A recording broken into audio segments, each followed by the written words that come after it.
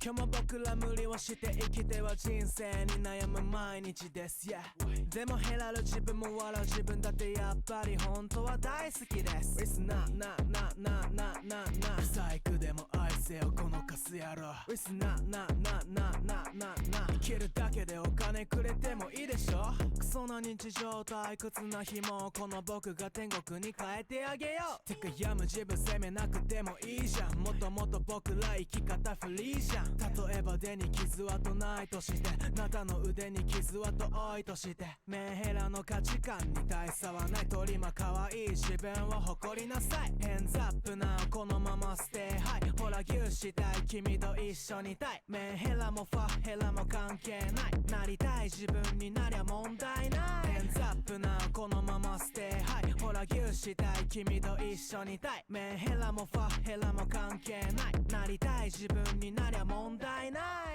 今日も僕ら無理をして生きては人生に悩む毎日です、yeah、でもヘラる自分も笑う自分だってやっぱり本当は大好きです。 It's not 不細工でも愛せよこのカス野郎。 It's not 生きるだけでお金くれてもいいでしょ。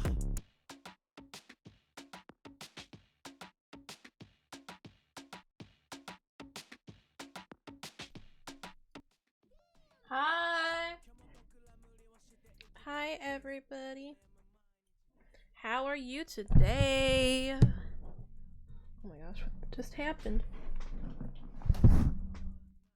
So we're finishing Zero Escape today. And guess what? Oh wait. I was gonna say my model's finally working. I finally have everything up, but then I forgot to close that, but look! I attached it to my model! Doesn't it look so cute? Like, I never thought of this before. I don't know why. I never thought of it before. Okay, what if I just enlarge myself? Make this perfect.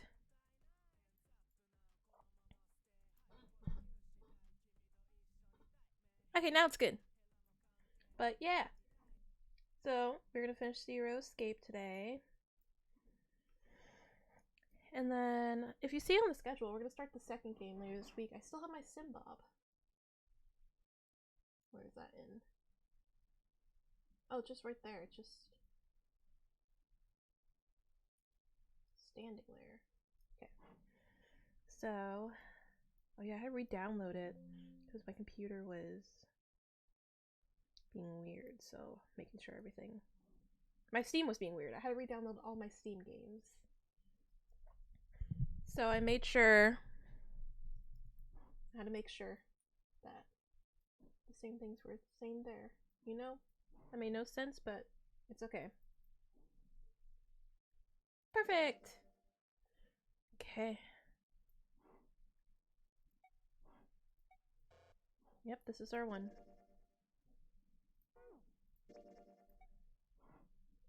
You know, actually,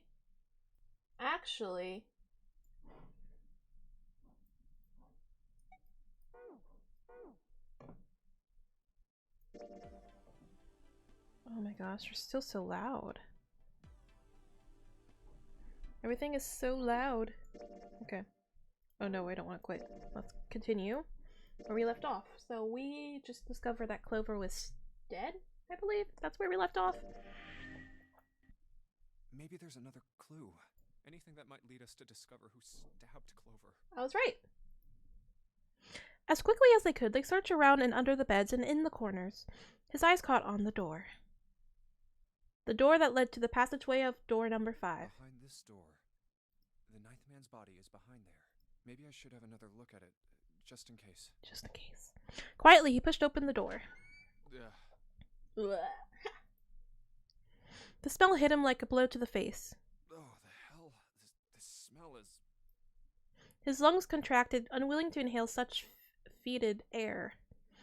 Acid boiled up from the base of his stomach, turning what little food was there into a violent froth. Oh, I don't want to hear that. I don't want to hear that. It was too much for him, and he vomited. A thin stream of yellow water and bile splattered onto the floor.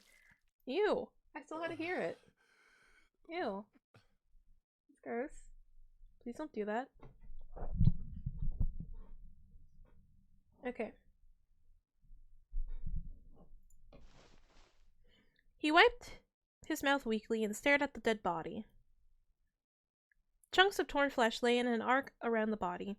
What remained of its intestines had slid out onto the floor. The pool of blood that framed it was half dry but so thick that it had taken on a texture not like that of an egg yolk prepared sunny side up. On the floor next to the broken mass of the man's head lay his glasses, cracks spittering across the lenses. The bloodstains near them had already dried like scabs on the floor. Wait, That was when he noticed. it's gone. His bracelet. It's gone. Oh, dun dun dun! It was right next to the glasses. That's a photographic memory right there. I wouldn't remember that. It was gone. The number 9 bracelet was gone. But why? Had someone taken it? He was turning it over and over in his mind when he heard Seven's voice. Where'd Junpei go? It had drifted out to him from the living room. Junpei walked slowly out of the hallway. Oh, there you are. Were you looking for something in the hallway? Seven, please don't act suspicious as you're doing. Please don't. Seven looked up as Junpei entered the room. Did you find something? He thought for a moment before he responded. No, nothing. Technically, it wasn't a lie. He hadn't found anything in a way. In fact, that was the problem. Something he expected to find hadn't been there. The 9th man's bracelet. What's up? Well, I wanted you to take a look at something. What is it? Seven led Junpei back to the bathroom. Clover. As Clover's corpse came into view, he felt his heart flip and then fall to the bottom of his stomach. Something between a sigh and a groan escaped his lips. What was it you wanted to show me? His voice was hollow and empty. I searched Clover's body again. A real shame. She was stabbed once in the back, probably by a knife or something. Oh. And I found this. As he spoke, he moved around Clover's head, then knelt down and flipped open her right hand. What? She was holding a piece of paper. I haven't actually looked at it yet. Didn't want to I thought mistake her the nails would be crime scene. painted. Well, I did borrow one thing. What? He wasn't sure what that meant, but it likely didn't matter. The paper was more important. I'm opening it. He picked it up and carefully opened it. There were two sentences. What the heck? There were 2 sentences written on it. Truth had gone. I was about to truth read had it. Gone, This man ruined my and mojo. truth had gone. I was like about to pour my whole soul into this note, but he decided to talk over me. Okay. Now truth is asleep in the darkness of the sinister hand. What is this? Some kind of secret code? Seven peered over Junpei's shoulder at the note. Junpei stepped away from Clover's body and into the living room. He began to pace, attempting to decode the note. A code. The first clue was likely the phrase sinister hand. Sinister hand means the left hand. Sinister was a term used in heraldry that meant to the left of the bearer of a coat of arms. Oh, I chose sinister because you know the stories of people getting beat if they use their left hand to write. The left hand. But the left hand was like the devil's hand or whatever. What does the left hand mean? Junpei looked at his own left arm, at the bracelet on his wrist. Does the darkness of the sinister hand have something to do with the bracelet? He examined the bracelet There's closely. 2 things sticking out on either side of the face. The left and right sides of the face. Left and right. Left and right. Right and left. That's my favorite 17 Truth is song. gone. Left and right, left and right. Truth is gone. Truth. Truth. Gone. Maybe those 2 words. Gone truth. Backwards.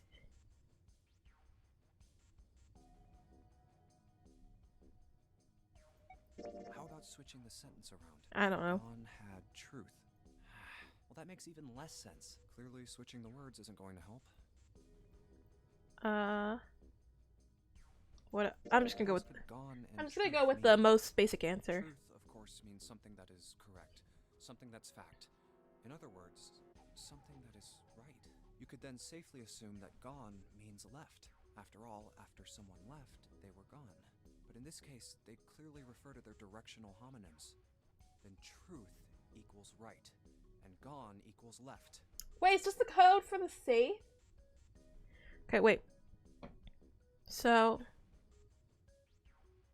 right, left, right, left, right, left, right. The left and right of the bracelet. These two things sticking out. So if I... Oh, okay. Right, left, right, left, right. Right.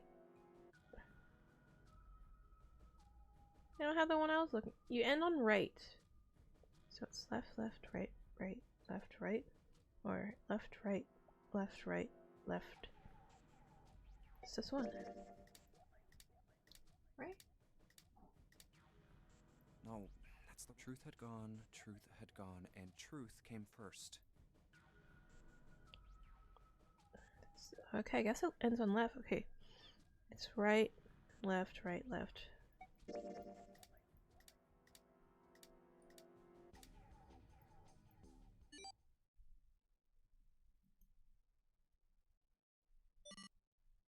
One after another, 8 numbers flashed on, then off, of the face on Junpei's bracelet. He checked one more time to be sure.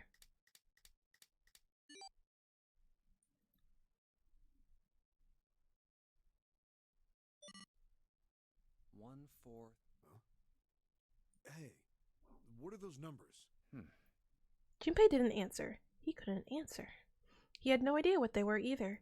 Besides, he was sure he would forget the numbers in the order they came in if he said anything. 4, 3, 8, 3, 4, 2, 1. Muttering the numbers to himself over and over, Junpei headed toward the bedroom. 1, 4, 3, 8, 3, 4, 2, 1. 1, 4, 3, 8, 3, 4. 1, 4. Okay, if I have to hear that again. 1, If I have to 4, hear 3, that 8, 3, again. 4, 2, 1. Before long, he found himself in front of the safe again. Before long, he found himself in front of the safe again. Its lock was the only device he could think of that required a sequence of numbers such as the ones he just discovered. Besides, someone had opened the safe at least once already. Had Clover come to the bedroom to open it?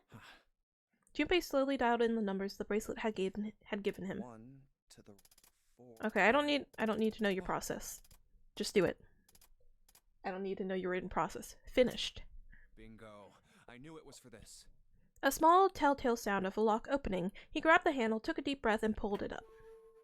Oh, is this some sort of note? Inside was a piece of paper. It was roughly the same size as the one Clover had been holding. Let's see. Hers was way smaller than that, man. Junpei picked it up. This is what it said. Fact number 1. The nonary game was played once before 9 years ago. Fact number 2. The person with the number 2 bracelet attended the game 9 years ago. Fact number 3. It was planned by the following 4 people.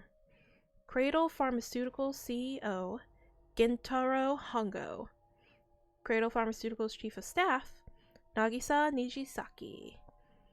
Cradle Pharmaceuticals R&D Supervisor, Teruaki Kubota. Majority shareholder in Cradle for Pharmaceuticals, Kajichika Musashido. I like say it like that. I must punish them for the innocent lives they sacrificed.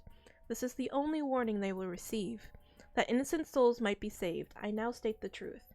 0. Junpei left the closet.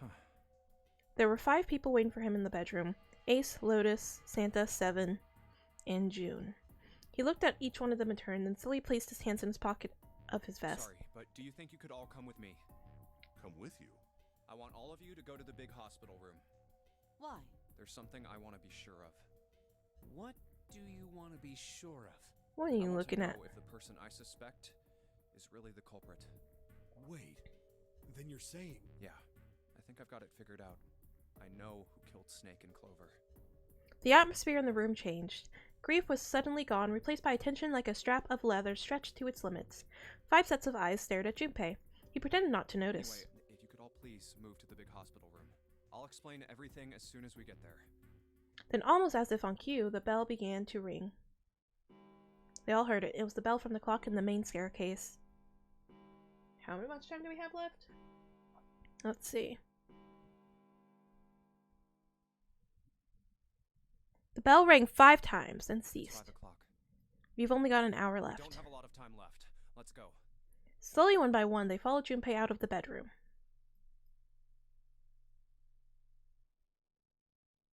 Actually, before we get started, I was hoping you could do something for me. Junpei stopped in front of the door 3 and turned around. Ace, 7 and Lotus, could you please place your palms on the red? Hmm? Huh? Why? If we need to get to the shower room, why don't we just... No, we're not going inside. Once you've authenticated, step away from the door. Why? Please, just do it. Or perhaps you don't want to know who killed Snake and Clover. Junpei's implication was clear, and 7 understood perfectly. Fine. What about you, Ace, Lotus? Very well. Sure. She's like, oh, okay, sure. She was like, why? And then, sure. Quickly, they pressed the palms onto the red. Once they had finished, they stepped away from the door as Junpei had instructed. 3 asterisks shone from the red's display panel. I have this idea. I don't think this device responds to a hand placed on it. It instead reacts to a bracelet being brought close. You don't actually need a hand. Junpei approached it and held his bracelet over the scanner. He made quite sure he didn't place his palm on it, and instead only brought his bracelet near it. The 4th asterisk appeared. Just as Junpei had expected, it was possible to authenticate without placing one's palm on the red, so as long as the bracelet was brought near it, Junpei pulled the lever down.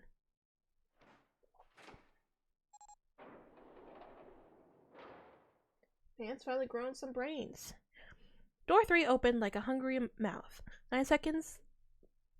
Door 3 opened like a hungry mouth. 9 seconds paused. I don't know why I had trouble reading that. And the door shut, unfed. Junpei walked slowly back to the others who were waiting some distance from the door talking to one another. Santa and June had joined them as well. Huh? It looked as though they hadn't found a chance to break into the conversation yet. As Junpei approached, they turned to look at him, curiosity plain on their faces. Before long, the other 3 did as well. What was that about? How should I know? Clearly, they were all expecting some answers. Thanks. I appreciate your cooperation. Clearly, they'd hoped for something more forthcoming. He continued. By the way, Ace, would you mind if I asked you something? What is it? Do you know who I am? What? What kind of question? Just answer it, please. Who am I? Who am I? Da da da da da da da da da. And also, there's Who am I? Who am I? You're Junpei, of course. Who else would you be? Unfortunately, that's the wrong answer. Actually, I'm Santa. What? Ace's voice was full of surprise, but it was also tinged with confusion and fear. Everyone else looked nearly as surprised. Santa looked especially shocked to discover he was actually someone else. If he spoke, however, the trap would be exposed. Junpei quickly continued. The clothes I'm wearing, I borrowed from Junpei, and the clothes he's wearing are mine. We had a little swap. That's ridiculous. So, you're saying I'm not Santa? Of course you aren't. Why? What makes you so sure I'm not Santa? If you were Santa, then door 3 wouldn't have opened for us just now. 1 plus 7 plus 8 plus 3 equals 19. 1 plus 9 would be 10. The digital route would be 1. But the 4 of us just opened. You can't possibly be Santa. Your bracelet number isn't 3. It's 5, right?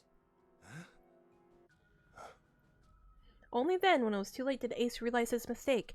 He set a straw and glared at Junpei. Exactly right. My bracelet number is 5.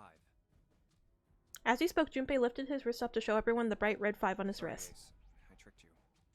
Of course, I'm not really Santa. I'm Junpei. Who could Well, duh. possibly think I was?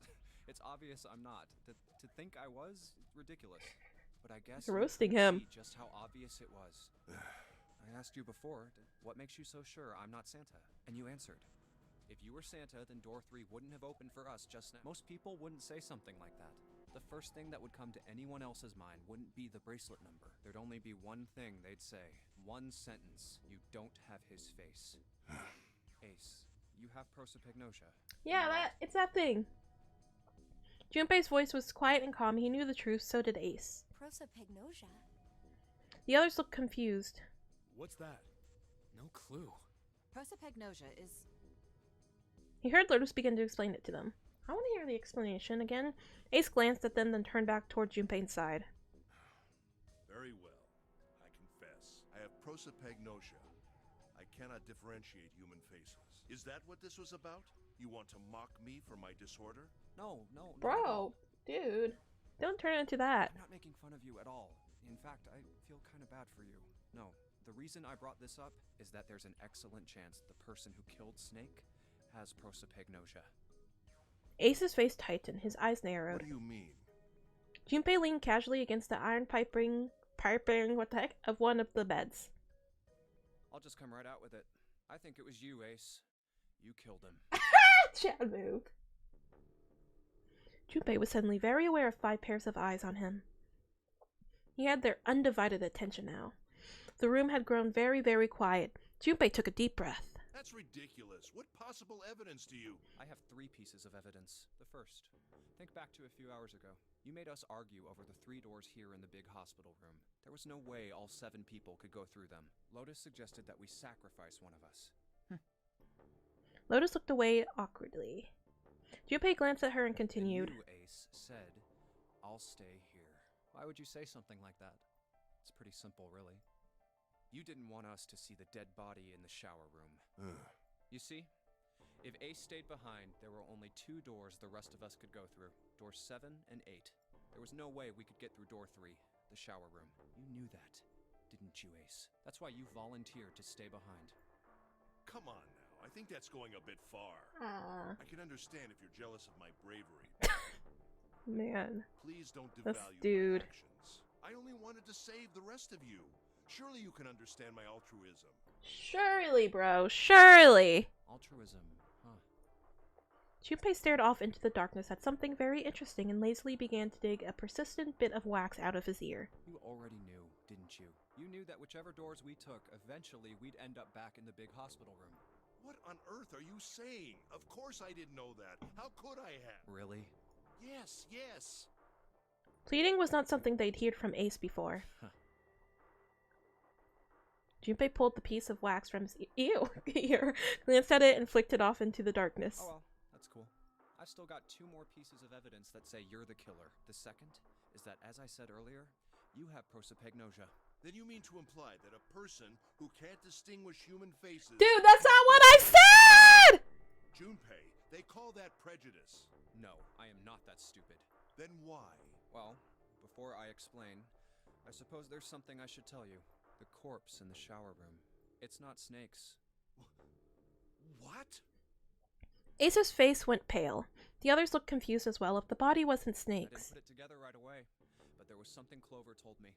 She said that Snake's left arm was prosthetic. He'd lost his real arm in an accident. But the body we saw in the shower room, let's call him Guy X. Guy X's left arm was definitely flesh and blood. In other words, Guy X couldn't possibly have been Snake. Ba-boom! Oh God. No. That's impossible. Ace had started muttering deliriously to himself, shaking his head back and forth. Junpei was long past caring. Let's say, hypothetically, that the killer didn't have prosopagnosia. If that were the case, he would immediately realize that Guy X wasn't Snake. Even if the clothes were the same as Snake's, their faces would be completely different. It would have been obvious they were different people. And yet, they still killed him. Why? Why would they kill a stranger who'd only just shown up? On the other hand, if the killer did have prosopagnosia, it makes sense. They thought Guy X was Snake and killed him. Wait. Wait just a moment. No. Say you're right. And I mistook Guy X for Snake. Even if I did, I would have had no motive to kill him. Why would I want to kill Snake? I can think of at least 2 motives. 1, Snake knew about your past. If he ever revealed what he knew, that would have been really bad for you. You really didn't want that to This happen. is the good Junpei, the smart So to make Junpei. sure Snake's mouth stayed shut, you killed him. Not like the third game Junpei. That Junpei, I hated him so much. I hated mostly everyone in the third game. They were all so stuck up. 2, Snake had a grudge And annoying. against you. You knew that. Or at least you could have easily Except the assumed kid. He was good. Even without exposing your identity, he was a threat to you. You never knew when you might be attacked. You couldn't ever let your guard down. Every moment was a moment he might try something. You didn't want that kind of danger hanging over you.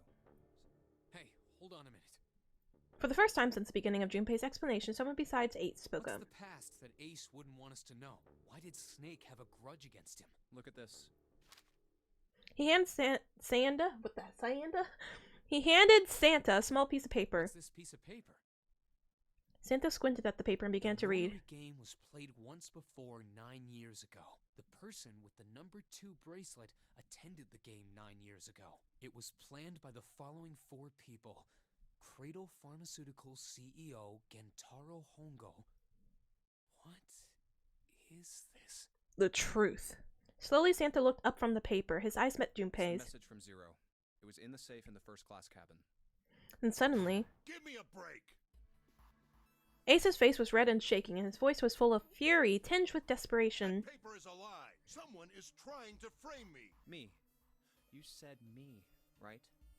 Junpei's eyes narrowed, and the trap began to close. Ace inhaled sharply. His eyes flicked off to off of Junpei to something, anything else. He was like, Doesn't that mean you're admitting you're Hongo, the CEO of Cradle Pharmaceutical? Or am I mistaken? It was as though a switch had been flipped. The color drained from Ace's face, and as he realized what he'd done, his eyes went wide. Very well. I admit that much. I am certainly the CEO of Cradle Pharmaceutical.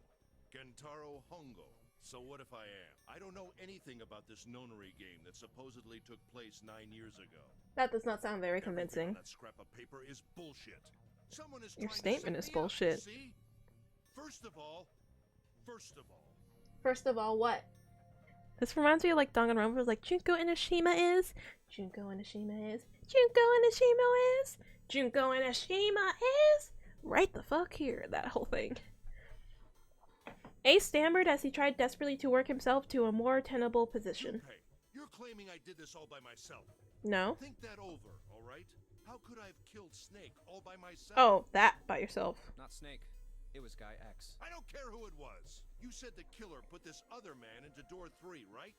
Yeah, maybe. Then I couldn't have possibly done that alone. I couldn't have opened door 3 with only myself and Guy X. Nope. You could have. Huh? What? What? Ace's face was tight and his teeth were clenched. Junpei fixed him with a level stare. The trap was about to close. Actually, Ace, when you were unconscious, I took something from you. Remember when you were injected with that anesthetic and fell asleep in the big hospital room? Yeah, back then, I took this. Junpei put his hand into his pocket. No! You couldn't have! Ace's right hand moved. Junpei smiled. Got you, Ace. Your right hand there tells me all I needed to know. You want to tell me what you were so worried about? What's in your pocket? It's the This number guy 9 is bracelet, dumb. isn't it? Ace, Guy X, and the 9th man's bracelet. That was all you needed to open door 3. 1 plus 2 plus 9 equals 1. Equals 1, 2. Equals 12. 1 plus 2 equals That's 3. how you killed Guy X all by yourself, Ace. All you needed was the number 9 bracelet in your chest pocket. Ace lowered his hands from where it had stopped, halfway to his pocket. He looked down at the floor, his face hidden from Junpei. All he could see was the corner of Ace's mouth, twitching like a dying If fish. you want to play innocent, that's fine by me. Go ahead, tell me. I don't have the bracelet, if that's what you want to do. But if you could take off your coat and hand it to me, I'd really appreciate it. Otherwise, we'll have to take it from you by force. Right, Seven? Yeah, it'd be my pleasure. Seven cracked his knuckles with a sound like gunfire. Like gunfire. Am I Aiden? What? Well, this is basically made by the same developers. Ace roared with laughter. He threw his arms wide and his head back and laughed, filling the room with a sound that scarcely belonged there. Then it stopped. His arms came down and his head dropped to look straight ahead at Junpei. He's angry. His face was flat and cold, devoid of any emotion. Well done, Junpei. As you so correctly deduced, I have the number 9 bracelet. Anime villains! Okay. I retrieved it while we were searching for the missing hardware for the Red. This was so much. I love these voice actors, but this part was so much better without the voice acting. Oh my gosh, this was like so good. I left the room I was supposed to search and headed to the first-class cabin on B deck. His voice showed no emotion, no sense of remorse or interest. It was almost bored, as though he were reciting an especially dull corporate letter. My purpose was to obtain the number 9 bracelet. 9 is a potent ally in the nonary game. Adding 9 to any set of numbers won't alter the digital root. As you can see, 9 is a very useful number here. With it, one can go anywhere, with anyone. It is, I suppose you could say, a game changer. So I made for the first-class cabin to obtain it. In mere moments, I successfully acquired the number 9 bracelet. There was also an unexpected bonus. The knife the 9th man had used. I quickly pocketed both of them and left. I made my way back to where I was expected to be. Tell me his whole life story. That's I'm already getting bored. Snake. Well, this guy X, actually. I spotted him ahead of me. He was heading for the large hospital room and hadn't noticed me. The man wearing Snake's clothes arrived at door 3. When he stopped, I walked up behind him and called out, "Snake." He turned around. He said nothing. His mouth simply hung half open. He seemed dazed somehow, almost like a man half asleep. Perhaps he had been drugged. It wasn't important. I tend to gloss over little things like that. I was certain that man was Snake. I knew Snake At had that taken time. part in the nonary game 9 years ago. Being blind, it made sense that he didn't recognize me immediately upon our first meeting. But why then hadn't Snake said anything to me later? Surely he hadn't forgotten what had happened Surely. in the nonary game. But not once did he attempt to confront me. Did his lack of sight prevent him from fully recognizing who I was? Or perhaps Snake had conspired with Zero to deceive me? Oh my Regardless, gosh, he was he's a threat, paranoid. and it was better to deal with him sooner rather than later. I had to get rid of him before he took action. What would With he quick do? thinking, my plan went into motion immediately. I held the number 9 bracelet over the red. Oh my I gosh. held my own bracelet in front of the red. He and put then them grabbed instead of the Snake's red. arm and shoved his hand against the scanner panel. Oh my The door gosh. opened. Oh my gosh, the door opened. I threw the man through it. 9 seconds later, the door shut. 81 seconds passed. The man inside the door passed away. After that, I returned to my post as though nothing had happened. After conducting my own search, I returned to the large hospital room when the 1 a.m. bell rang. Ace's eyes were cold and his cheeks were hollow and pallid. When he spoke, only his lips and tongue moved. The rest of his face was eerily still. That's so weird. Junpei glared at Ace. He took a deep breath and thought about the next question he had to ask. He didn't want to. He knew what the answer would be. He just didn't want to hear it. Junpei swallowed and spoke. Ace, did you kill Clover? Yes. Why? Why did you kill her? She was Snake's sister. It was possible he had told her something dangerous. Additionally, she had gone through door 1. It seemed likely she might have found it. Found what? Why don't you go through door 1 yourself? Perhaps it's hidden somewhere. Seven and Lotus interrupted. Yeah, but Lotus and I went through door 1 too. We didn't see anything suspicious. Yes. I thought as much after I heard your report at the central stairs. I doubt the two of you could find it. Huh? But perhaps Clover was different. Perhaps she had found it. I was, therefore, desperate to find her. He's And at last I paranoid. did, in the first-class cabin. I spoke very calmly. Did you see it? See what? Don't act as if you don't understand. You were in the captain's quarters, weren't you? Uh-huh. What are you talking about? Very well. By the way, what are you doing here, Clover? What? Nothing. There's blood on your shoes. It looks fresh. Did you go take a look at the 9th man's corpse? Bro, I see. you're cornering her. Your silence suggests that you noticed. You saw something, didn't you? You saw that his bracelet was gone. This man's just giving himself away. Like, it would have been, like, she could have brought it up, and then everyone could search, but he just went out and outed himself. He, like, ruined everything. He's too sloppy. Clover ran. She made for the exit, but Ace stood in her way. You aren't going anywhere. He caught her by the collar as she passed and threw her to the floor hard. You're staying here. No! She leapt back up and darted past him into the hallway. Ace followed at a run. Don't you run, little girl. He was faster. Clover.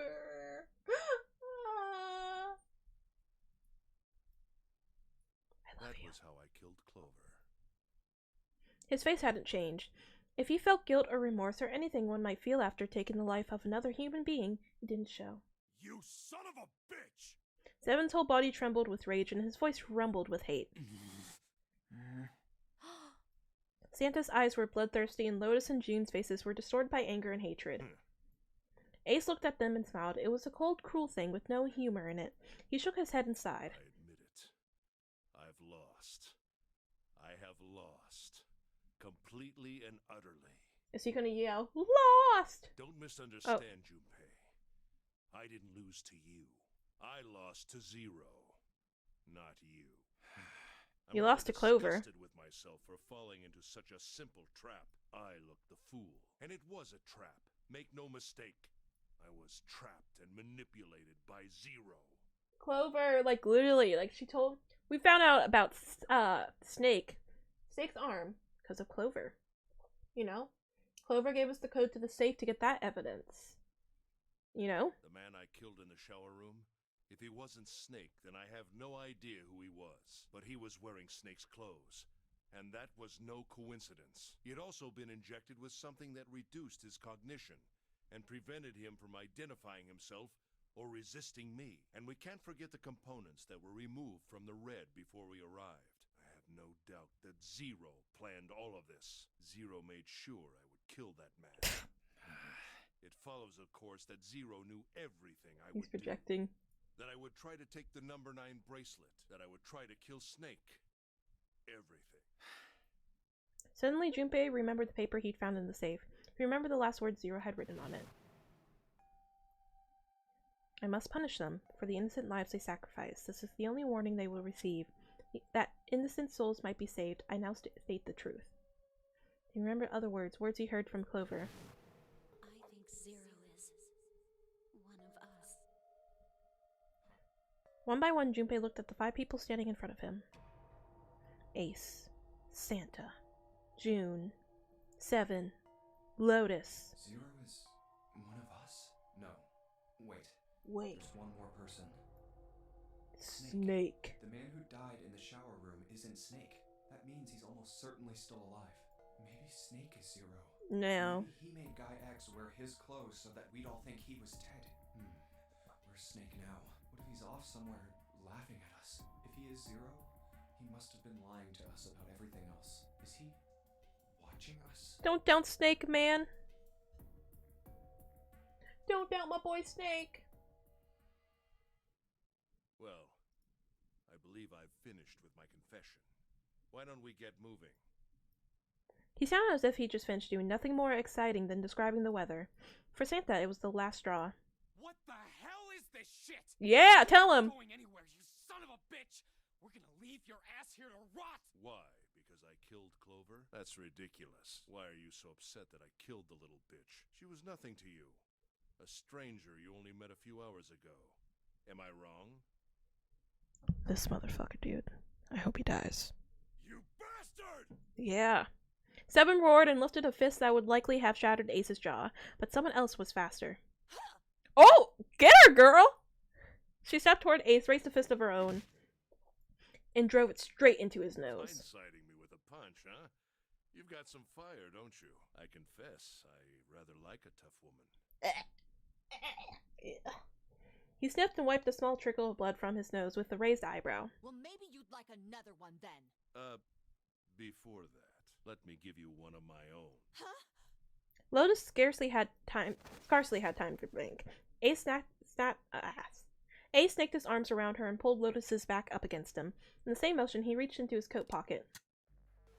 It was a gun. It was the revolver.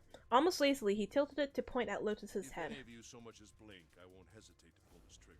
I've already killed 3 people. Don't think I'm not ready to make it 4. 3 people? What do you mean? Oh, she finally spoke up. Very well. Let me take this opportunity to illuminate you. The person who killed the 9th man was me. Although I suppose, to be more accurate, I encouraged him to get himself killed. While we were examining the main staircase, He's he just came to me, explaining told me everything. his name. I recognized it at once, so I gave him a little push. It seems the settings for the dead were altered. Now it only requires a single person to deactivate the detonator in the bracelet. Investigate what's beyond door 5. We'll meet again later. And with that... Okay. Have a good one, guys. Sounds so I'm going Canadian. off ahead now. Well then. Why is it stopping? God damn it! You lied! Open the door, please!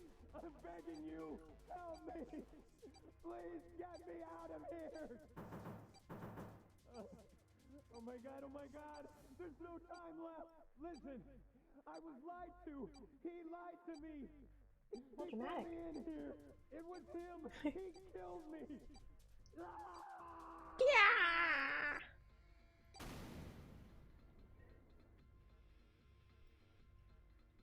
I had 4 reasons for killing him. As I Oh said no, before, 4? in the nonary game, the number 9 bracelet is of utmost importance. If I had allowed him to keep such a useful tool, he, or it, would have become a threat to me. As Boo-hoo. such, I decided that he should be eliminated early on. I wanted the number 9 bracelet. If I could manage to obtain it, I would be able to manipulate the game as I saw fit. That's basically the same as number 1, so just say it's 3 reasons too. I would be unable to acquire the bracelet unless its owner was dead. That's the second reason. Even setting aside I just combined that into one reason. he would have been nothing but I want the number 9 bracelet. It's important, so I killed him. That's one reason. There. He was aware of my past. He knew what happened here 9 years ago. It was important that I eliminate him before he was able to disseminate this information. Lastly, I wished to conduct a simple test. A test to see if this nonary game was serious, or a poor attempt at a joke. I needed to be quite sure. As such, I encouraged him to act against the rules so that I might observe the outcome. Junpei glared at I him. don't get your third motive. What the hell happened 9 years ago? Didn't I say? The nonary game was played. The I planned OG. it out, and I conducted its execution. Why? What on earth was it supposed to do? I don't really think I have any obligation to tell you that. Ace smirked. He was trying to provoke them, and it was working. Although Ace had paid very little attention to Lotus after catching her, the gun had never wavered from her temple. She looked quite pale, and when she spoke, her voice shook. Hey, what's with this gun? Where did he get this? Why don't you tell her, Santa? Santa ground his teeth and glared at Ace. The other side of door 6, we found the gun in the coffin in the cargo room, right? Feisty. Must have grabbed it when we weren't looking. Indeed I did. That was a pretty serious mistake, you know. Just saying you intended to leave it behind. Ace laughed a short, derisive snort and gave Junpei a sickeningly pity look. Well, there isn't much time left. I'll be off then. Well, where are you going? Do I really need to explain? I had assumed... Okay, you June's were kinda Lotus. dumb. I have the number 9 bracelet. And now I have Lotus. It's 9. Isn't there a door with a 9 on it in the room that looked like a church? That's where you're going, isn't it? And how do you know that? Santa told me about it while we were looking for Clover. I see. Well, you are correct. That is my destination. But now I must say goodbye to all of you. Ah, and please, don't forget my warning. What warning? Move and I'll pull the trigger. I don't need her alive to open the door, you know. As he spoke, Ace began backing towards the door, practically dragging Lotus behind him. He's getting away! But we can't risk it. Junpei, Santa, June, and Seven stood frozen. Ace had the face of a man gone mad. Ace had the face of a man gone mad. They had no doubt he would pull the trigger. Ace had reached the Now, exit. Lotus, open the door for me if you would. He forced Lotus to open it, then turned and addressed them once more. Bye. Then he stepped through the door. It fell shut. In the blink of the eye, they were gone. As soon as Ace and Lotus were gone, Junpei and the others leapt for the door in pursuit of Ace, but as Junpei laid his hand on the doorknob, there was a noise behind him. He looked over his shoulder. June was kneeling on the floor, breathing heavily. Hey, June, what happened? Are you alright? Santa ran to June and wrapped his arm around her before she could collapse all the way. Jesus, you're burning acting up. Your fever's back. Are you okay? June's fever had returned again for no apparent reason. Her eyes were watery and her eyelids drooped. Her breath came in dry, shallow gasps. Okay. Really. Like, girl, Fine. do you have to be sick You at this shouldn't moment? be worrying about Lotus. She was breathing hard now and she could barely summon the strength to talk. But Junpei was torn. He couldn't leave June alone in the state she was in, but every moment they waited, Ace was farther away, Lotus's life in his hands. What was Junpei supposed to do? June's eyes drifted to Junpei. She managed to muster up a weak smile. Don't worry about me. I just need a little rest. I'll be fine. We Don't have an worry. hour. What do you mean a little I rest? just needed to rest a little bit last time. So please, please save Lotus. Think about what Ace has already done, Junpei. When he's got what he needs from Lotus, you really think he's just gonna let her walk away? Yeah, spit it, Seven. You guys go on ahead. As soon as June starts feeling better, we'll follow you. Junpei looked at June. She nodded once. She couldn't manage much more, but it was all the confirmation Junpei needed. His resolve was set. all right, come on, Seven. We're going after Ace. Hell yeah! Santa, you take good care of June. I'm trusting you. Best team! Me and Seven! Santa nodded. Junpei turned before he had a chance to change his mind and started running toward the door. He could hear Seven's heavy footsteps behind him. Junpei and Santa exploded into the hallway, their feet pounding the metal floor as they ran.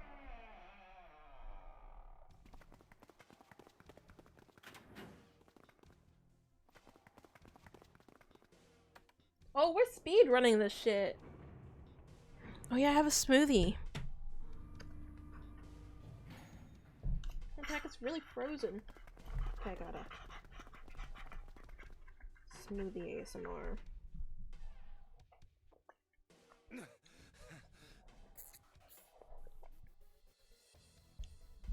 There we go, that's a good sip.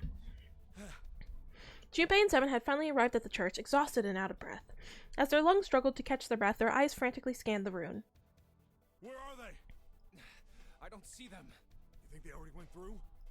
He reached up to wipe a palm full of sweat from his brow. Even as he spoke, Junpei was already on his way to the larger of the number 9 doors. Let's check the red. The display panel read vacant. He spun around and headed towards the smaller door. This red would tell him if Ace and Luz had...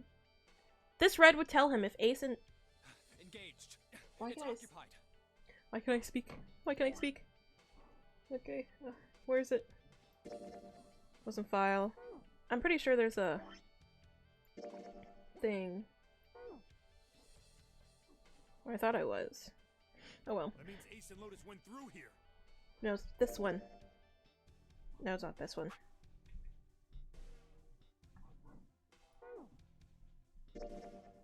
That's that. That's that. That's that. Okay, yeah, I don't know. I don't know how to read log. Yeah, it seems like it. Unless... No, it's gone. Junpei and Seven stepped away from the door. They retreated to the center of the room and began to talk. What do we do now? Yeah, what should we do? Well, the big door is still vacant, but... The two of us can't do anything with it. Yeah, not even counting how our digital route isn't 9. Just then, as they were pondering what to do next, there was a noise. A noise like someone hitting a thick wooden panel. What's that sound? Junpei looked up, surprised. Seven followed suit, his eyes jumping around the room, looking for the source of the sound.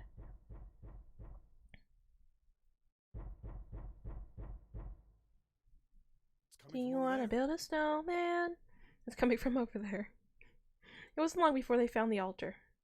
Or more precisely, what was on it. The coffin. Yeah. Let's open it. How? By force. I don't think that's gonna happen. Well, you never know till you try, right? I mean, The Seven only was all substitute about for force. success is the willingness to suffer 1,000 failures. Why are you becoming like a poet all of a sudden? A scholar? I forget. Never mind. Never Anyway, mind. We've got to try. He's almost there. He's on his way. Okay, Junpei and Seven leapt at the coffin. They grabbed hold of what purchase they could find. Purchase? And pulled. Damn it! See? Didn't I tell you? If you could just pull it open, why would it have something like that? Seven pointed at a keypad on the side of the coffin. So unless I put in the right passcode, it's not gonna open. The noise hadn't stopped. In fact, as it continued, it had only gotten louder and more forceful. What were they supposed to do, Junpei Is there wondered. some sort of clue somewhere? They stood there for a few moments, staring at the coffin, and then Seven spoke.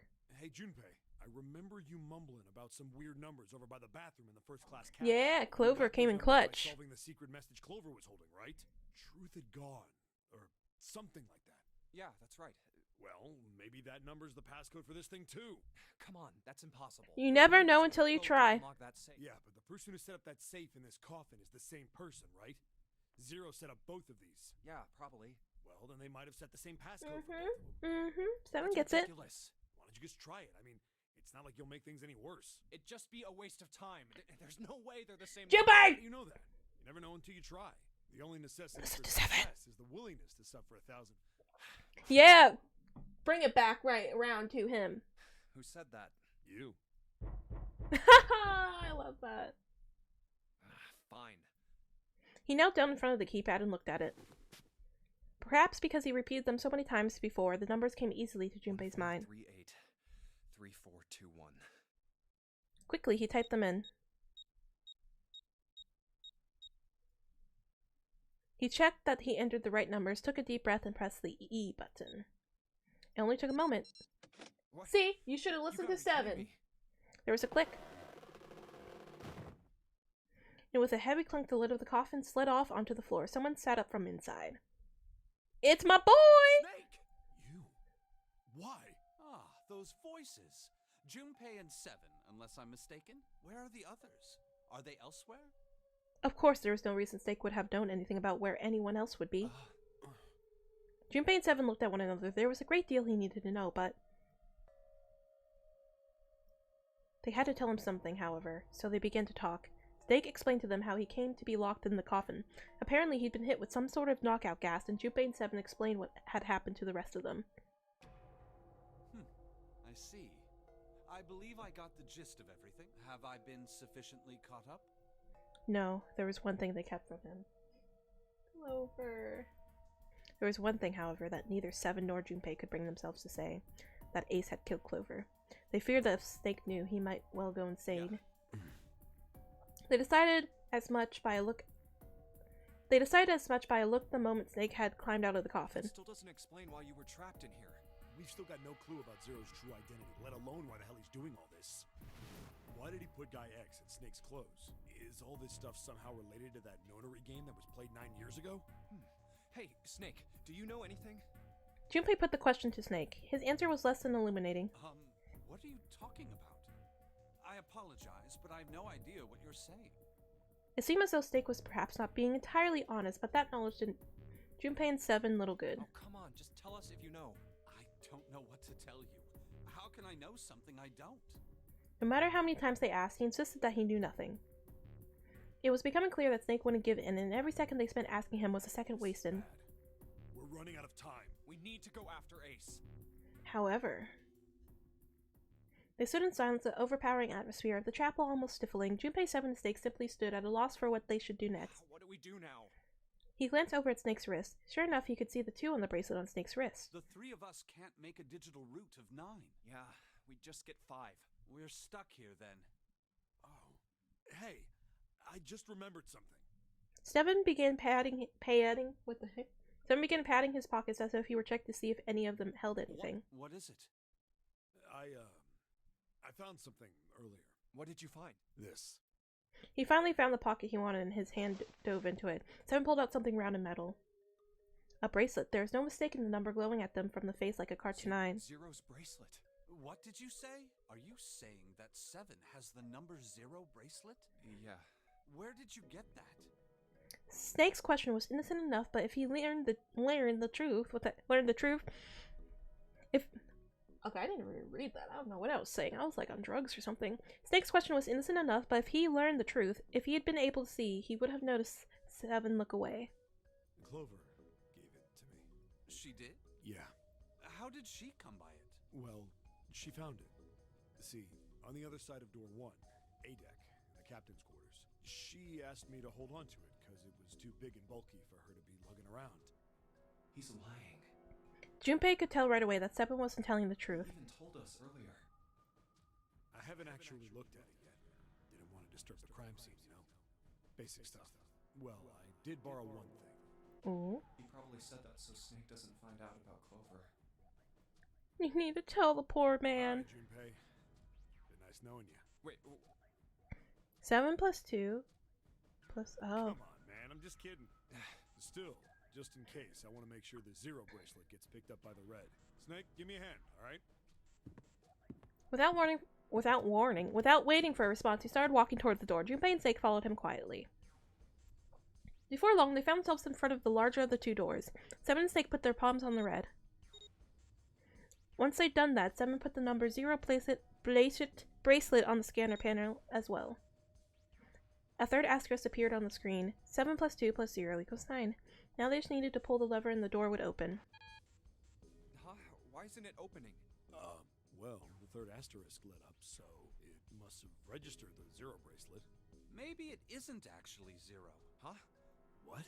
That bracelet may not actually produce the number 0 when scanned. That is what I'm saying. Ooh, smart. We got the smart guy back in the group. Besides Lotus, the one with Why brains. don't we try a few different combinations? Perhaps we can determine what number that bracelet actually contains. Oh, got it. Junpei nodded. They decided to use the following combination. Oh my gosh, okay, Let's try Snake, me, and the bracelet. If this combination works, then the number for this bracelet is 2.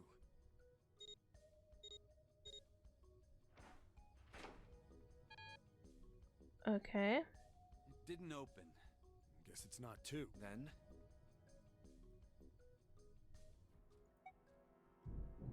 Let's try this. Try me. If this combination works, then the number for this bracelet is 6. Okay.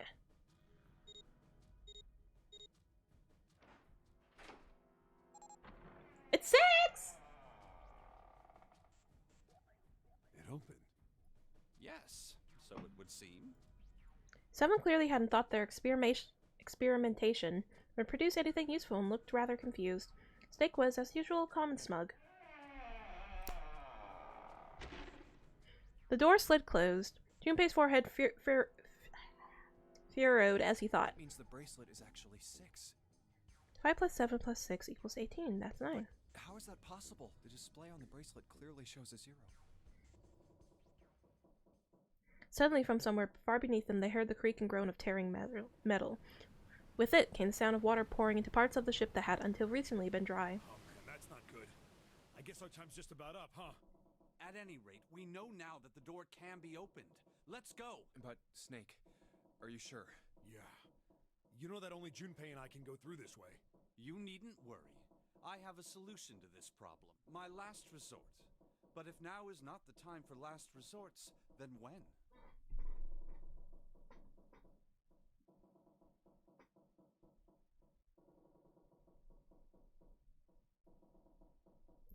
Okay. Resort?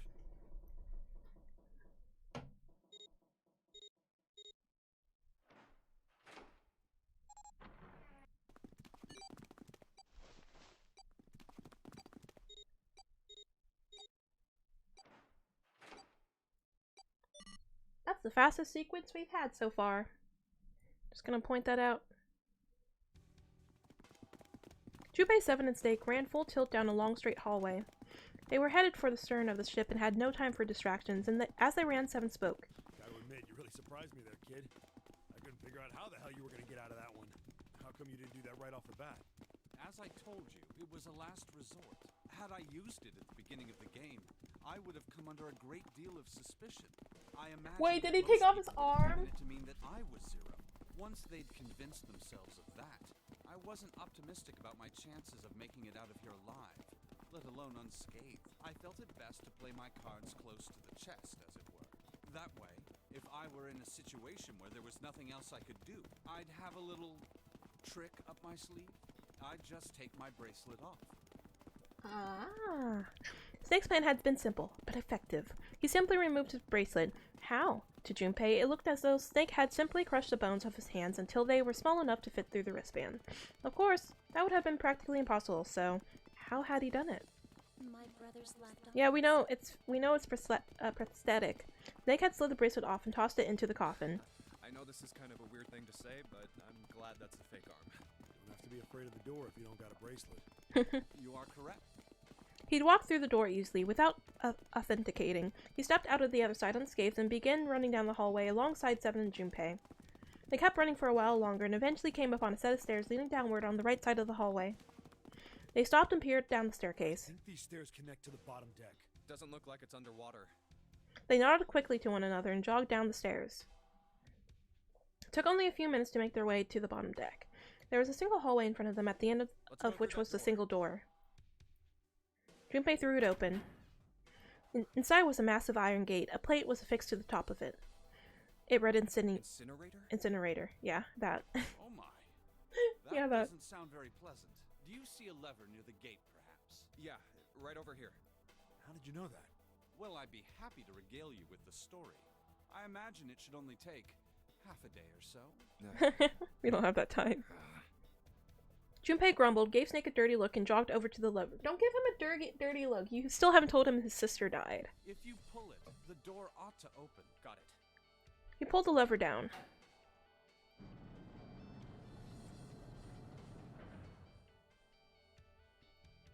With the rumble of an ancient motor, the door opened. There was no need to hold back and no time to hesitate. They pushed their way inside. Standing in front of them were Ace and Lotus. Ace still held the revolver in his hand. It was still pressed hard against Lotus's temple. A small dark bruise had begun to form near the tip. Even from several yards away, Junpei could see that Lotus was shaking. She was terrified. But perhaps more interesting was what Junpei saw behind them. 9. Another number 9 door.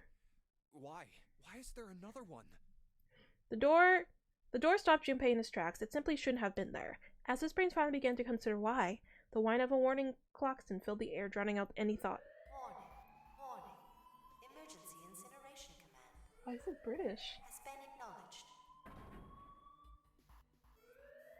Automatic incineration will take place in 9 minutes. Please evacuate the incinerator immediately. Oh my, how exciting. You've run quite a show here, Zero. A terrifying smile twisted Ace's What's face. the matter? Too frightened to understand? Here, let me explain. It's said that the incineration system is about to activate. In 9 minutes, this room will be engulfed in flame. Who are you? You don't recognize me? I'm hurt. It's me, Snake. Snake? Oh, yes. You are alive. I'm afraid your bizarre style had me confused. I'm quite glad to see that you're alive. Ace's voice didn't change. Snake ground his If you teeth. don't mind my asking, how did you get here? Snake, Junpei, 7. The 3 of you couldn't have opened a door with a 9. Did you use Clover's bracelet, perhaps? What? Ah, well, your reaction suggests that you did not. Hold on. Why did you think we'd have Clover's bracelet? Junpei felt his chest tighten. Oh, they haven't told you? Told me what? Clearly not. Normally I would take some time and enjoy the moment. But I'm afraid my time is at a Fuck premium him. just now. I'll have to make this quick. Clover. Don't do it, Ace! Keep your goddamn mouth shut! Clover. I said stop it! Let him hear it! Okay. Junpei, like, at this point, I'm on Ace's side. Like, Junpei, he needs to know. Junpei could feel his voice going hoarse, but Snake didn't listen to him. What happened to Clover? Ace looked at him. The corner of his mouth curled into the hook of a cruel smile. The color left Snake's face. He shook his head weakly. That's not true. That's impossible. It's a lie. It has to be a lie. Oh, it's quite true. I can assure you of that. I killed her myself, you see. What? Oh, Sorry, eyes open! I killed her. Snake's face twisted into the mask of a rage, mottled red, rising to dot his pale skin. His entire body shook. He looked to Junpei disturbingly like a demon. I would have rather she died with less suffering. A bullet in her brain, perhaps, would have been ideal. Unfortunately, that would have made quite a bit of noise. Circumstances being what they were, I was forced to settle for the knife. The one the 9th man had, you remember. I believe I caught her just below the shoulder blade. I was rather lucky, in fact. My first thrust went right between her ribs. I hate you, Ace. Her flesh was so soft. My knife slid in so easily. I know killers like to do this to like get the reaction of the victims, but it always turns out badly for them. That feeling was... I confess, I feel rather excited. Someday, perhaps. I hope I can feel it again. Incineration will be 7. I'm going to kill you. Yeah, get him! Snake's words were a guttural growl, barely audible. What was that? I'll kill you. I'll kill you. Ah, so you're going to kill me. Please do. Come now. I'm waiting. Don't do it! Don't listen to him, Snake! Stop it, kid. He's screwing with your head. Is there a problem? What are you waiting for, boy? Don't you want me to send you to join your sister? Don't! The snake! Don't do it! Snake will persevere, but Snake could no longer hear them. Snake could no longer hear anything. He's going schizo. He's going Hulk. Snake moved like a bolt of lightning. His scream echoed throughout the incineration chamber, full of rage and despair. Snake!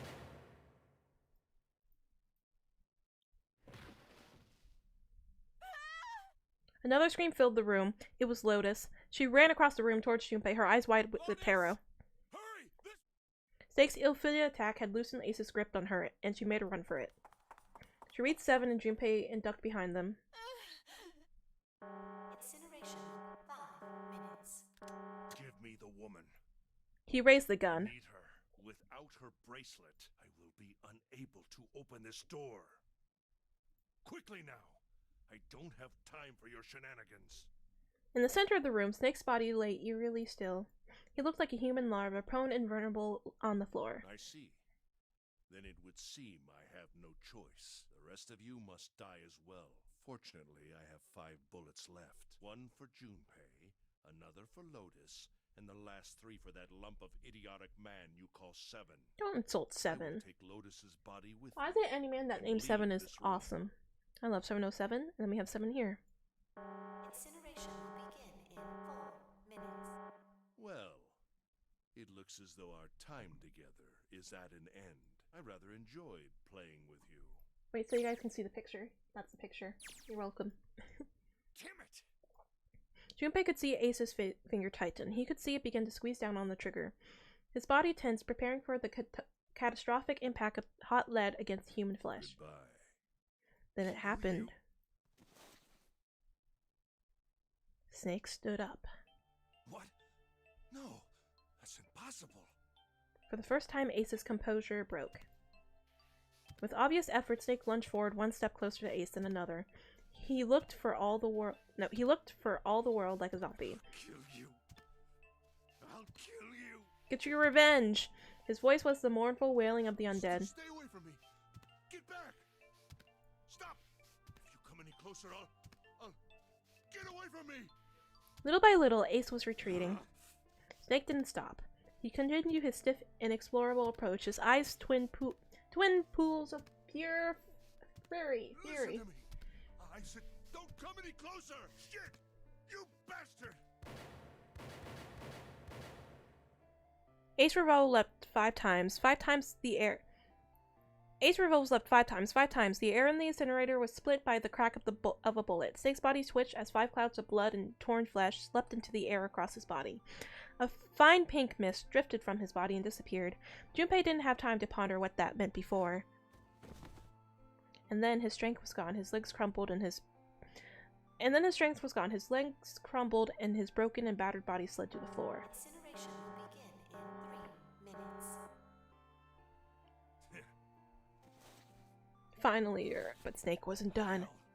Kill you. Even as the pool of blood beneath him grew, he began to move. He half crawled, half slid toward Ace. This is what happens when you take a Siscon's sister. You won't get away. And the other gripped his thigh with strength that should have been long gone. You son of a bitch! You're a monster! Says you. Get off me! Let me go, damn you! He kicked at Snake with his free leg, driving his foot into Snake's face, his arm, his shoulder. It made no difference. Snake refused to release him. Once a snake has ensnared its prey, rarely does it release it. Ooh. This is it, Ace. We're going to burn to death what? Incineration will begin too. Yeah, damn it! Damn you! Get off! Let me go, you monster! No. You got this, Snake. Okay, look. Think about it this way. My company owns a wonderful hospital. It has excellent doctors. You're not wounded too seriously. I'm sure they can fix you up easily. You don't have to die. You could be saved. Just let me go. That's what the rich always does. Yo, my dad owns a family. He can pay you good money. Begging for your life. It's always like that. Like the rich people or like the people that have high standings. Like when they get in the game, like I was like, oh, my family will be here to pick me up soon. Oh, my family will pay you, stuff like that. In these kind of situations and games like Danganronpa, like Byakuya and stuff. And Seven and Lotus began to speak. Junpei could hear tears in their voices and the words were strained. That's enough! You can stop now! Yes! He's right, Snake! You've done enough! Come on, Snake, let's go! Let's get out of here! You have to come with us! We have to leave together! Oh, that's such a great character. Character development. I love her. Snake turned towards them. He coughed and blood splattered across the floor. Then he smiled a sad sort of smile. I apologize, but I'm afraid I can't do that. You'd best forget about me. You need to leave soon. I'm going to take him with me. Shut up! I couldn't save Clover. My sister. No! Because of me. She didn't. Begin to atone for that. Oh, Perhaps Snake. in the afterlife, she can forgive me. She was looking for you this whole time.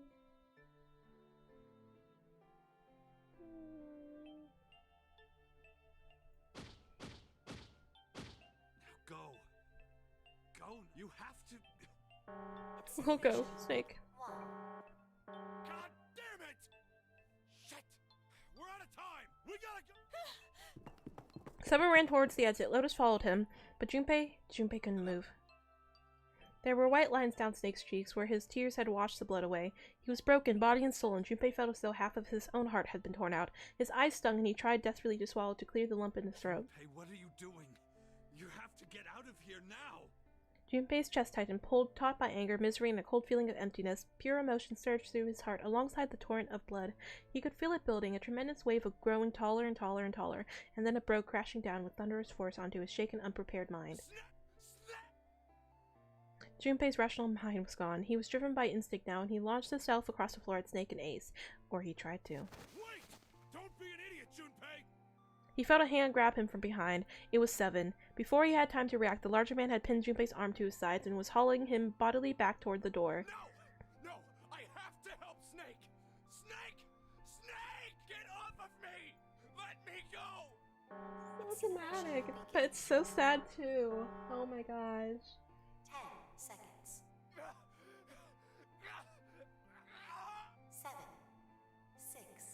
I mean, he wouldn't have gone this far if you told him earlier. 5, 4, 3, 2, 1, 0.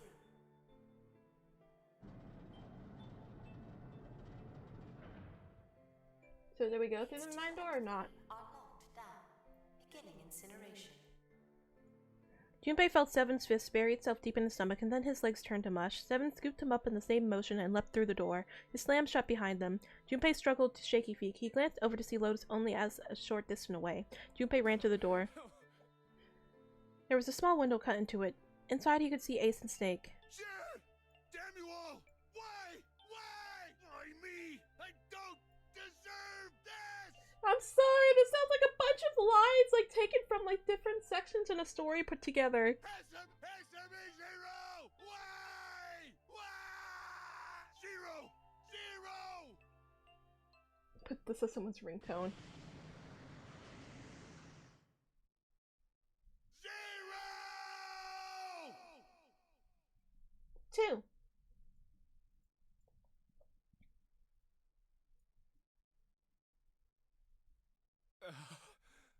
He didn't know how much time had passed. He didn't know how much time he stood there in front of the incinerator. He looked to the side. Lotus's face was ashen, and if not for the hand she'd put up against the wall, Junpei didn't think she could have stood. Seven looked old and tired and used. His eyes stared at the floor, seeing nothing. Junpei said nothing. He simply began to walk toward the open door of the hallway they came down earlier. Hey, wait! Junpei! Junpei, where are you going? He blinked when their voices broke the silence. He stopped. You stay here. I'll go get Santa and June. You're gonna bring them here? How? Don't worry about that. Just stay here and wait, all right? He began to walk again. He looked over his shoulder and watched Seven and Lotus grow smaller and smaller. They stared back, not moving. He wasn't sure if they could. He turned around again. He knew where he was going. I saw an him. elevator on the way here. If I can get it to work, then maybe... Before long, Junpei found himself in front of the elevator. Next to the door was a button with a triangle on Please it. work. He pushed it and the door opened.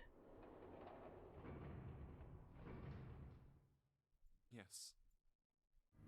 Such a sad yes. Like, it even had an exclamation point, but it was like, yes. Junpei was in the large hospital room. June! He kept calling and walked to the center of the room. But try as he might, he couldn't find them. Damn it. Where did they go? Increasingly frustrated, increasingly worried, Junpei left the large hospital room. He had no choice. He would have to look for them. Junpei's heart was heavy. He couldn't shake the feeling, but there was a part of him that felt it would be wrong to, even if he could. With every step he took, his legs felt more and more like lead.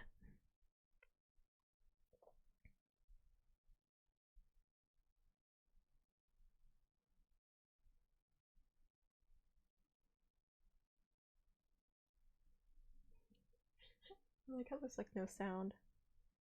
Oh, but then we get the cutscene.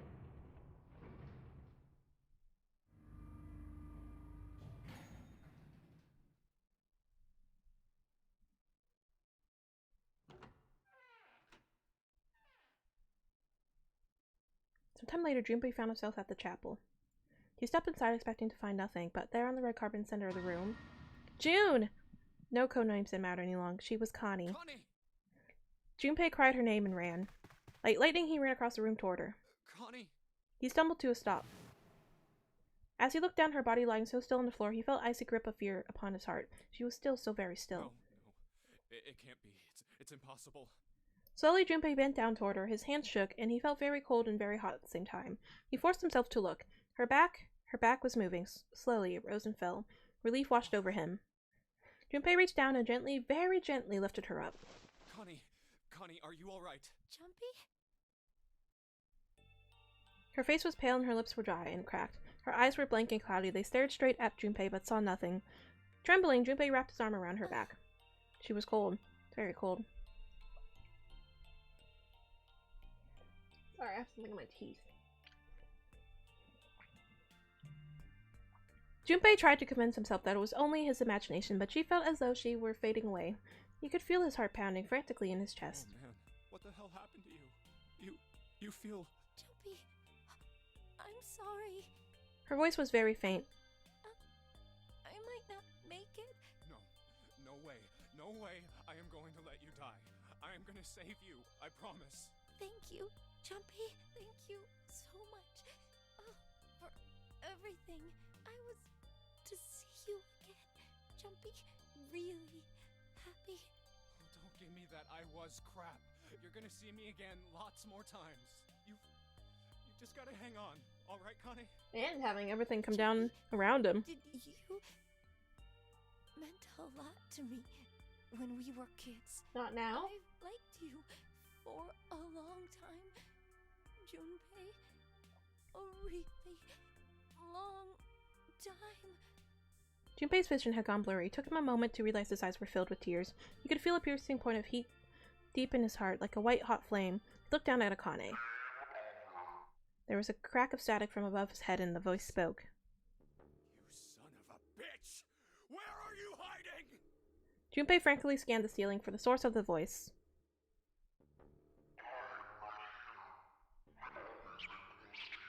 What the hell are you talking about? No, it hasn't. I'm not gonna let it end yet. I'm gonna get out of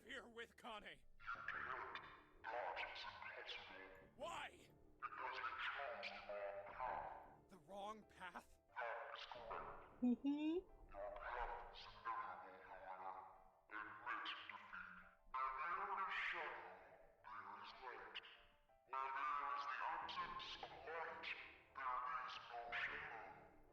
are you talking about? I told you! I am not gonna lose!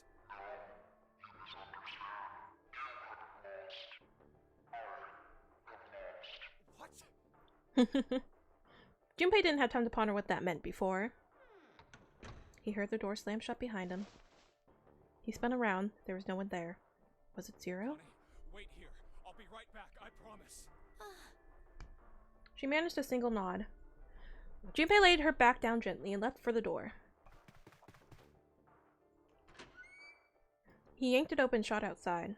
No one. The hall was empty. There was nothing moving anywhere. Where are you? It doesn't matter. I need to get Connie out first. He didn't want to leave Connie alone any longer than he had to, so Junpei turned around and headed back to the chapel. Dun dun dun! Connie! She wasn't there. She wasn't anywhere. She'd been lying there on the floor just moments before, and now she was gone. No. Where is she? Connie! Connie! Connie! Connie! Oh my god! His cries split the heavens themselves. He screamed until his voice gave out. Then he screamed some more, but there was nothing. No answer. His voice faded away and all that remained was cold, unfeeling silence. That was when he noticed. Huh? A strange smell, one he'd smelled before. This is... white smoke. 9 seconds later, 9 again! Junpei's mind winked out.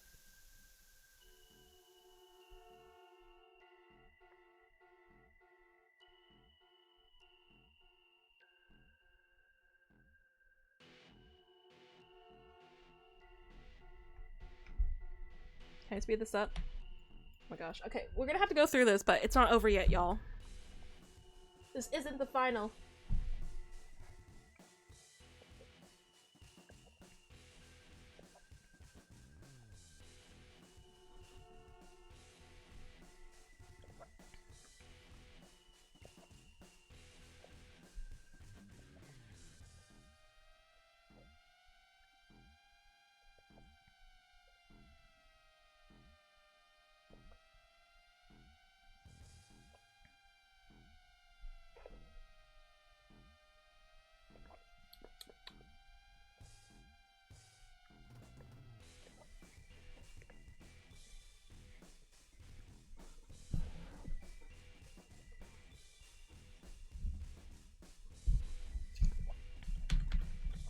Please hurry.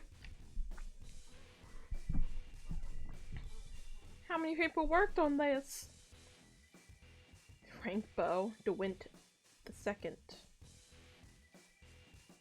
Oh, there's a Karen here.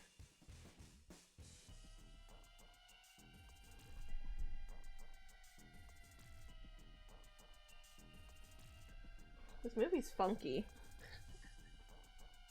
It's very funky music. Okay, finally!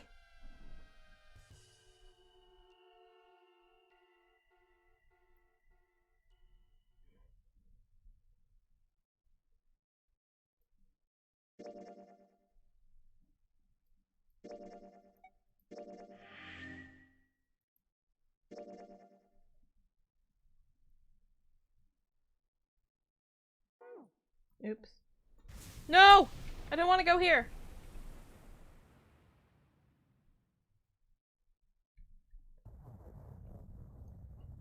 Oh my gosh. I'm saved.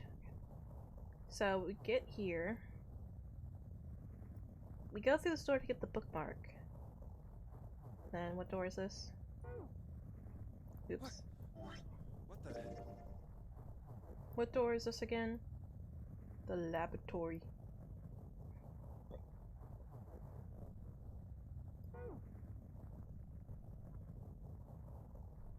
Because the thing is, I need to make sure she gets that. And I gotta go through number 1.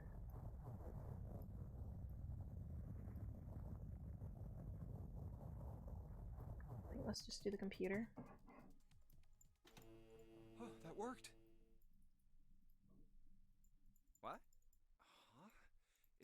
certainly looks. Isn't that kinda... What? Well, it's not connected. There's just the only cable connected, so... Maybe it's a wireless... Yes. Have you been living in a cave, Junpei? Oh, there it is. I was like, can I not skip this? Is this new dialogue? Okay.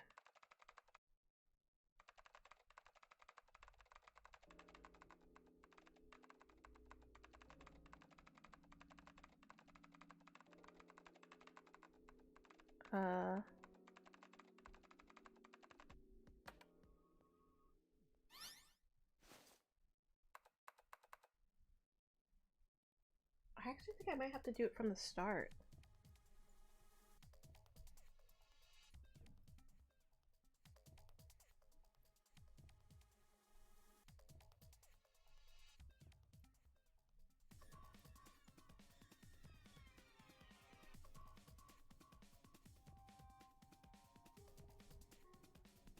Yeah, we're gonna have to go here. We gotta go through 1. 1, 2, 3, 4. All right, 7 pieces.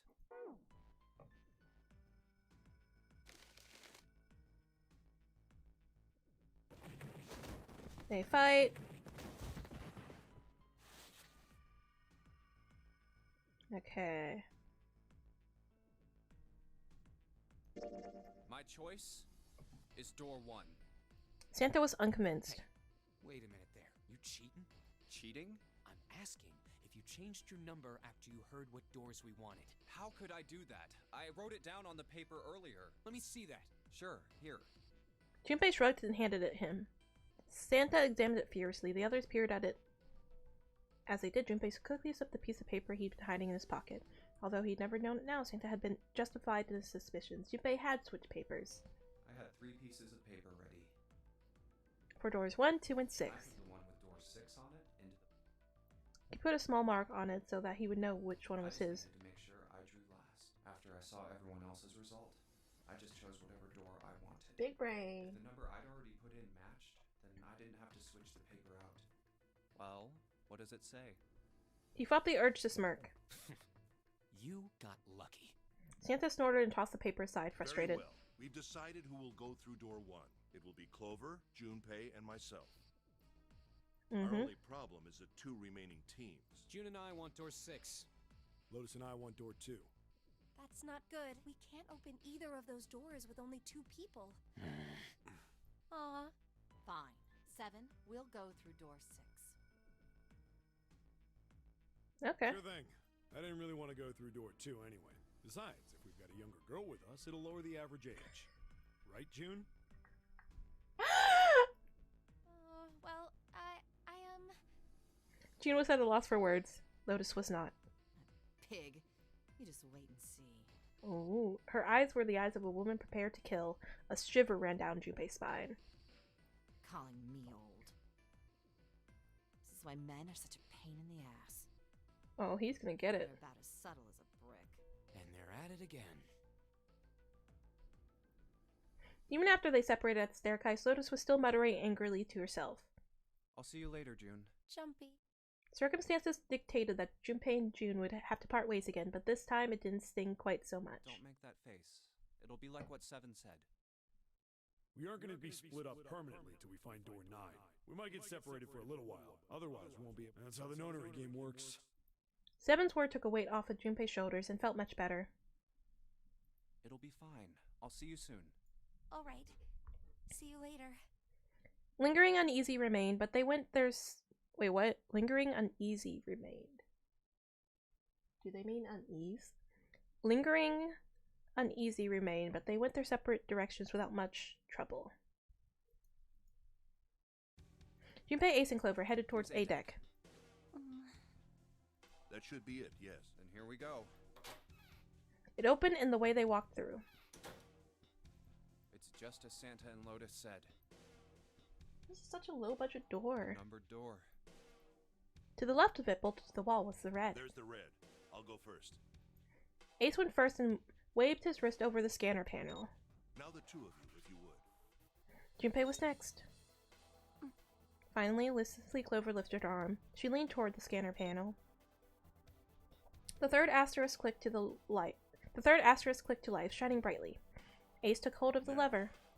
He took a deep breath and turned to Junpei and Clover. Are you ready? Shall I pull it? Yeah, anytime. Clover said nothing. She nodded little more than a lethargic twitch of the head. Very well then. Let's go. 3, 2, 1. Oh, fuck off, Ace. And it's open! We gotta go! They stumbled into the room. Where is it? This is the room I got stuck on, so I'm scared to do this. Frantically, Junpei scanned the room, his eyes stopped on the device that would determine whether they lived or died. There it is! Over there! Next to the door they come through was the den. As one, they ran to it. Oh, she's like right there? Like, as soon as they entered? Okay. They put their hands over it as if they were fighting for their lives.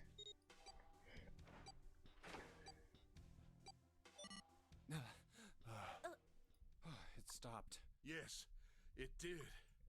Junpei could feel his heart pounding against the inside of his ribs. Ace and Clover were breathing hard and fast. I don't believe I'll ever get used to that. I'm not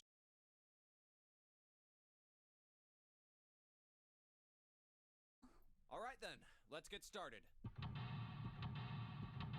Yeah, I mean, like, Clover, I know you're sad, but at least, like, say, okay, or, something, like, something. Something more than, like, that doesn't really give me a no or a yes. Okay. That's what caught my mind the moment I set foot in here. Clover isn't talking much. Well, I guess that's understandable. I mean, she's been through a lot. Really, it's more surprising that she's still together enough to talk at all. Okay. A pocket watch. A voice he hadn't expected startled Junpei from his examination of the pocket watch. Pocket watch. Might I take a look at it? He spun around to find Ace standing in the doorway. Junpei shrugged and handed him the Hey, pocket man. watch. What are you doing over in this room? Oh, I just thought I'd come check up on the two of you. Is there a problem? Well, not a problem. Well, not a problem. Junpei looked desperately around the room, anywhere but at Ace, trying to find a convincing reason to dismiss him. Ace opened his mouth then took another look at Junpei and tried it again. A small smirk appeared on his face. I see. Of course. He looked Junpei over, then glanced at Clover. I apologize for the intrusion. Well, best of luck. Ace gave Junpei a knowing pat on the shoulder and left. Ow. For no reason he could fathom, Junpei's head began to hurt. What the hell? Ah. A sharp pain in his head. How much time has passed, he wasn't sure, but he did notice when Ace strode through the door. His smile was more of a smirk, and he had the air of a man who knew more than his opponent. Yes. There was something I wanted to check, if you don't mind. Yeah? What's that? Pardon me. With no warning, Ace slipped his hand into the pocket of Junpei's vest. What the hell are you doing? Whoa, what are you putting your hand in my pocket for? Stop! He reached for Ace's arm, but it was already too late. In the older man's hands were the pieces of paper Junpei had balled up and hidden in his Just as pocket. I thought. You switched them, didn't you, when we voted? Well, I can't say that I care. I managed to get through the numbered door I wanted, despite your mischief. Okay, give me 1 sec, guys. 1 sec.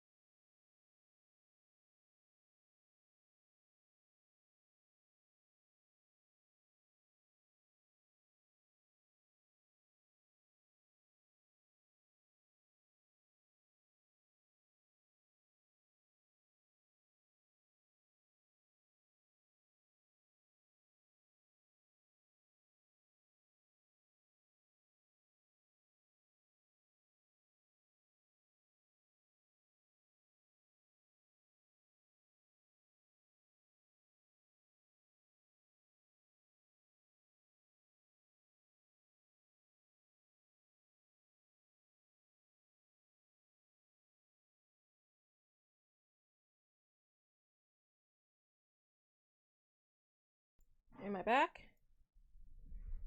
Oh my gosh, my headphones died. What the heck? Game should be working. I can hear this. Ace smiled, gave Junpei a friendly pat on the shoulder, and then turned on his heel and left. Okay. What the? Let me disconnect and reconnect my headphones real quick.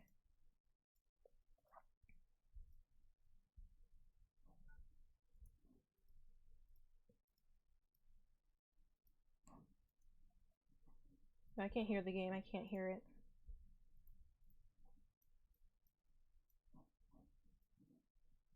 We're gonna have to reopen the game.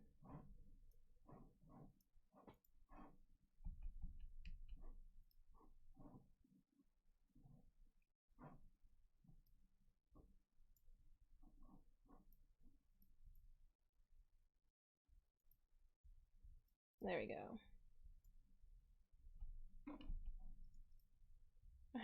I hate when that happens, when a game like sound completely stops working just because one of your headphones disconnected or something. It's annoying.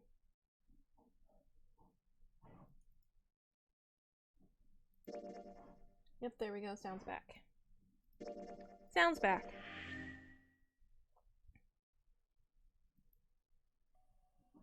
Okay. I don't want to be in here.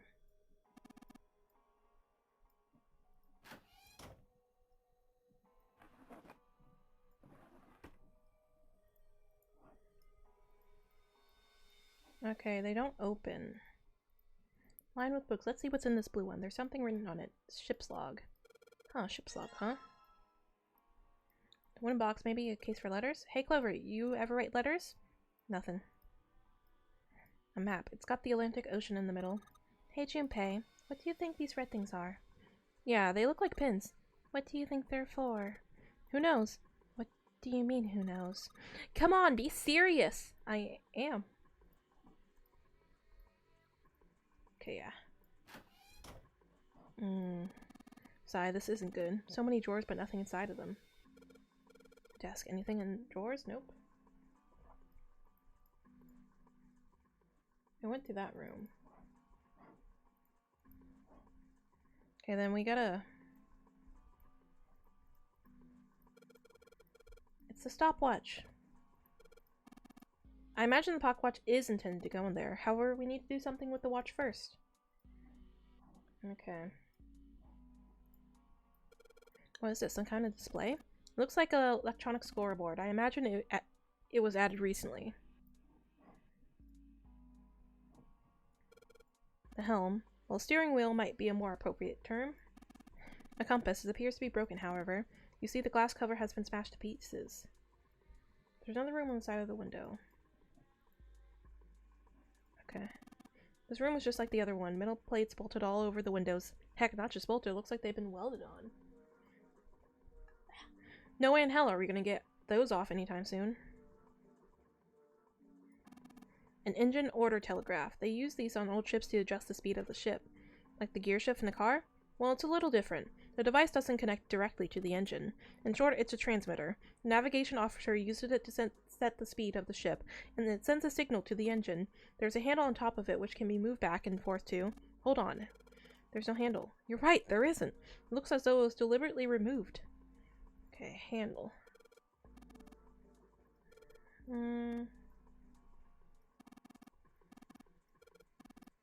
Stop telling me jokes. I'm trying to... That was rather cruel. I'm trying to look for a thingy.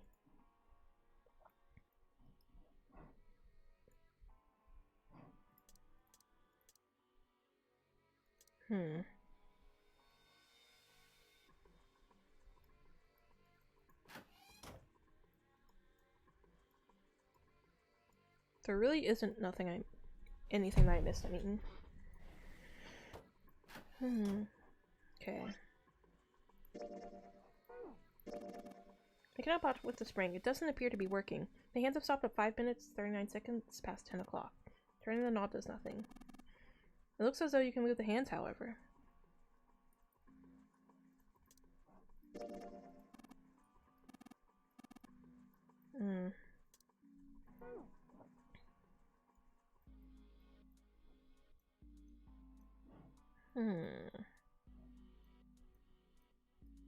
Pointing north. Oh! steering wheel. Let's see if it— whoa! Looks like the steering wheel moves. So it would seem. I know something else as well. What's that? Well, when you move this wheel, the compass also moves. What do you mean? The ship? It's moving. Haha, tricked you, didn't I? The wheel and the compass must be connected to one another somehow. Do you think that's important? Well, let's try turning it again.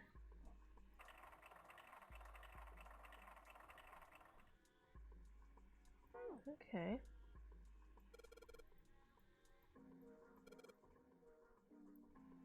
Wait, we saw directions? Something that has directions?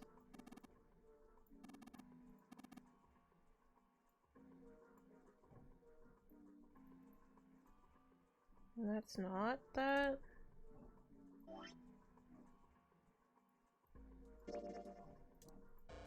I don't know. Wait, I know. I think.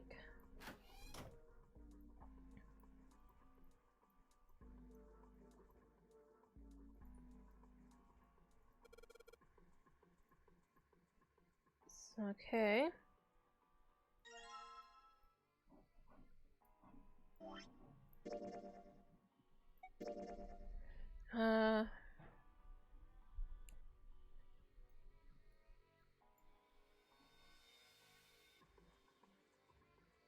South? Okay. Well, let's read that, actually. We leave soon for a new journey across the sea.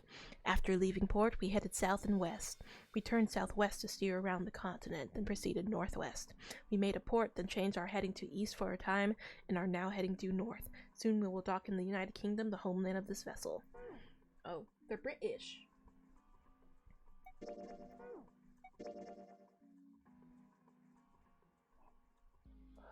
Okay. I think that's what I'm supposed to follow. Oh, I hit the wrong steering wheel. Okay. Wait. Oh my gosh, I have to memorize it, okay?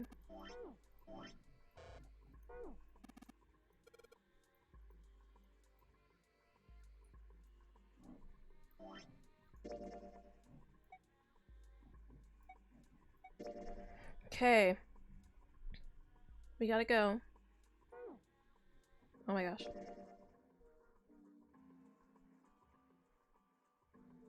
South, then west, southwest, northwest, east, north. South, west, southwest, east, and north.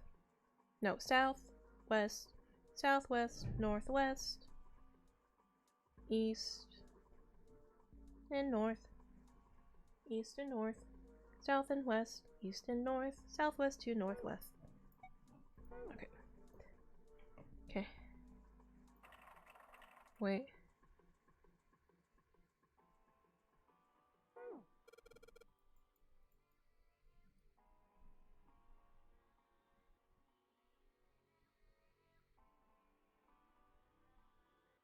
So they headed south.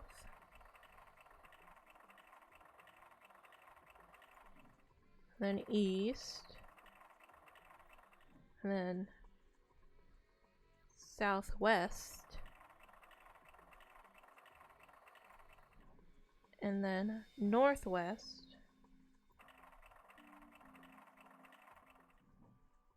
And then east.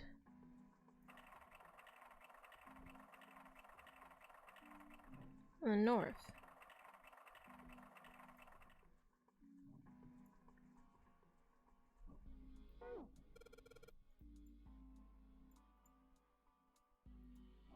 Okay, maybe it's not that one. Maybe it's the other one.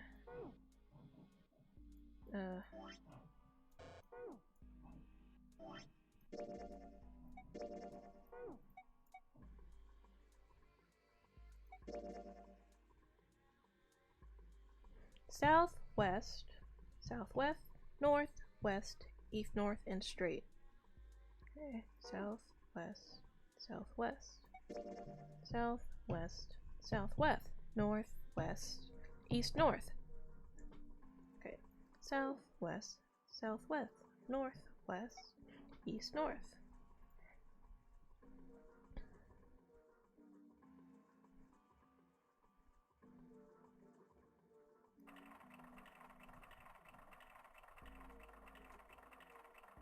South. Wait, does it?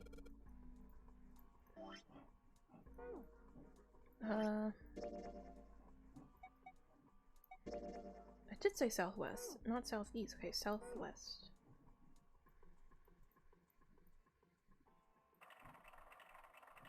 South.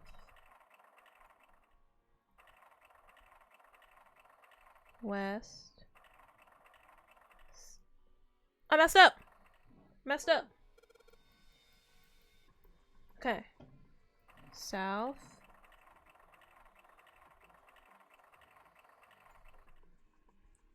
West. Southwest. Oh my gosh. Southwest. Southwest. East. North. Northeast. What was it? Southwest. Southwest. Northwest. East, north. Okay. Northwest. Gotta remember that.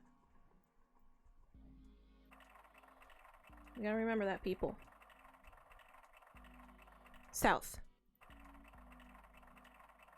West. It didn't stop! Did you see that?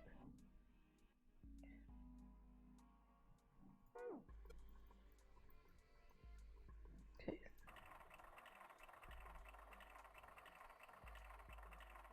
South. West. Southwest. Northeast. I messed up again.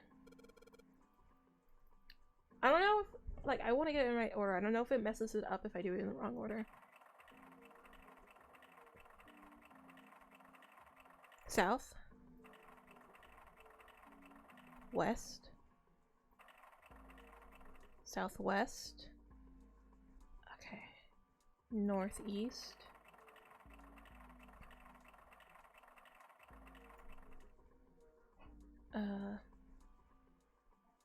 Southwest, southwest, north, east. Was it that? North, east, and then straight.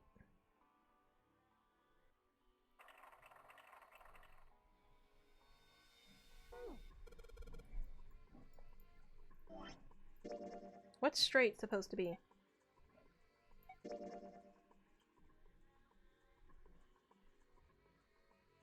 East north. It's east north. Okay.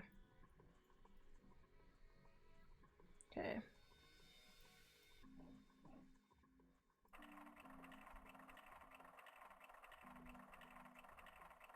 South. West. Southwest.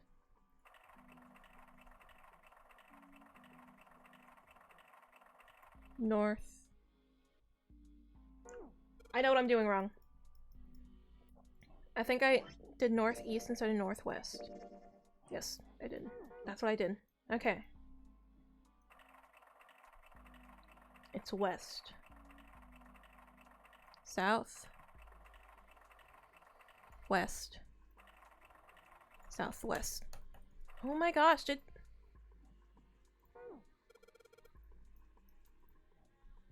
Okay. South. West. Southwest.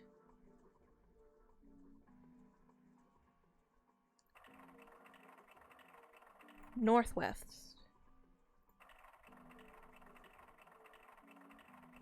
East. North. Did I do it? What the? The handle came off. Ha! Stooping so low, are you zero? Oh, finally! I hate directions.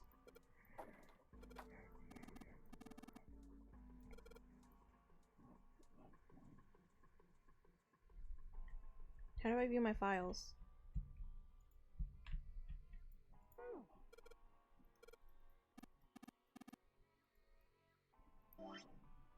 I know it's working, I just need to know what I'm doing.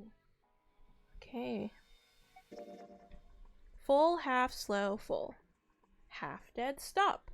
Full, half, slow, full. Half dead, stop. Full, half, slow, full. Half dead, stop. Full, half, slow, full. Half dead, stop. Full, half, slow, full. Half dead, stop. Slow, half, full. Hold. I already forgot it. Full, half, slow, full. Full, half, slow, full. Half dead, stop. Slow, half, slow, full. Half dead, stop. Okay.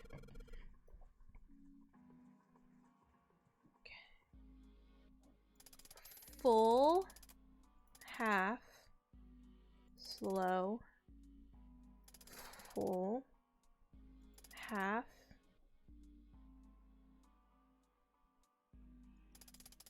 did, stop. Huh? That's weird. I thought I put it in the right speed. Did I mess up? No, I don't think so. Look, something's happened on the back of the wall of the wheelhouse. Yeah, you're right. Let's check it out.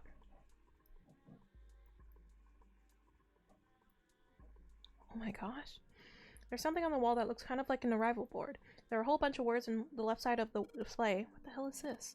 Their names of ports across the world. I imagine showing us the ship's route. You know, just like the ones you might see at an airport. Departing X carrier, X flight, XX at XX0. Like that. Oh, I get it. It does those names are all ports along the ship's routes. Looks like only one of those has the time on it, though. The time on the last line, huh? 10 seconds past 3 o'clock. Perhaps that's the arrival time. Okay, where's my items? Oops. We're gonna use that in there. Yeah! Oh man, that was my idea. Hey, what the hell are you doing? Just trust me. It should be fine now. Well, thanks for giving me the pocket watch back, but you don't need to look so smug about it. Let's see what he— oh, he moved the hands.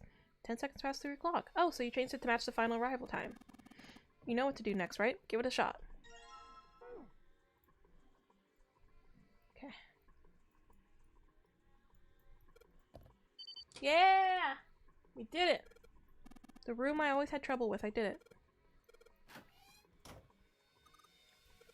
Look, we unlocked the door! Now we can get out of the— oh. Well, let's go then. Clover. You found it.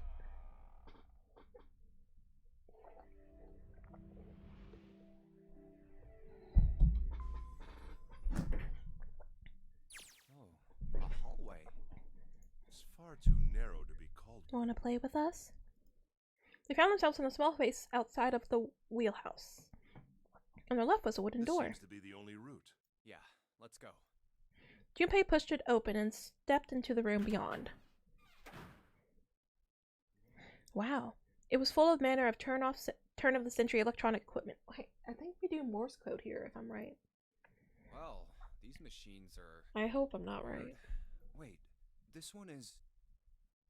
One small machine had a metal ball that ended in a circular handle. They seemed to recognize it. Yes. Oh. A telegraph key. It is. These were used to transmit Morse code a long time ago. He turned and slowly took in This the must room. be the communication office. Across the room from the door they entered through was another door. And that door? A metal plaque was nailed to it. It read, Captain's quarters. That's what it says. Then, do you think... Ace swallowed. Junpei could feel his hands begin to sweat. Only Clover seemed unaffected. Well, we won't know if we don't open it.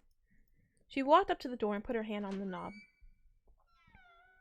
It opened easily, and without so much as a pause, she walked in. Junpei and Ace followed. The first thing they saw was the man on the floor covered in blood. Junpei felt his body seize up. His mouth went dry and he felt very cold. Oh, very, very cold. We gotta exaggerate it. The blood in his veins slowed to a crawl and his heart tightened like a fist. Not again. This was the third time he'd seen the horror of death laid out before him. He didn't think it was something he could stand to see much more of. Still, he had to begin to accept that whatever it was that he saw, whatever happened to him, was beyond his control. Whatever force controlled him was driven by a determination that he could not hope to match. Damn. A sense of helplessness, of desperation washed over him. It left behind a feeling of utter emptiness that wormed its way through his body like acid. No, we didn't check his pulse yet. Maybe he's still alive. Okay, fueled by that spark of hope, Junpei ran to the man's body and his heart fell. We don't even know this man. When he touched his hand to his neck, no pulse. His pupils had dilated and he wasn't breathing. He's dead. He's a zombie man. If only we knew how it happened. Junpei lifted the man's already stiff body. There was a deep red wound on his chest. Wounds. I wonder what killed him. Junpei did not have to wonder long. It must have been this. For lying next to the corpse was an axe, the entire blade of it drenched in bright red blood. From the shape of the man's wounds, there could be no doubt that it had been made by an axe. Junpei looked at the body again. A lake of blood stretched out through it. There's a bracelet. It was wearing the clothes of a ship's captain, although they were stained with His blood. Clothes? A captain? Does that mean this guy was... On the left hand was a bracelet. The number on the bracelet was Bracelet 0. It was only then Junpei noticed the stench of blood that filled the room. He couldn't help but laugh. There was nothing else for him to say. It was too simple, too obvious, too straightforward. If there had been a dead man on the floor, Junpei might have thought it was a joke. It may be wise to find a way out of here first. Yeah, you're right. Seek a way out.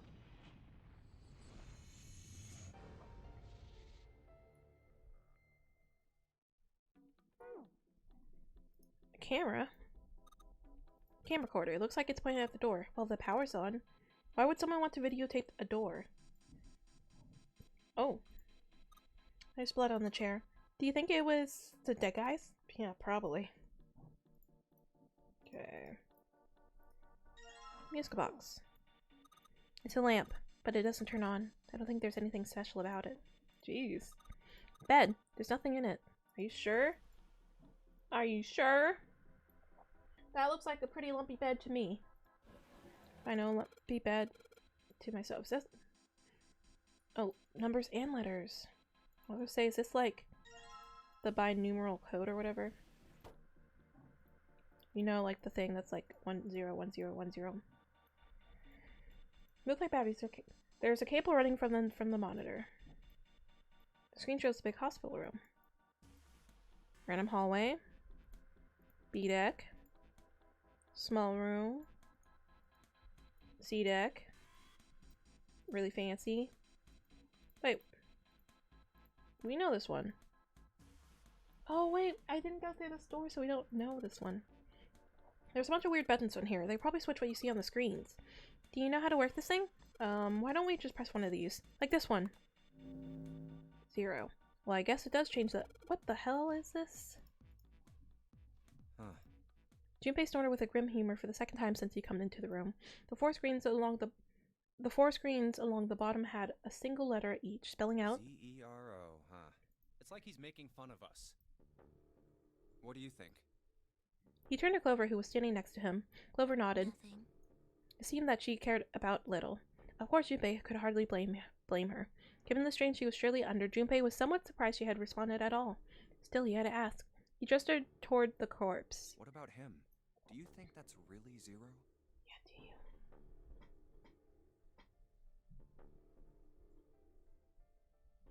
There's no way that's him. Yeah. Didn't I tell you already? 0 is one of us. Yeah, right. I know it's important to figure out who this guy is, but don't you think we should figure out how to get out of here first? But...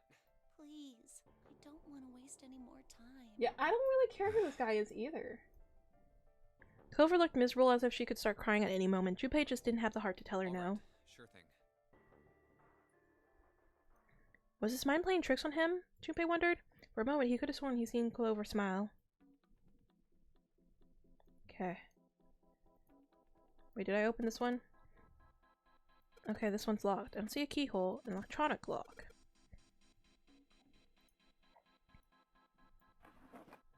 Oh. Is this like a fire trick? You know, like when you have secret writing and there's paper? And like, there's like secret writing on it?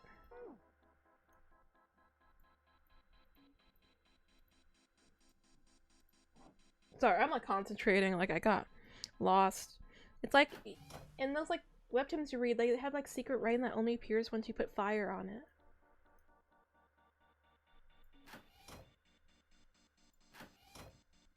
Oh, okay.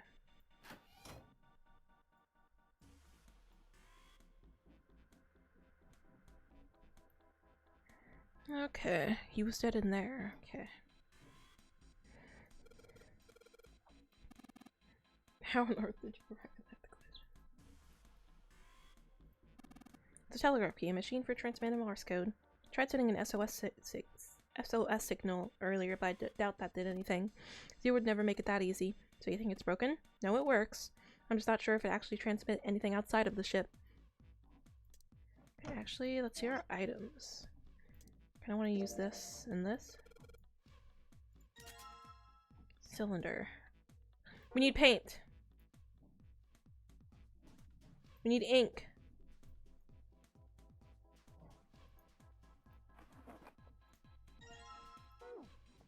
Found it. I like how my mind just clicked, like, I remember this. I remember this.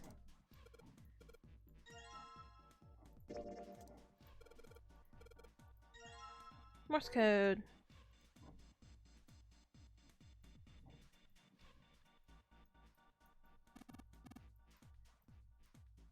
Okay. Alright, I got the Morse code I'm supposed to enter. If I do this right, something will happen. I hope. Alright, let's give it a shot. Okay. Boom. Boom. Boom. Boom. Boom. Boom. Boom. Boom. Boom. Boom. Boom. Boom. Boom. Boom. Boom. Boom. Boom. Boom. Boom. That's the last one, and yes! Excellent work, Junpei. Good job. You seem to have figured it out. You've unlocked the drawer.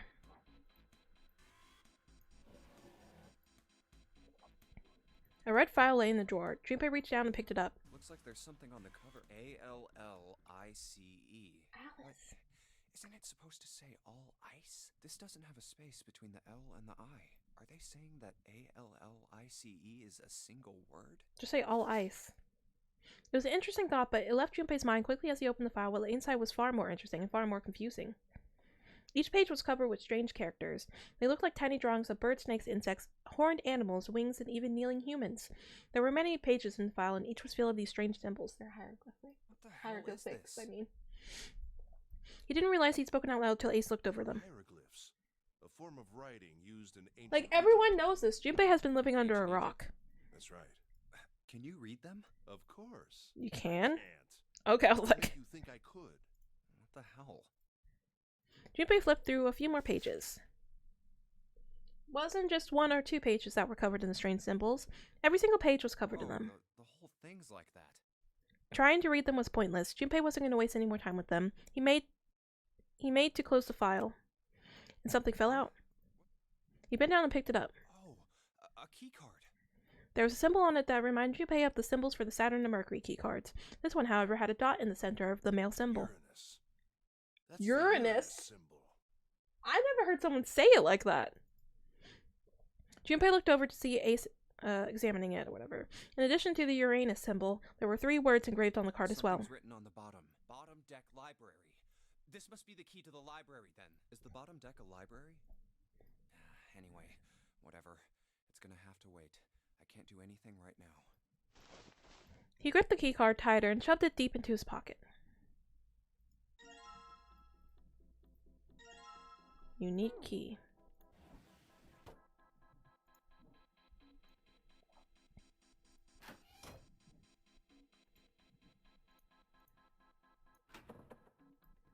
Okay. Oh, okay. The key. There's a minus sign on the screen. 8 of them. That probably means we gotta put 8 digits. Do you think you can figure out?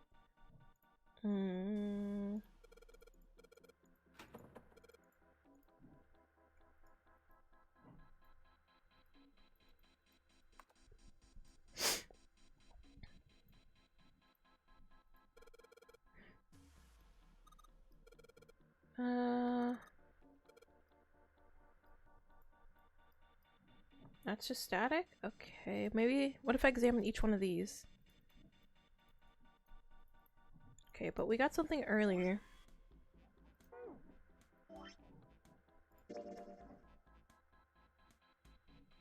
We got something earlier.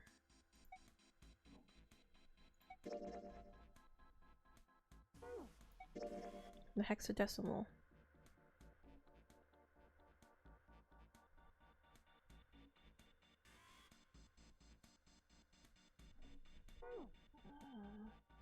Zero!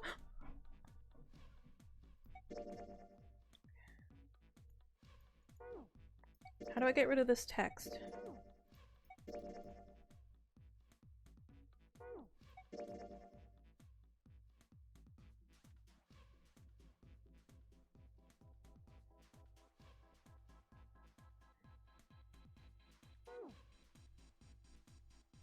Wait, can it even be 0?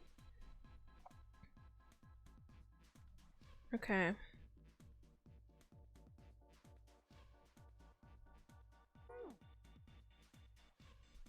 I need like the full of...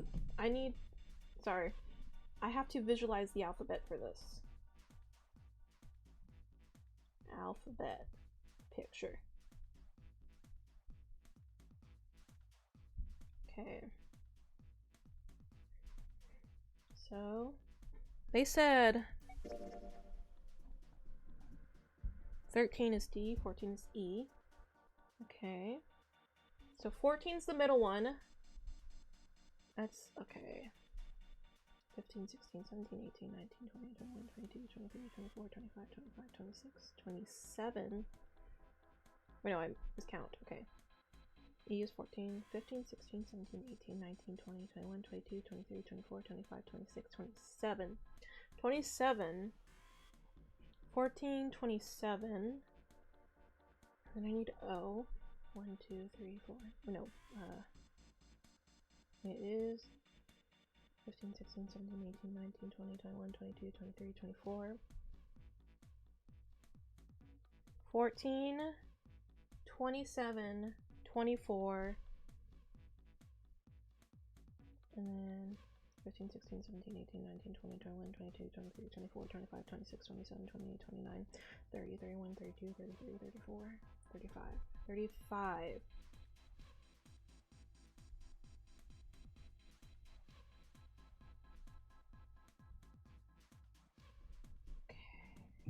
Okay. I think I got it.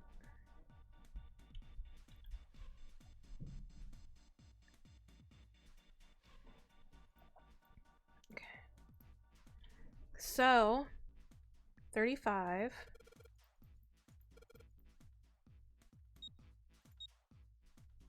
14. 27. 24. That's not it?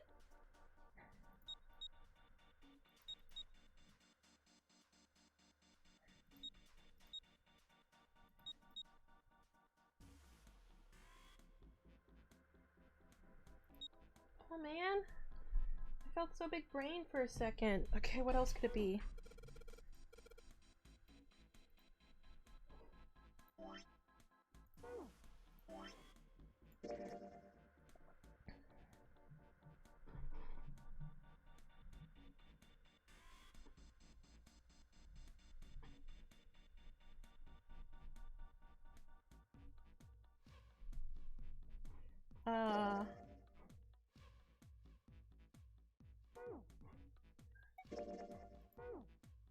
Zero? It has to have 4.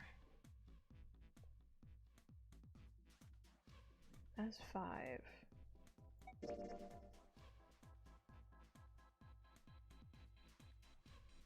Okay.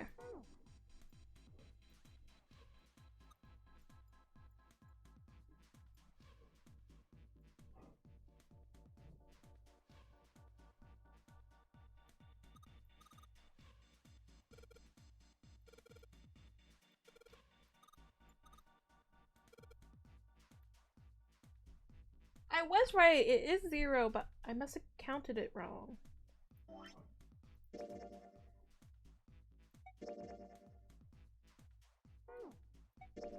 Okay.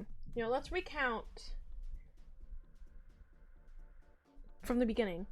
10, 11, 12, 13, 14, 15, 16, 17, 18, 19, 20, 21, 22, 23, 24, 25, 26, 27, 28, 29, 30, 31, 32, 33, 34, 35. Z is 35. And then E, well, it says right there, 14 is E. So 10, 11, 12, 13, 14, 15, 16, 17, 18, 19, 20, 21, 22, 23, 24, 25, 26, 27. 27 is R. 10, 11, 12, 13, 14, 15, 16, 17, 18, 19, 20, 21, 22, 23, 24. What did I do wrong?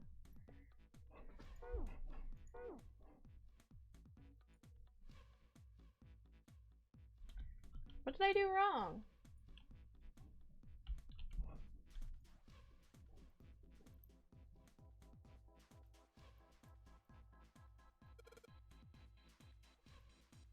Oh, I think I've been hitting the wrong button. That's what's happening. 35.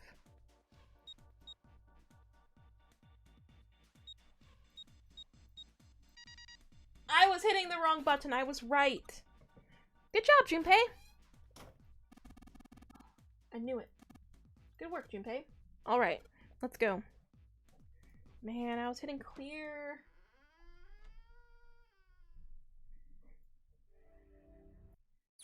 Okay, they stepped out of the captain quarters and into another hallway. The hallway stretched out in front of Junpei before turning left like a great backwards L. Sorry, I'm just seeing the flow. All right, let's go. We have two more. Oh, two more thingies. Junpei rounded the corner and took off down the straightaway. He ran and ran and ran. At the end of the hallway was a door. He made straight for it. A piece of paper. He was nearly halfway to it when he noticed a piece of paper in the middle of the floor. Just skidded to a halt. He dropped down to his hands and knees and quickly took up the piece of paper. The ship's interior for A-Deck. That's not just a piece of paper. How tiny is that? Ace, slightly slower by virtue of his advanced age, had finally caught up to Junpei. I found a map for this floor. He showed Ace what he snatched from the wall. He looked at it long enough to determine what it was and nodded. I see. With that, he began running again past Junpei. Well, that was anticlimactic. I should keep this, though. Junpei shoved the map into his pocket and got up to follow Ace, but something stopped him. Hey, where's Clover? He turned around. Clover was nowhere to be seen. What the hell is she up to?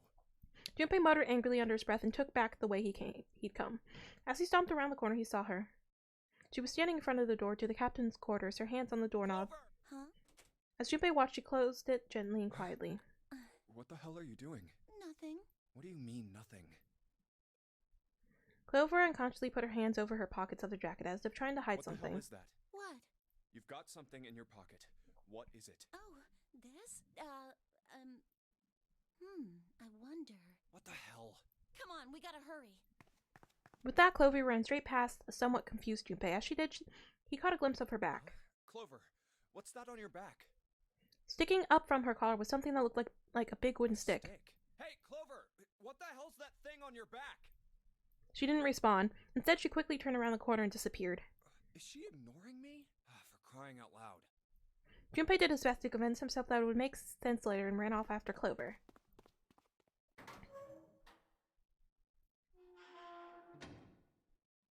Oh, that kind of hurt my eyes. Junpei pushed through the door and found himself in a large room with a large set of stairs. So this is where it ends up, just like it says on the map. It was just what he expected to see after reading the map. His I see after reading the map himself meant that Ace had probably realized the same thing. Ace? Did he head down? He put his hand on the handrail and leaned over to look down. Oh, there he is. Look, the 4 others are there too. And not just Ace, Santa, June, Seven, and Lotus as well. Let's join them. Junpei and Clover glanced at each other and hurried down the stairs. They reached B-Deck at the same time. Jumpy! June's face was excited. Something had happened that much Junpei could tell by simply looking at her. Given their situation, he was not inclined to be excited about the sudden developments. June, however, couldn't contain herself. We found it! Found what? We found it! What did you find? The last door! We found door 9! Oh! What? Come on! Just follow us. We'll explain on the way. Okay. 7 turned and jogged off down the stairs. Well, if that's the case. Wait for me. We should get going as well. The rest followed. We finally made it! The relief and excitement in her voice echoed what one of them felt. It's finally time. Junpei wasn't quite ready to believe that they really done it, at least not just yet. Still, if everyone said that it was door 9, then it probably was. Reached the end. He could feel his heart racing, and a mixture of anticipation and fear ran through his veins, and he could feel his legs shaking. He was doing his best to maintain a sense of healthy skepticism, but he couldn't deny that the prospect of escape was an exciting one. Something's bothering me.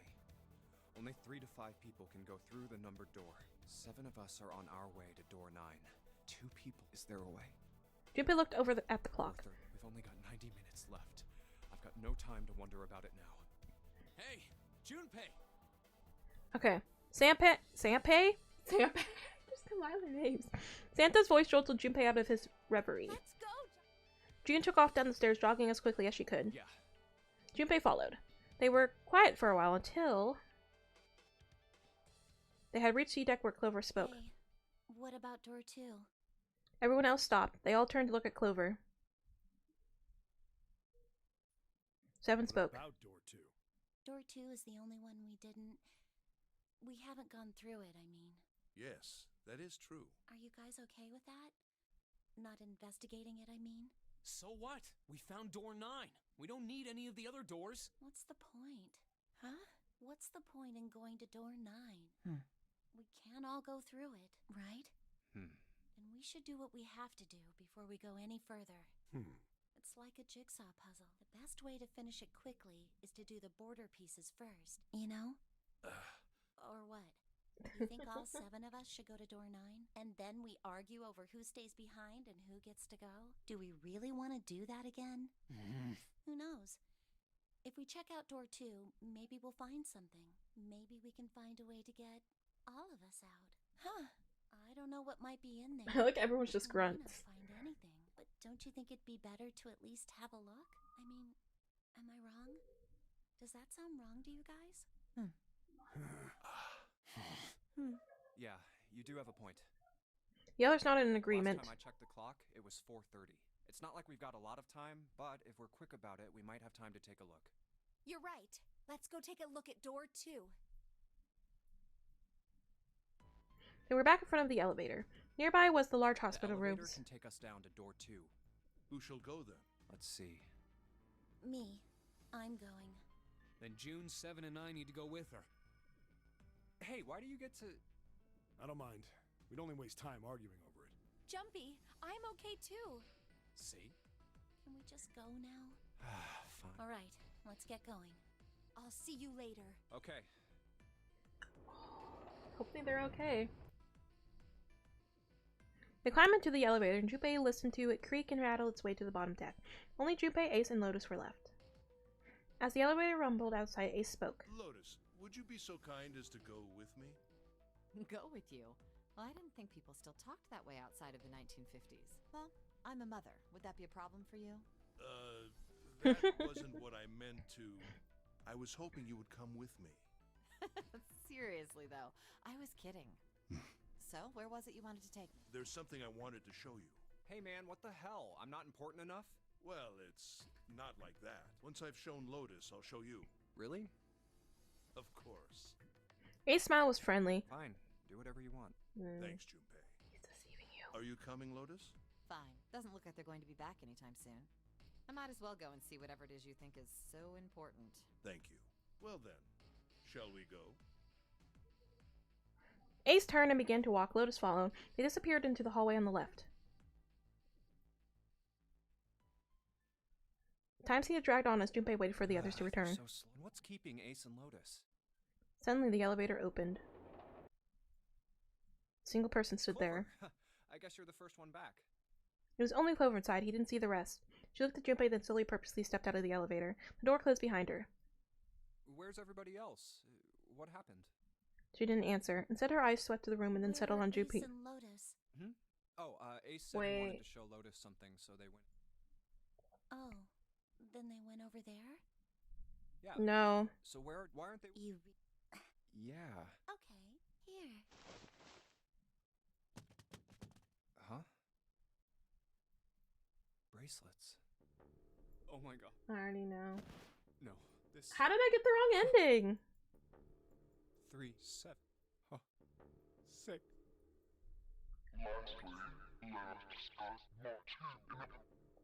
Do I have to do the story thing again? You need at least 3 people to who were it could that's what Why did you? because she tried to protect them. She was No. No. Hey Junpei. Okay. Okay. Okay. Wait, I'm right here.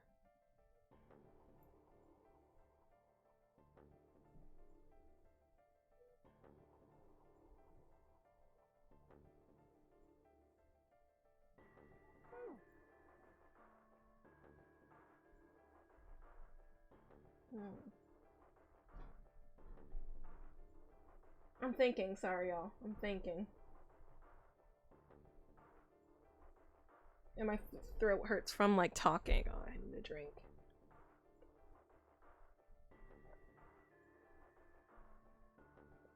Oh, I love these games, but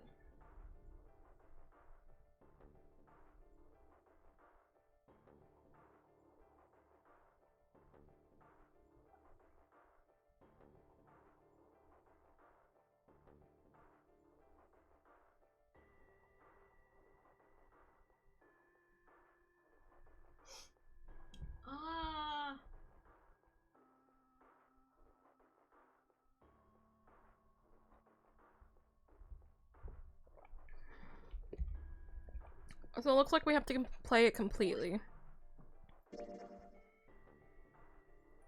Because as you can see, the thing's unchecked.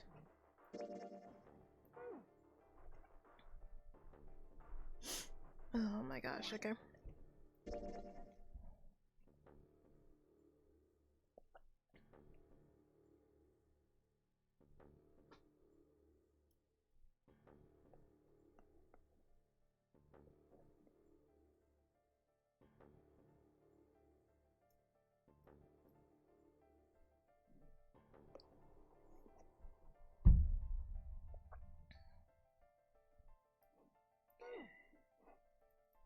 And let's do the laboratory again.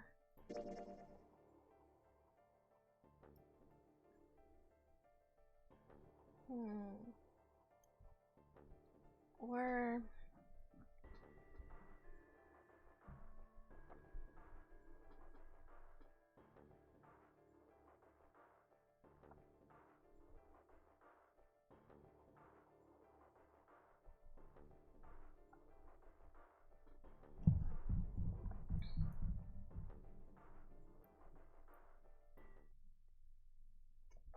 I guess I gotta start here. Okay, we're gonna speed run this. I thought we were finished with that topic. Well, it's stupid to just sit around Just here doing realized. nothing.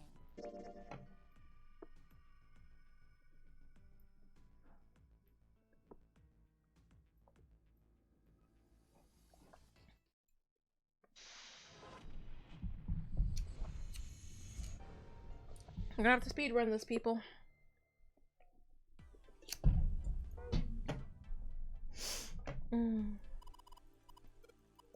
So I'm not gonna be reading any of this.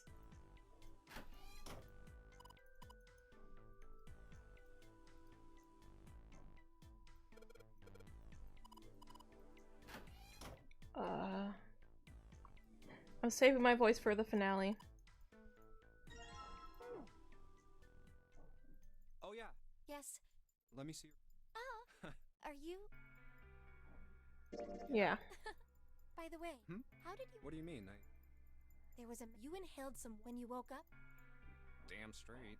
But is that really the truth?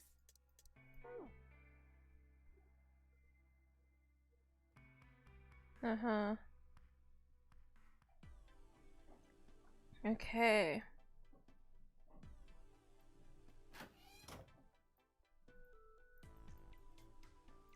Move it!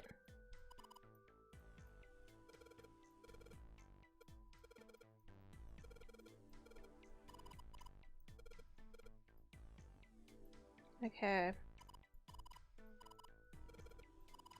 Uh-huh.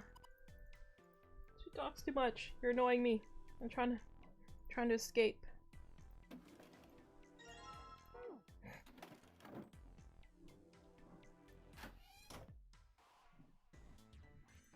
Okay.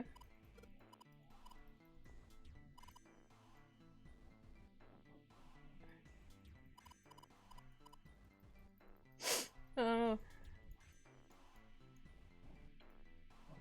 Key for this? Dresser key? This? Like, why do I...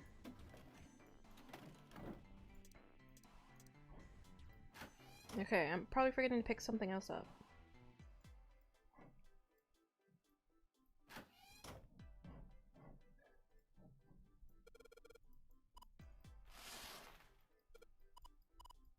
Mm-hmm.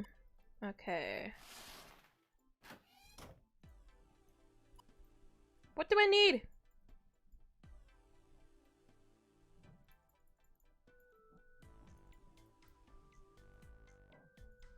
Like, there's literally nothing. If I miss something on the bed, I swear to God. I tried looking.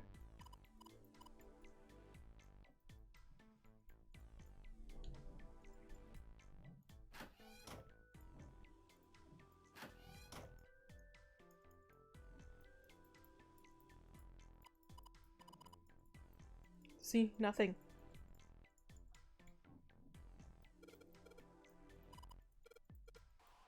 Oh, just the map of the ship. The only thing they wanted. It's oh my gosh. Bigger than I thought. Oh my gosh.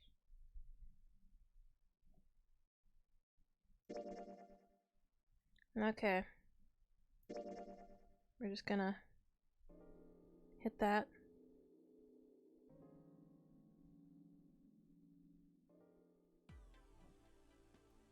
Finally. I can leave. I can leave. Speed running this. Okay.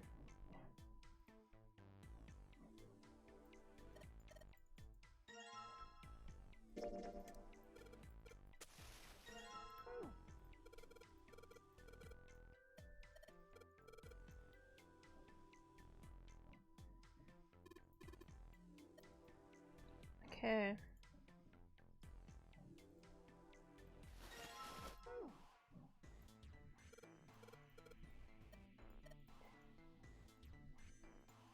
Got that. Got this.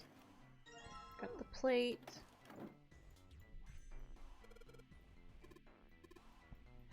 Oh. Oh yeah. Got this. It's a key. I use the key for here.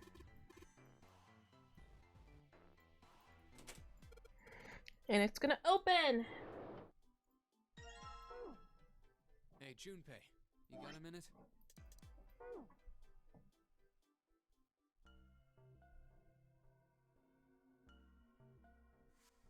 I'll take it.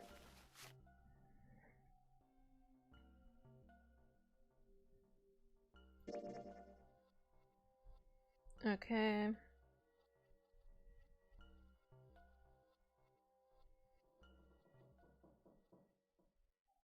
Okay.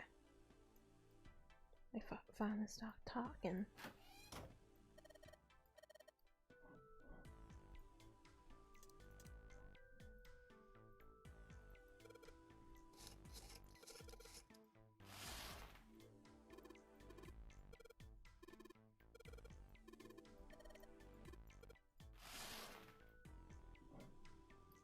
Turn this way now.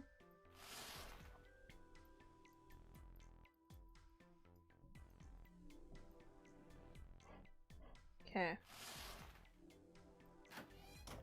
Okay. And I'm gonna go get the bathroom piece. Go somewhere right here. There we go. I'm gonna get that. Going in here. Going on here.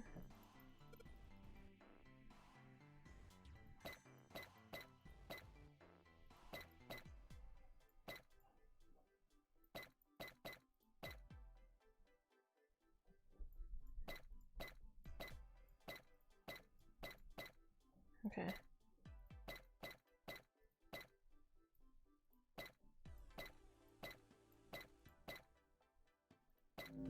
There we go. There we go. It's a dog.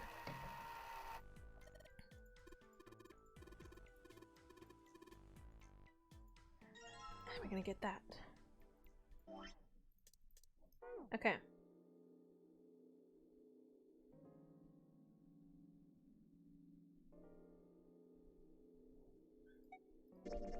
A dog.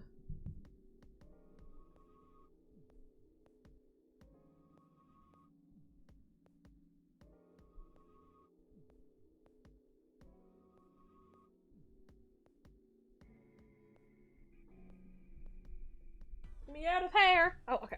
Just as I say that.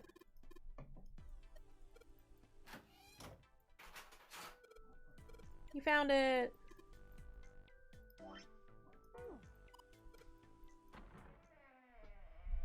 I'm doing this because it seems it doesn't really process my doors. You get what I'm putting down? If I just like do the flow chart, because I think it goes based on the old doors I went through. So that's why we're redoing them. But I'm speed running them.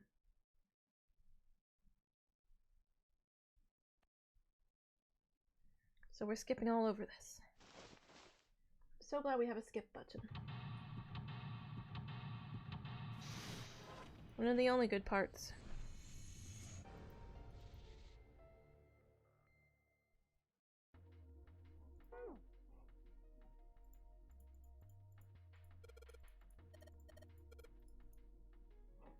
Okay.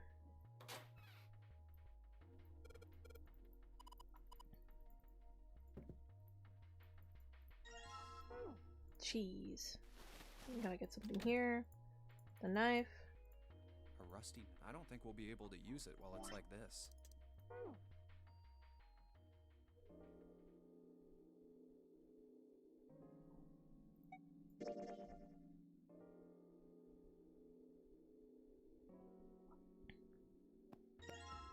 Okay. Okay.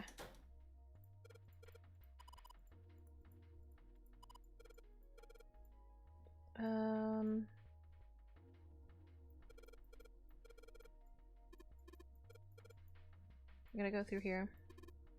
Oh, not through there. One of the doors. Just gotta find which one.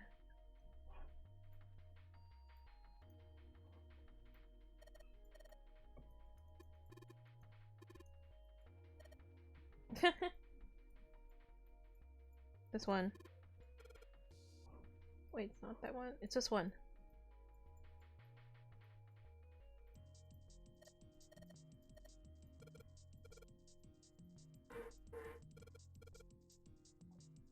We gotta get to the freezer. Is this the freezer? What the heck? Where's the freezer?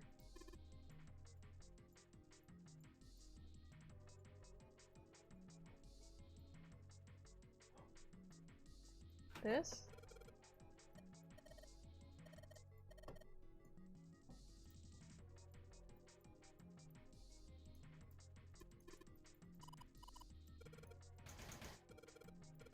Oh, I think I know. I remember. Barely. We do this. Okay, yeah, I knew we had to go through a door here. Oh, what is this place? Okay. The door's gonna lock on us.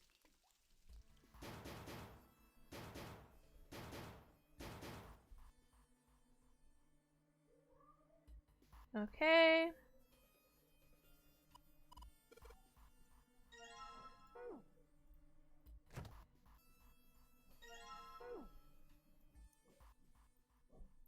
ice is just frozen carbon dioxide, right? Oops, that's not what I want to do. I wanted to skip whatever you're saying. I wonder how warm it has to get for it to...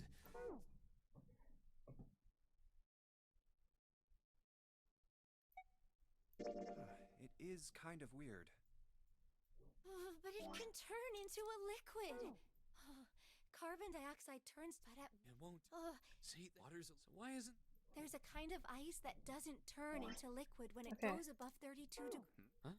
It smells... Ice? You mean... Yeah. So what's Okay. Ice?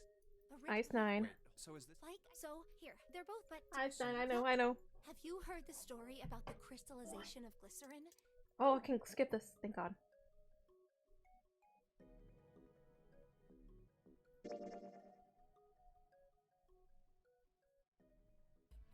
Okay.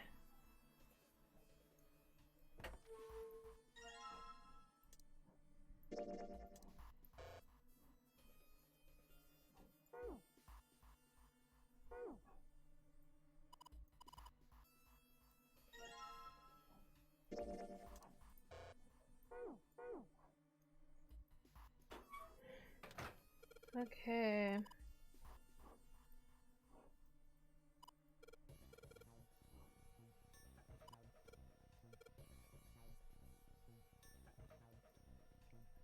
There's something I have to get.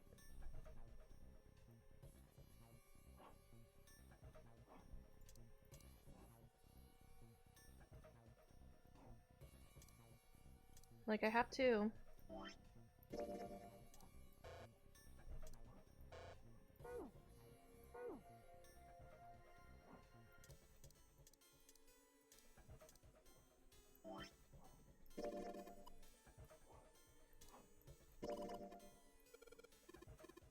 Okay.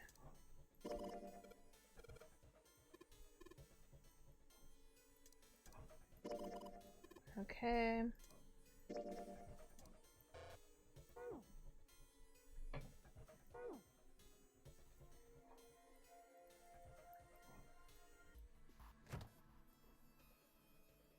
Oh, there it is. There it is.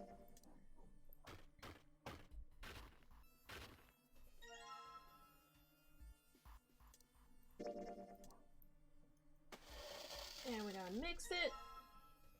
And then we're gonna combine it. And we got our bomb.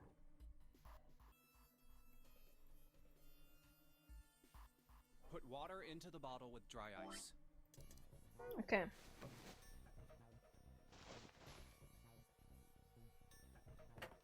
Let's go! And then boom! Don't do this at home, children!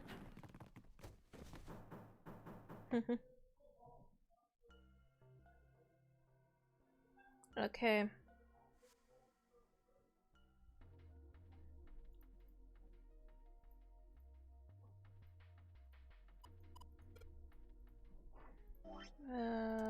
My item.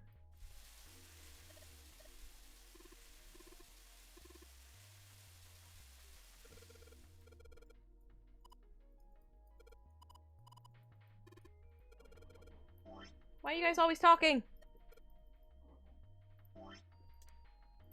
Wait, I need a stone. Said I would grind it on something. I forgot what.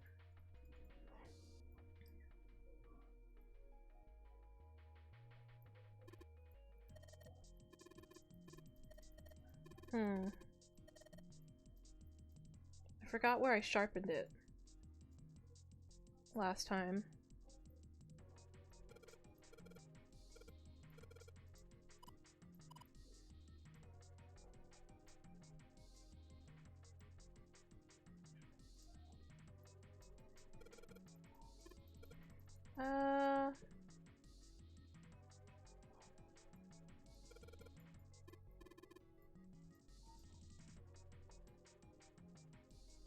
I like how I didn't find the knife last time, but found the thing to sharpen with it, and now it's the complete opposite now.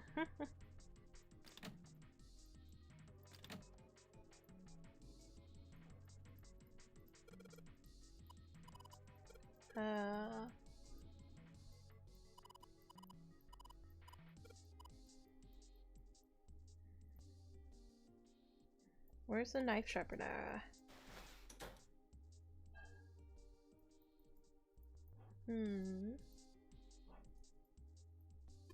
Oh, found it! I found it!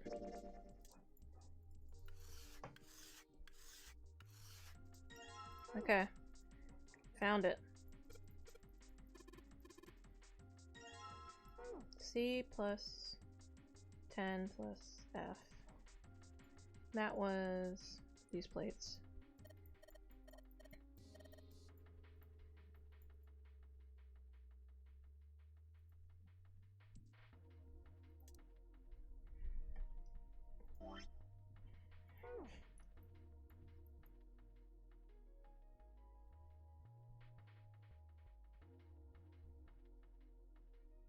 Seafood C.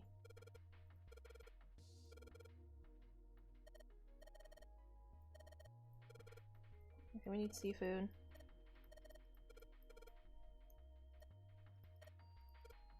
$15.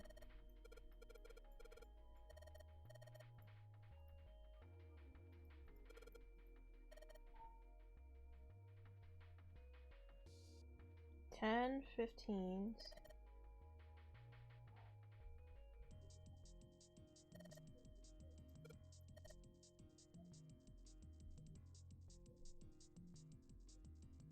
$12, okay.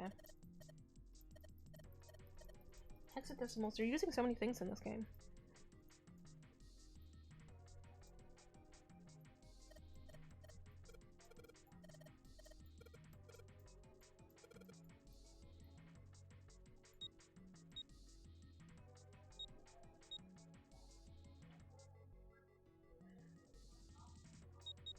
Oh, it's 3? Okay. Where's my calculator?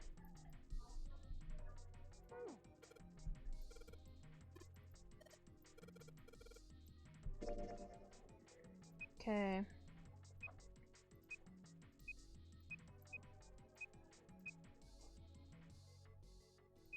$37.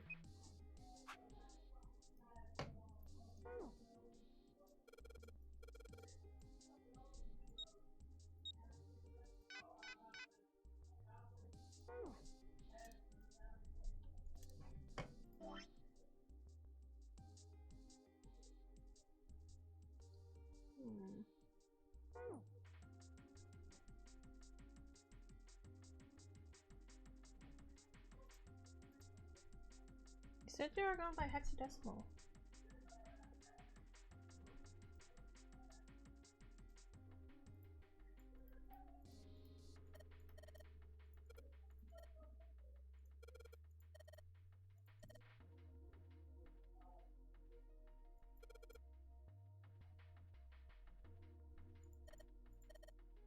Oh, okay. I know what I did wrong. No, I did it right still.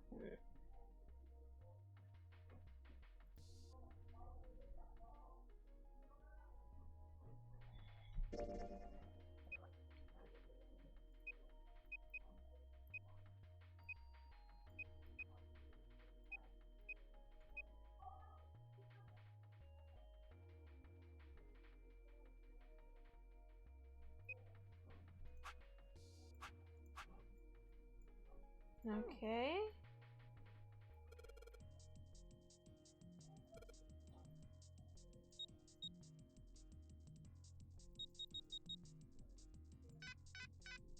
I'm just like seeing my hint.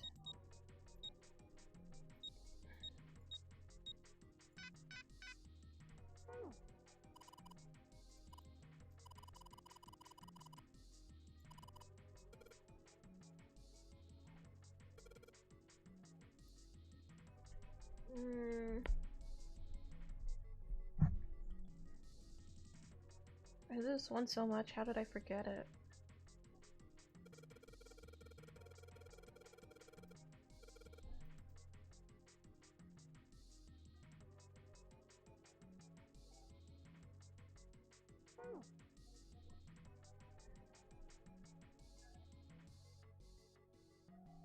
$37. That's what it is.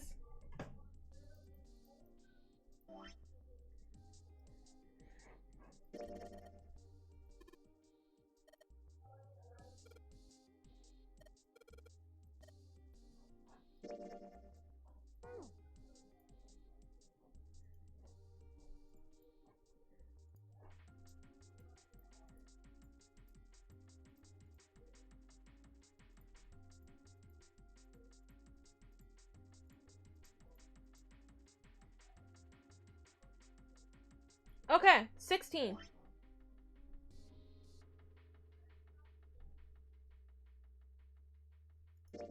I figured it out. 16 plus 12 plus 15. 43. Right?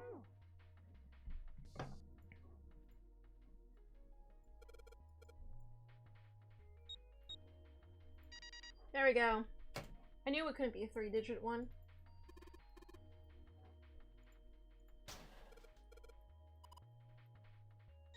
I was just not looking at. I'm like trying to speed run this too much. I'm like not even paying attention. Okay.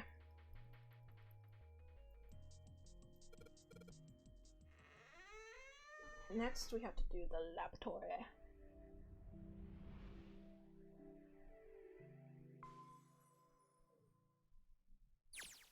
I think we've been here Whew.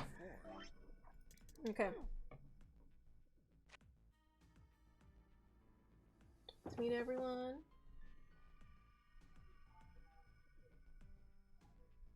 Man, I wanted to finish before 12 a.m.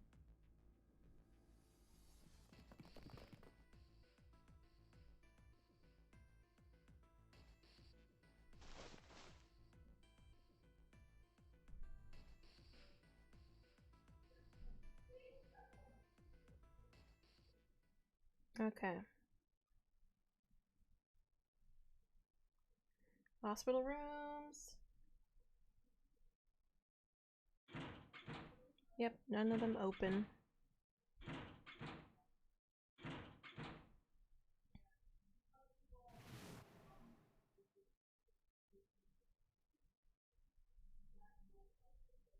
Where is everybody? Oh, there they are.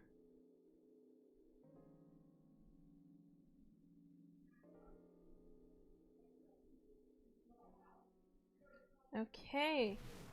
We're gonna have to go searching for the parts, and Snake's gonna go missing. They're gonna have to go searching for Snake.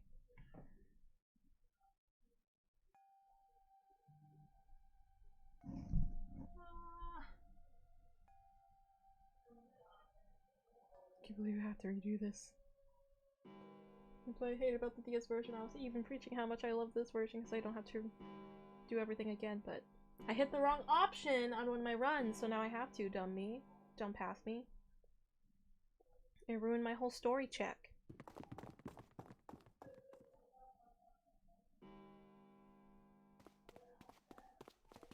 Ruined everything.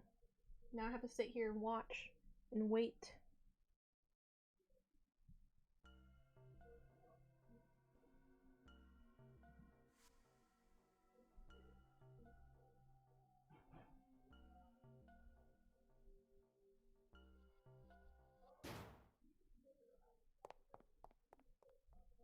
Now we gotta go search for their brother.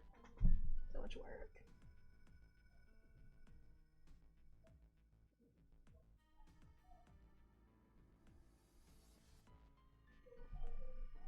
Okay.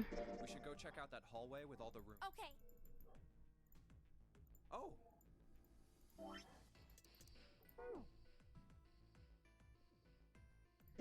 We'll talk to him. We'll talk to him.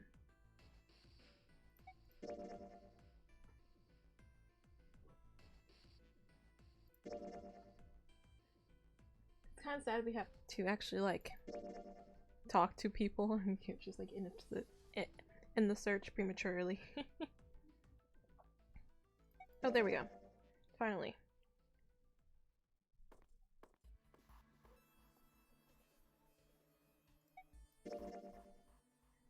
Okay.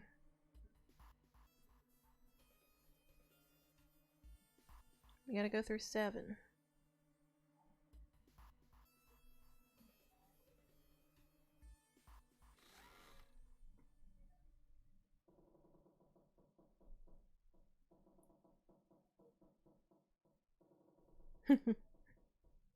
Okay. He's pulling his whole shtick again. So dramatic. I'm gonna sacrifice myself. Oh my god.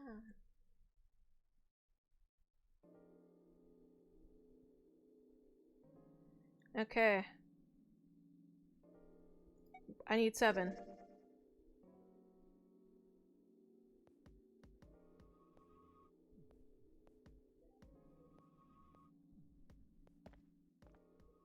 Give me 7. I was gonna go with 7. Okay. If you are new to this, it's up on my YouTube channel, The VOD, so you can see what I did here. Then, because I already done all these rooms, as you can see, since I can skip.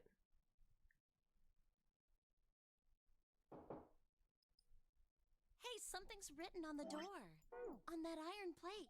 It says operating. If this thing's telling the You want me to truth, do there this? could be body parts inside here. Okay.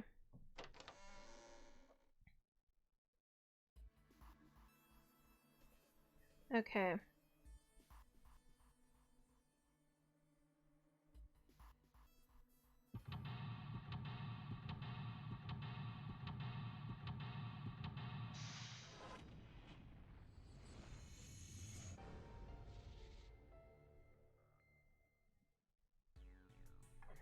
Here we go.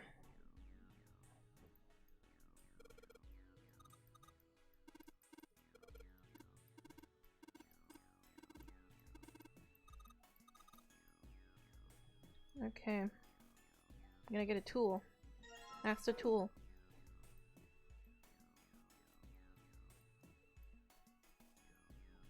Why can't we?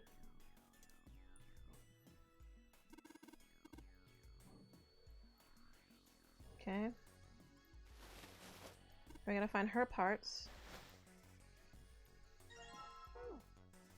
Okay. Maybe it's the scissors. There we go.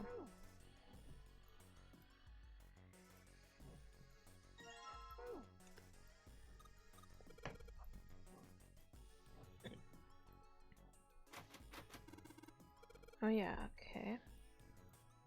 This way. Okay, that's also locked.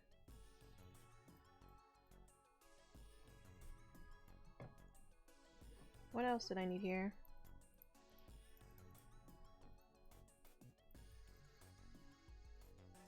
Scalpel, we had to get something.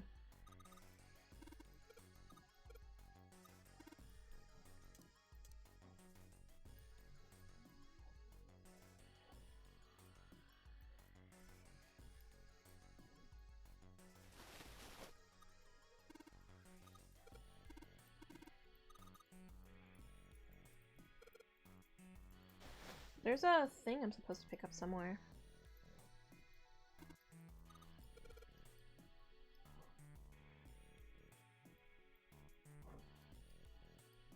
Like the paper about them.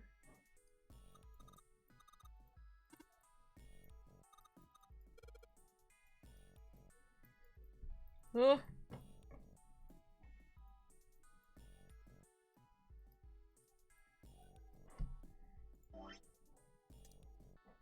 Oh, I remember. I remember now. Okay.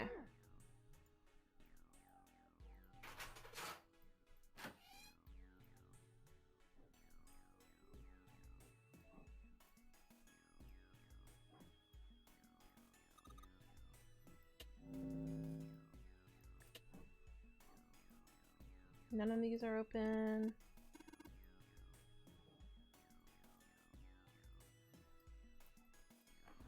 Oh, there it is. There's the chart. That's what we needed.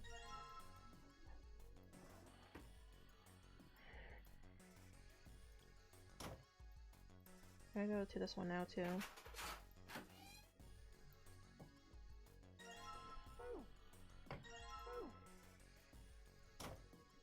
And then...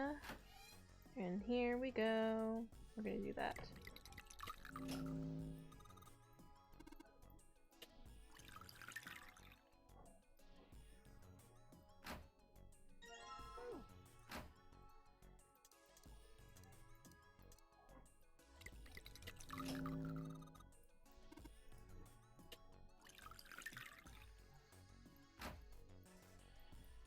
Okay, got the leg.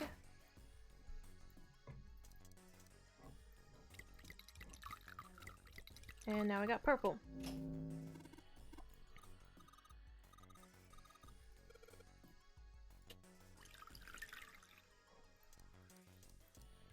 I like how it makes it like a whole new one.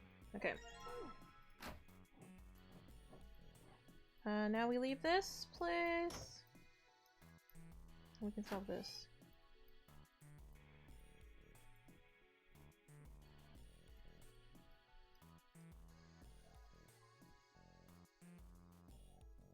So we need carbon dioxide, ammonia, and ethanol. Okay, so we gotta start clicking around.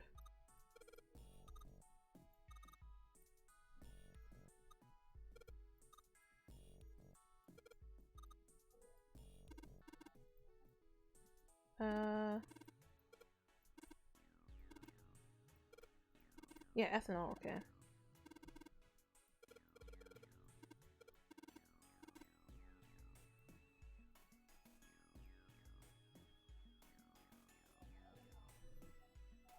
I forgot how I did this. It's ammonia.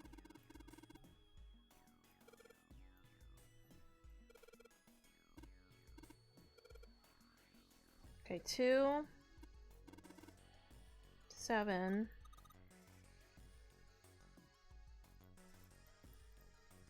3, 2, 7, 3.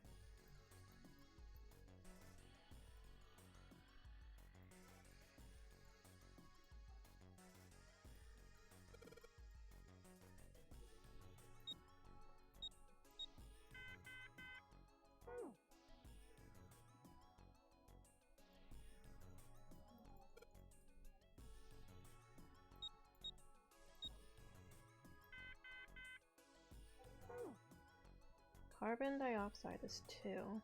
Ammonia.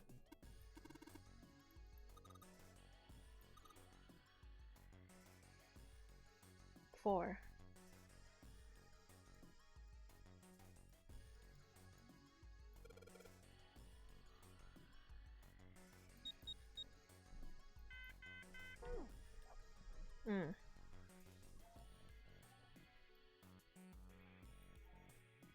I want to see the note! Why can't I just click the note? Salt is 2, water is 3. We're doing hydrogen, I think? No.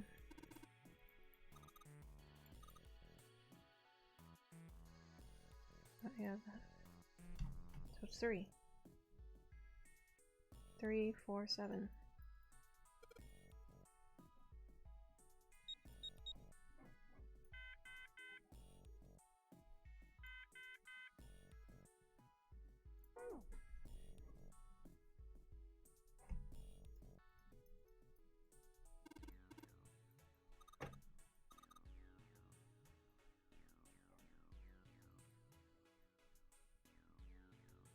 Yeah, it's counting the total number of them.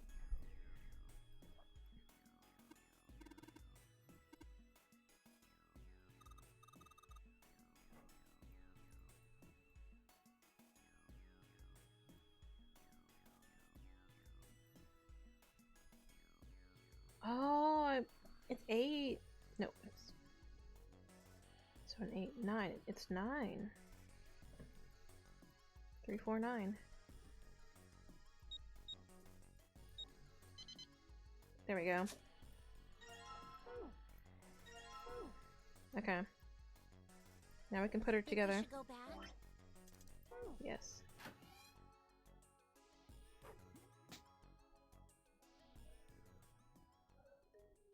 Okay.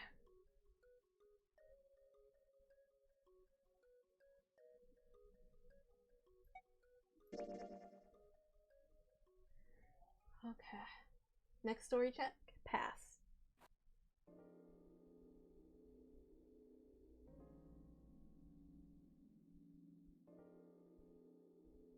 Okay.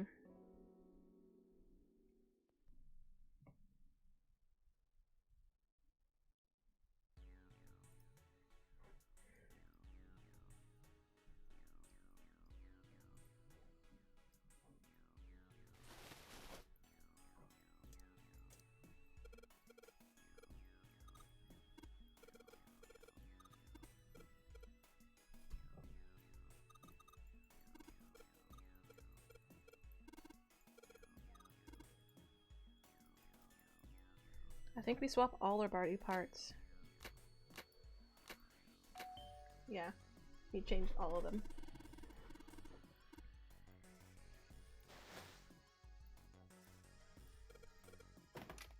Key!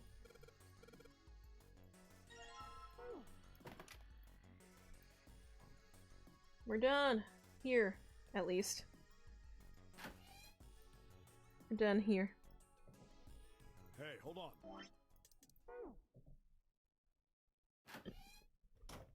Now we're gonna go talk to Clover.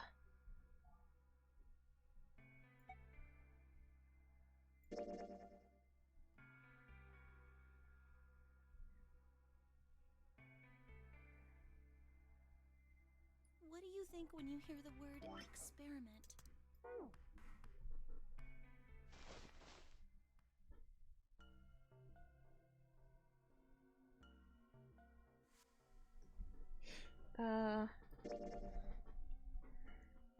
Okay.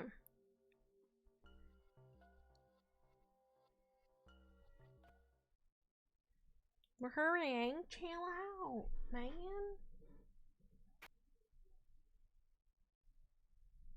Oh.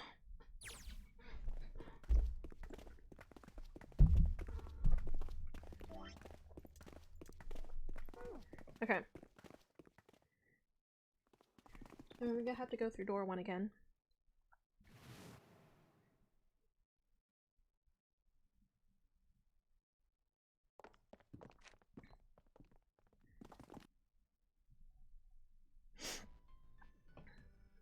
So now this plays out again. Oh my gosh. It's another waiting game. Kind of like a movie. I want to go to the movies again soon. I miss their food. Like, I like their popcorn because I love their butter they have.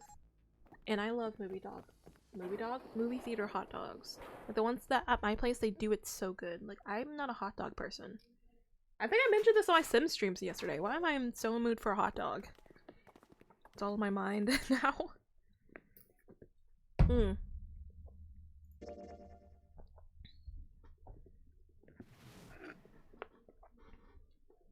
I should probably see if there's any good movies and just go. Maybe even tomorrow just to get a hot dog. Maybe 2.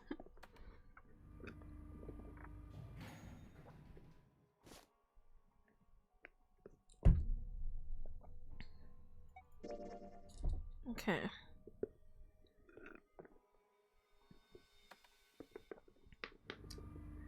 Much as people love June, I kind of like the time I spend without having her on my team.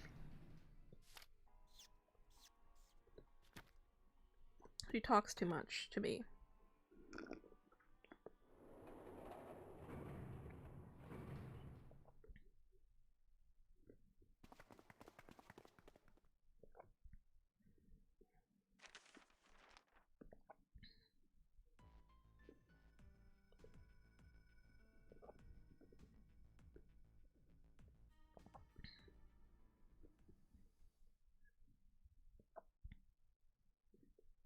And we're gonna see the guy X.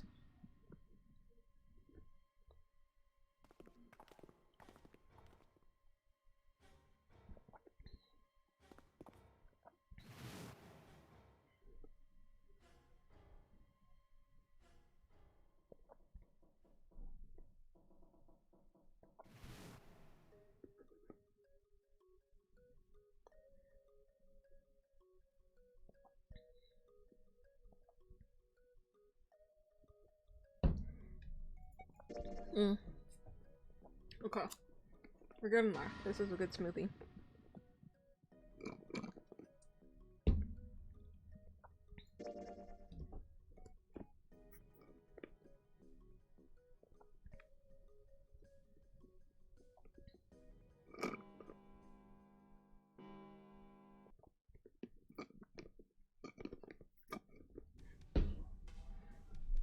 Okay.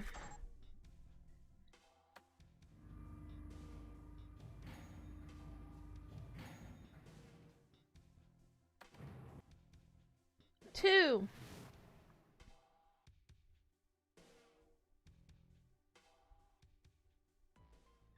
Okay, we're on 1.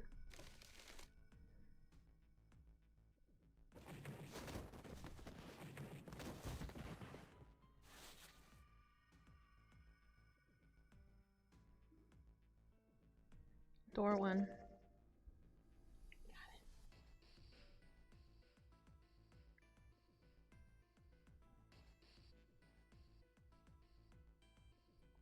Okay. Here we go. Again. Got to do that dumb thing. That dumb compass thing.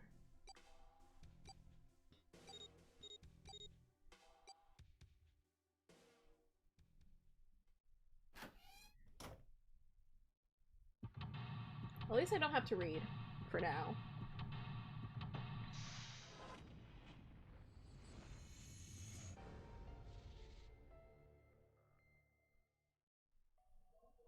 Okay. Let's get this.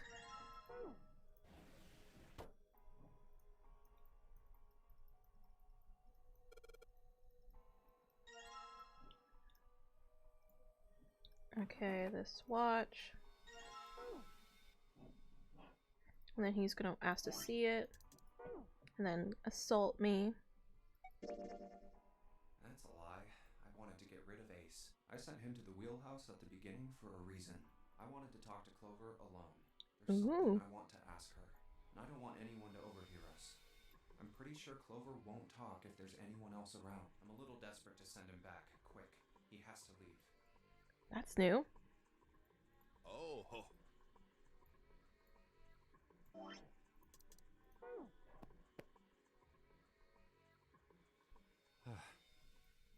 Junpei let us out and brushed a few drops of sweat from his forehead. He turned and found himself looking straight into Clover's eyes. New dialogue. She'd heard what Ace had said. She regarded Junpei with caution. What was that about? She was clearly suspicious and with a good reason. Why are you looking at me like that? Junpei's eyes widened and he held up his hands in a gesture of innocence. No, it's not like that. What's it like then? I just wanted to hear the rest of that story. I didn't get a chance to ask you about it until now. What story? About the experiment, remember? The one you started to tell me in the operating room? You said something about an experiment that happened here 9 years ago. Clover bit her lip. She stared down at the floor for several long moments, and when she spoke it was barely audible. I'm sorry, but I don't want to talk about that right now. I'm just not in the mood, okay? You understand, right? I keep thinking about my brother. I can't stop. I mean, who would do something like that to my brother? Don't worry, he's alive though. I can't forgive them. I'm not gonna let them get away with it. They're gonna pay for it. I promise. So... Her shoulders were shaking. Drops of blood had sprung up on her lips when she was biting them. She wiped it off and looked up at Junpei, her eyes fierce and angry. Junpei? Who do you think did it? Her voice was cold and scarcely above a whisper. Junpei gulped. Well, if what Seven said was right, then there would have to be at least 2 of them. You need at least 3 people to open the numbered doors. And if you subtract Snake, that means there were at least 2 other people. You're right. So, what does that mean? Well, if we just look at the bracelet numbers, we should be able to figure it out. Who could have opened door 3 with Snake? Well, really, who and who, or who and who? You mean it could have been 4 people? Well, technically, it's possible. I don't know. That doesn't seem very likely. Why? I'll tell you later. Why don't we just assume it was only 2 other people for now? Okay, got it. Okay. Then who do you think it could be? Junpei crossed his arms and thought. Snake's bracelet's number was 2. Which 2 bracelet numbers added to 2 would give a digital root of 3? Which 2 bracelet numbers added to 2 would give a digital root of 3? Bro,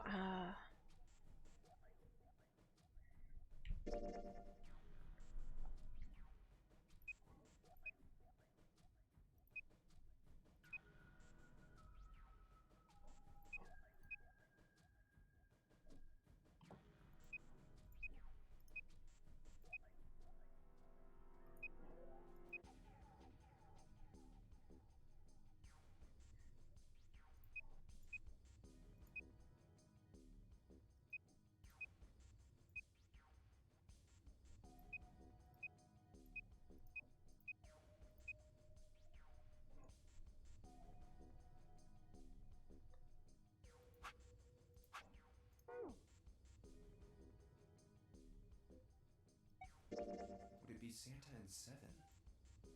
The digital route for 3. Wait, hold on. Are Santa and 7 the killers? What's wrong? Clover looked at Junpei and he looked back at her. There was no point in hiding it. I thought about it, and He told her his conclusions. That's what I thought. She looked less surprised than he expected. Santa and 7.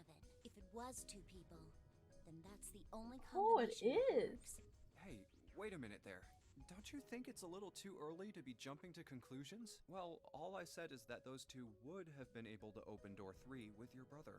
There might be other possibilities. Well, what other possibilities? He didn't have an answer. He was ready to admit defeat when Clover spoke. Are you saying you think that it was 3 or 4 people? I really don't think that's likely. Why not? Can I borrow your pen and paper? Clover put her hand out Yeah, expectantly. here. Junpei pulled out his pen and a pad of paper and handed them to her. When did you get that? She opened the notebook and wrote down several simple addition problems. Eventually, she had 8, which provided a digital root of 3. So that one's out because it involves her. What's this? These are the combinations for 3 or 4 people. Oh, big brain! These 8 combinations are the only possible ones. Oh, I see. Junpei, Yeah? I can trust you, right? Of course. Why would you need to ask that? Really? Yeah, So then I should get rid of B, D, G, and H, right? of course. Just cross them out. And you should take off yours too. The ones with 4. So, what does that leave? A and E.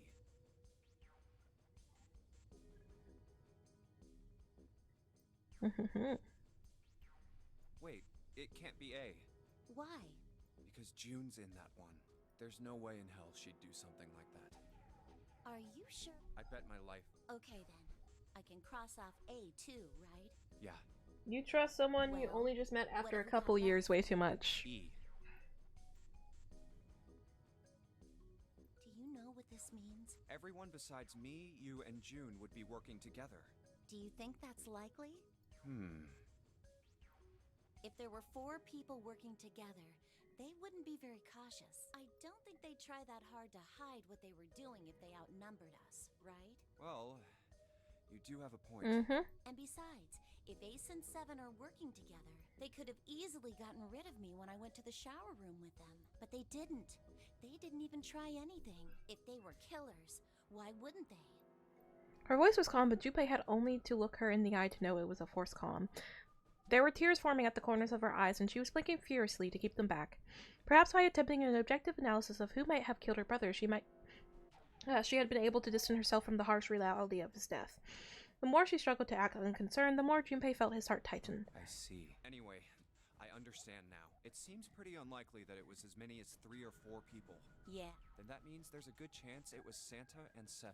that's how it looks. But why would they do it? There was a moment of silence. Motive. He laid his hand gently on her shoulder. He was so close to the answer when Ace chose the worst possible moment to return. He raised a knowing eyebrow and then spoke. Interrupted something? What is it? There was something I wanted to speak with you about, Junpei. Could you come with me for a moment? He turned on his heel and walked back towards the wheelhouse. Go ahead. Okay. Junpei looked at Clover. He gave her a short nod, hoped that she would be willing to talk to him again later and followed Ace. What did you want to talk about? Ace looked at Junpei and smiled, perhaps more of There a was smirk than something I smile. wanted to check. Yeah? What's that? If you'll excuse me. Oh yeah, it's the pocket thing. Oh. Hey! I'm just... No! What you switch... I meant... Then... Oh... Okay. Okay, let's get out of this place.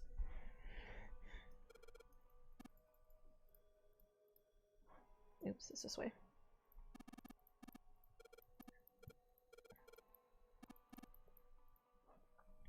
Okay, what is it?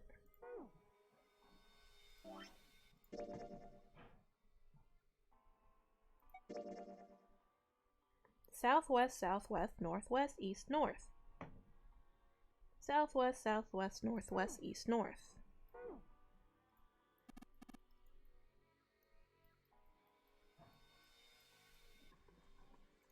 can't use it?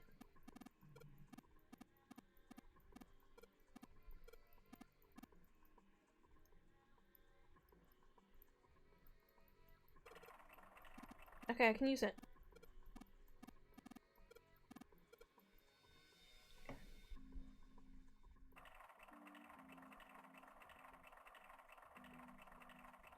South.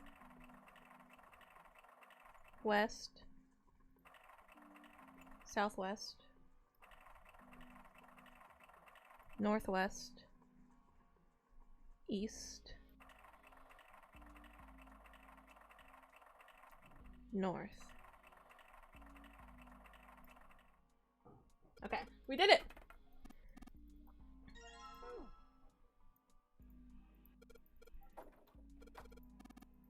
Oh, let's see if I remember this. Okay. It was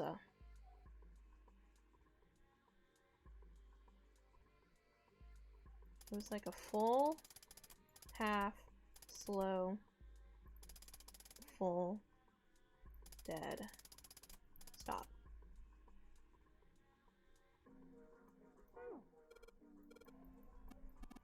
Oh, I did it! I memorized it. Okay.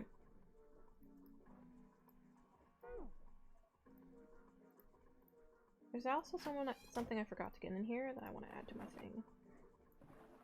Oh, is it already in my files? Get me out!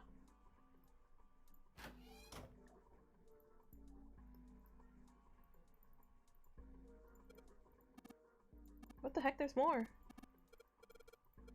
That wasn't there last time.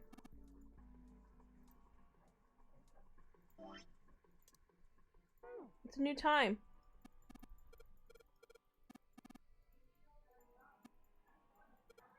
Okay.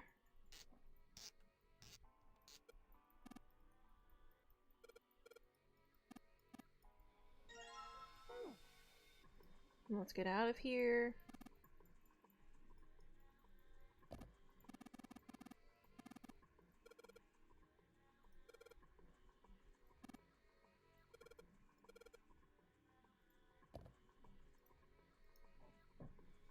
Oh, is there another thing? Okay, let me see. Let me see.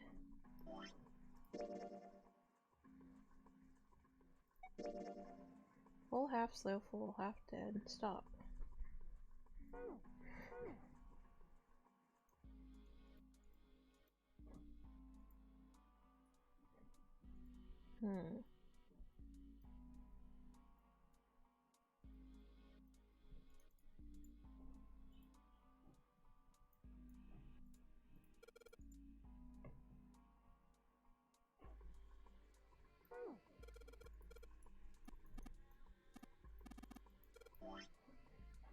Stop talking to me!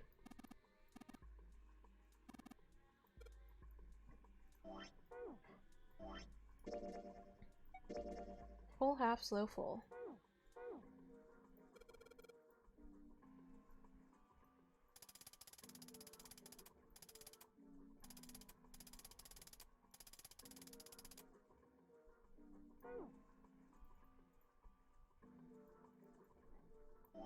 I forgot this second to last one. Half, dead, stop. Full, half, slow, full, half, dead, stop.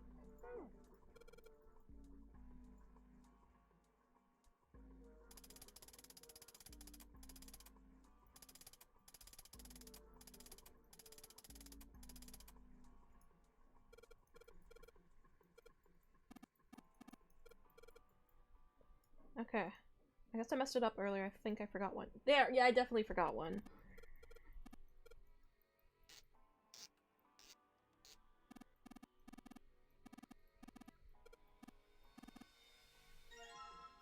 Okay.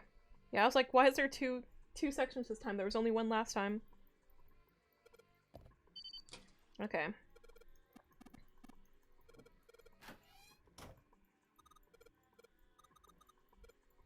Okay. We're almost there, y'all. We're almost there.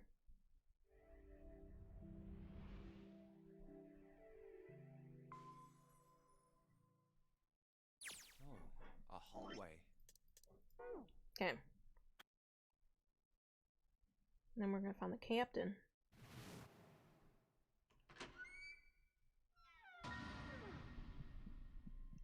Ugh.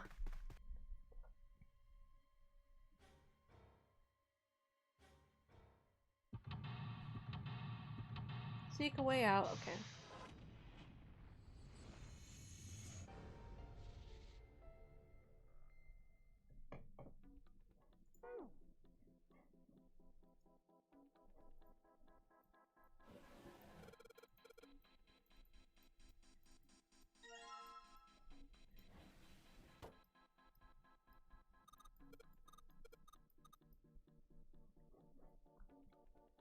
Oh yeah, we gotta press the button.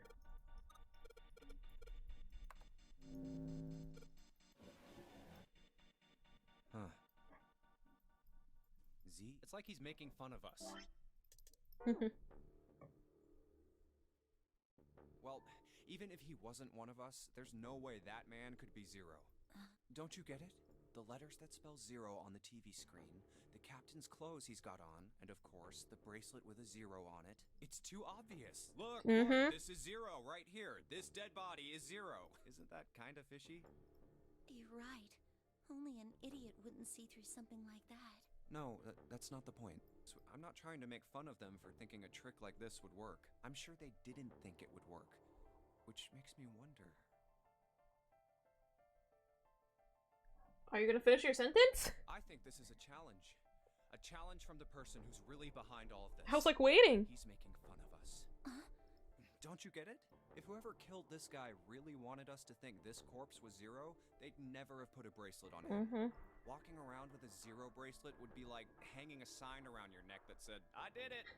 Anyone with a brain would be able to see that this guy is supposed to look like everything Zero is supposed to be. Just like we did. So we're going the right way. We got new dialogue. We wouldn't think he was Zero and put the bracelet on him anyway. Do you know why? Why? Like I said, he's mocking us. Too bad, suckers. This isn't Zero. Where's the real me then? See if you can catch me. It's the same bad joke a lot of criminals like to play. They'll just sit back and watch people run in circles. That's really twisted. But it almost seems kind of childish. Yeah, you're right. It's really childish. It's like it's just a game to whoever this person is. Junpei bed down next to the corpse. Alright, let's get back to the point. Who killed this man? I don't know. And what's this guy's deal? Who is he? How would I know that? If I knew anything, I would have told you. You have no idea who he is. Why would I? Junpei sat back on his haunches and thought. We should check and see if he's got anything on him that might tell us who he is. Give me a hand here, Clover. Huh? We gotta flip him over. How else are we gonna search his pockets? Clover didn't move. Okay, fine. Guess I'll do it. Okay, you're telling like a high school girl to flip over a body. He grabbed hold of the arrow, not completely covered in blood, and shoved. It took a moment, but eventually Junpei felt this man's bulk begin to shift. But just as it did, something fell from the man's left wrist. Hey, it's the bracelet with Zero on the face.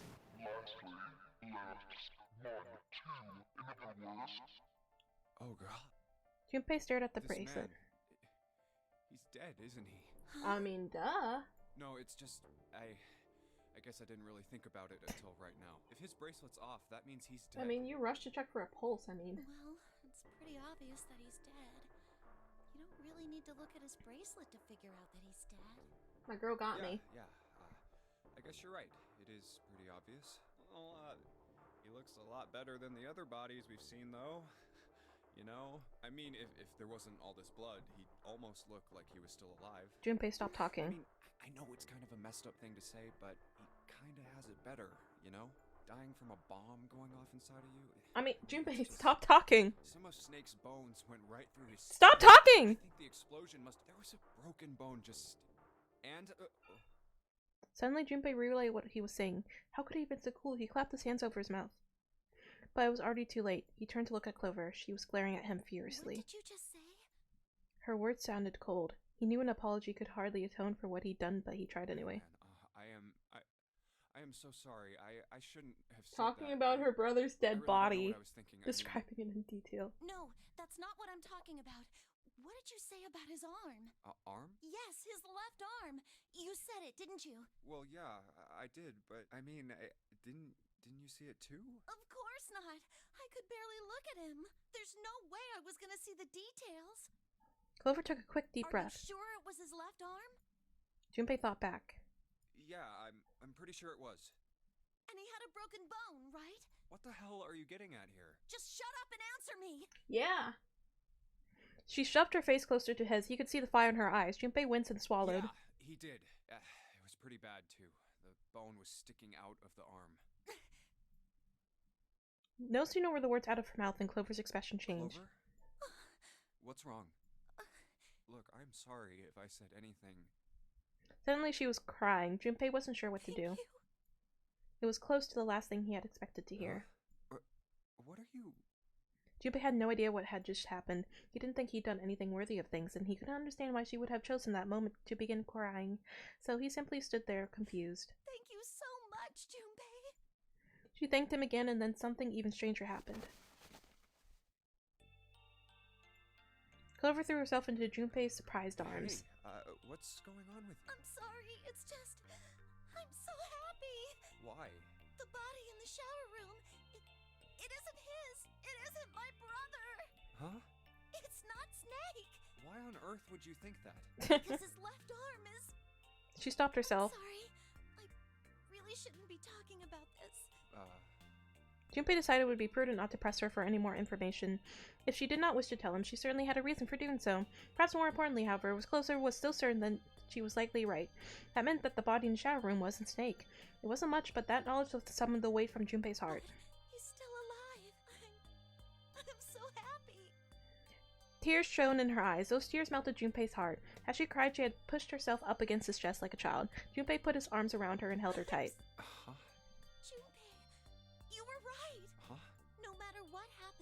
You can never lose hope. What are we in Danganronpa? You have to remember what's most important, and that's to have faith and to have love. If you can remember all of those, that'll bring you good luck. The dumb, stupid Clover. Like the four-leaf clover, not clover. That thing. It was a laminated bookmark with a four-leaf clover. I only made it here because you gave me this. I was suspicious of everybody. I was angry and miserable. Mood. Because I had this four-leaf clover. Because of what you said to me, Yeah. Junpei hadn't thought his words would have had such an effect on her. Her words were making him feel a little awkward. Thank you so much, Junpei. She looked up at him. He scratched his nose and pretended to notice something interesting somewhere else in the room. If you really want to thank somebody, you should be thanking Santa. Santa? Well, he was the one who gave me that thing. And the words for each leaf, I got that from him too. Oh. Then suddenly, Clover broke away from Junpei. Huh? He looked confused. He hadn't thought she'd react that poorly. Clover began to pace across the room. She teleported. 6 steps to the left, 6 steps to the right. Another 6 to the left, another... Then she stopped. Did Santa really tell you those things? Her eyes were serious but not angry. Did I say something wrong? Oh no. In fact, this could be really good news. I think. You think? Santa knew about the words and the clover. The only people who should know about that are the other subjects. Subjects? The other people who were in the experiment 9 years ago. With my brother and me. But he's blind, and I was part of the Nevada test group. So neither of us would be able to recognize the faces of the people who were on this boat. Whoa. Okay, time out. Yeah, like, he went too fast. I know what happens, but, like, just having all that information. Junpei held up his hands. He took a deep breath and let it out. Calm down for a second, okay? Start from the top. Don't start with the end and then jump to the middle. You gotta start with 1 and then move to 2 and 3 and 4 and so on. If you don't tell me stuff in the right order, I'm never gonna be able to figure it out. Okay. Alright. Let's start with this experiment. What happened on this boat 9 years ago? Do you know about morphogenetic fields? No. Morphogenetic fields? I actually do, but it's so much... Oh, brain work. He did, and then the realization sent chills down Junpei's spine. Alright, how about this? Theory of the telepathic mechanism. I think Lotus mentioned something like that. Junpei recounted what Lotus had told him earlier. Clover nodded. Telepathy, huh?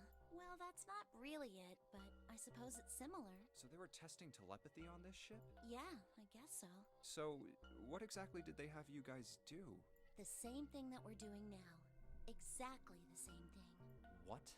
The nonary game. 9 people were put on this boat, and 9 others were put in the building in Nevada, and the game started.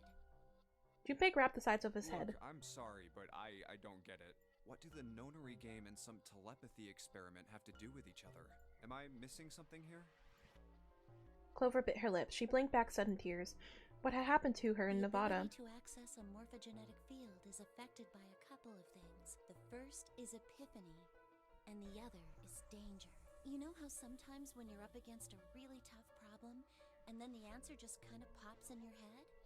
That's an epiphany, and what you learn from the epiphany can be transmitted with telepathy. We're learning! We're learning! When you add danger to that equation, then it gets easier to transmit that information over telepathy. So you're saying the nonary game was supposed to introduce that element of danger? Yeah, but it couldn't be just any old danger. It had to be life and death. And someone did actually die. A girl. Junpei felt the sudden grip of despair on his heart, something deep and distant and powerful squeezed, and for a moment he felt very, very empty and alone. She was on the boat with my brother. I was in Nevada. I never met her, but I did hear her name. Her name was... The sound of the door opening was like a gunshot. Junpei spun around. Oh, my apologies. I seem to have disturbed you. Ace! You two must have strong stomachs. I can't imagine how you could stay in this room for so long. Ace glanced down at the floor. At the corpse covered in blood. At any rate, Junpei, would you be so kind as to come and help me with something? I'm having a little trouble and I could really use your assistance. Come on. It'll only take a moment. With that, he turned and walked back toward the communications office. Clover waited until he was out of sight, then spoke in a small, quiet voice. I don't want Ace to hear us. We can talk about this later. Huh? Hey, wait! Clover ignored him. From outside, Junpei could hear Ace calling. What are you doing in there? Hurry up! Impatient. Making me do all the work. Grumbling to himself, Junpei stomped off toward the communications office. Okay.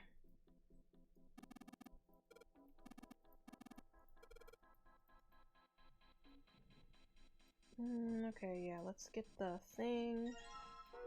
Let's get this. Let's get the music box, wherever that was. This thing. That's not the music box.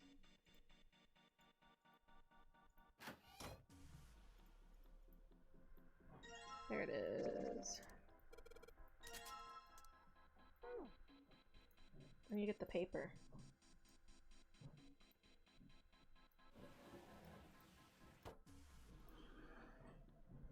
Where did I get the paper from?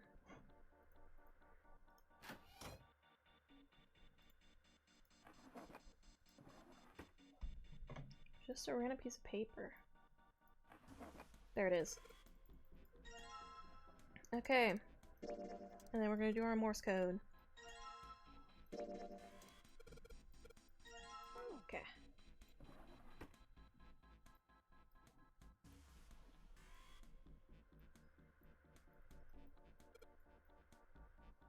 Bum bum bum bum bum bum bum bum bum bum bum bum bum bum bum bum bum bum bum bum. Okay.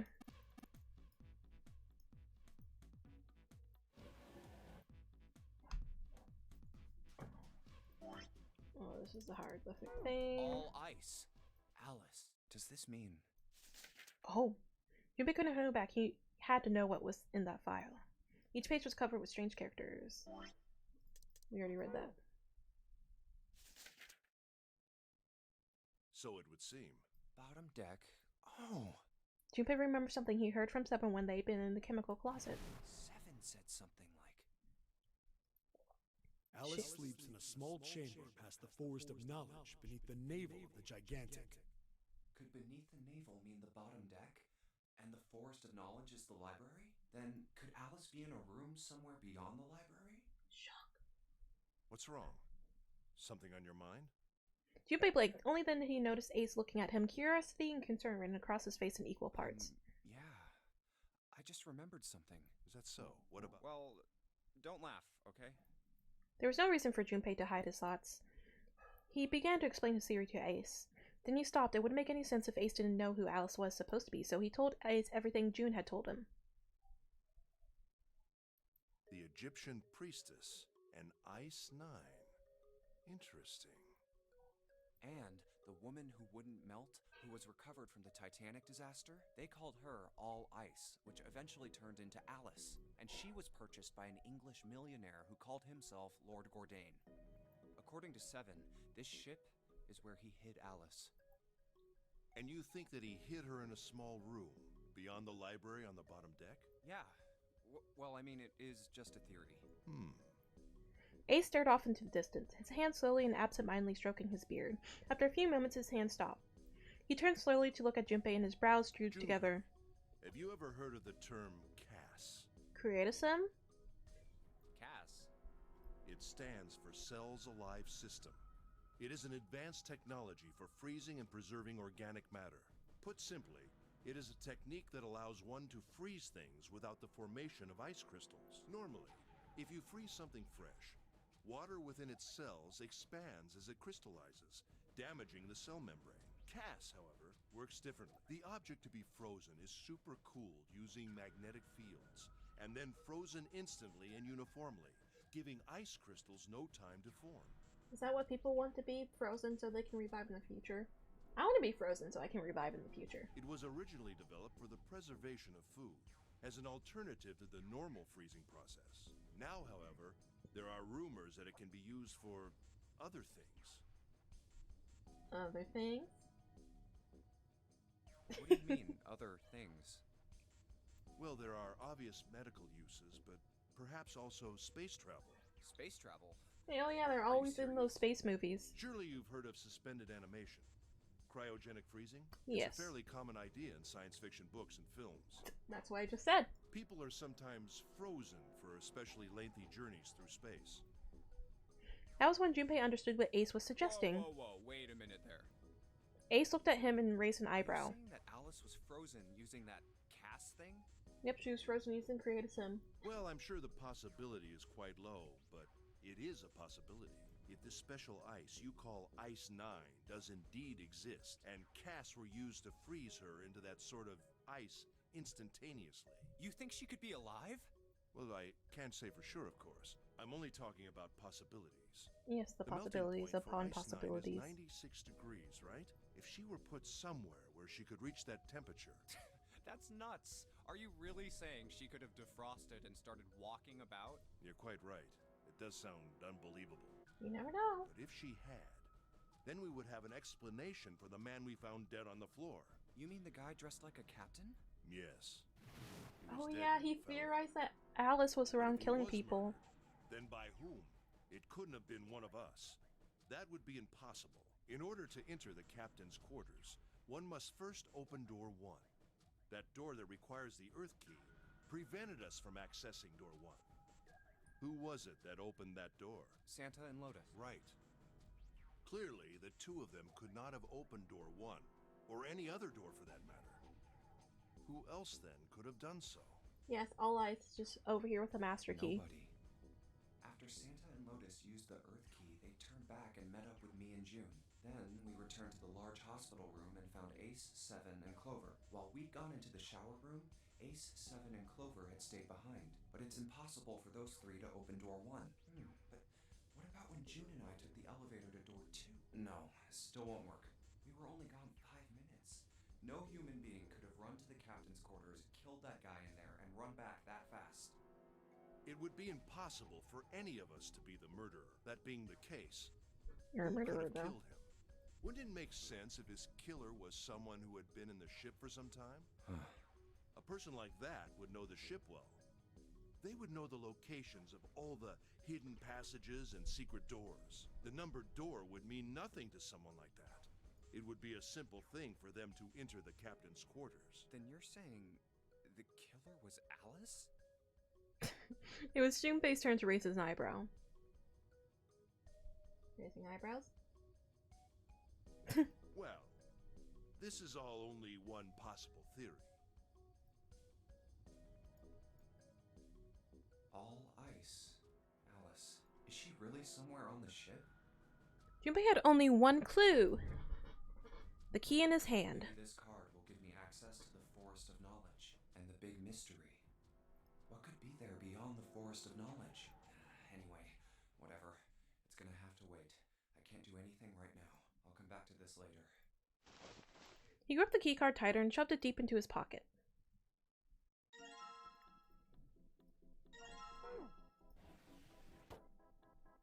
Okay.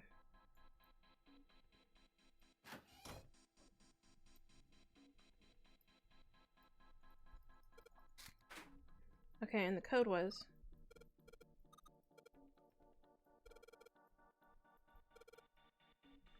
$35, $14, $24, $27.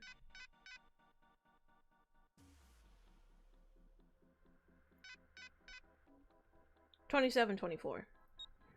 30, 35, 14, 27, 24. There we go.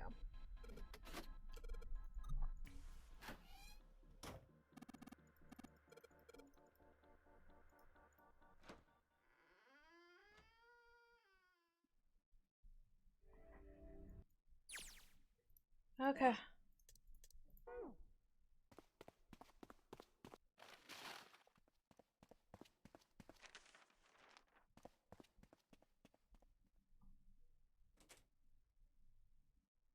A note. A note? Yeah. I Ooh. found it in the pocket of the guy with the captain's clothes. It said something about the darkness of the sinister hand or something. What the hell? No, not right.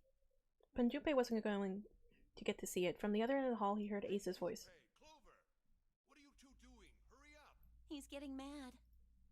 Clover I'll shrugged. show it to you later, alright? Come on, we gotta... Before Junpei could protest, she was gone. Around the corner and off down the long hallway.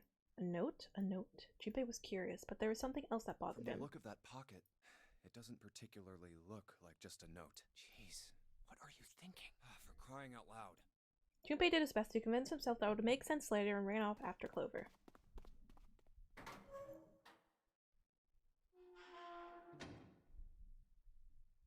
Junpei pushed through the door and found himself in a large room with a large set of stairs. Stairs. Huh. So this is where it ends up, just like it says on the map. Okay.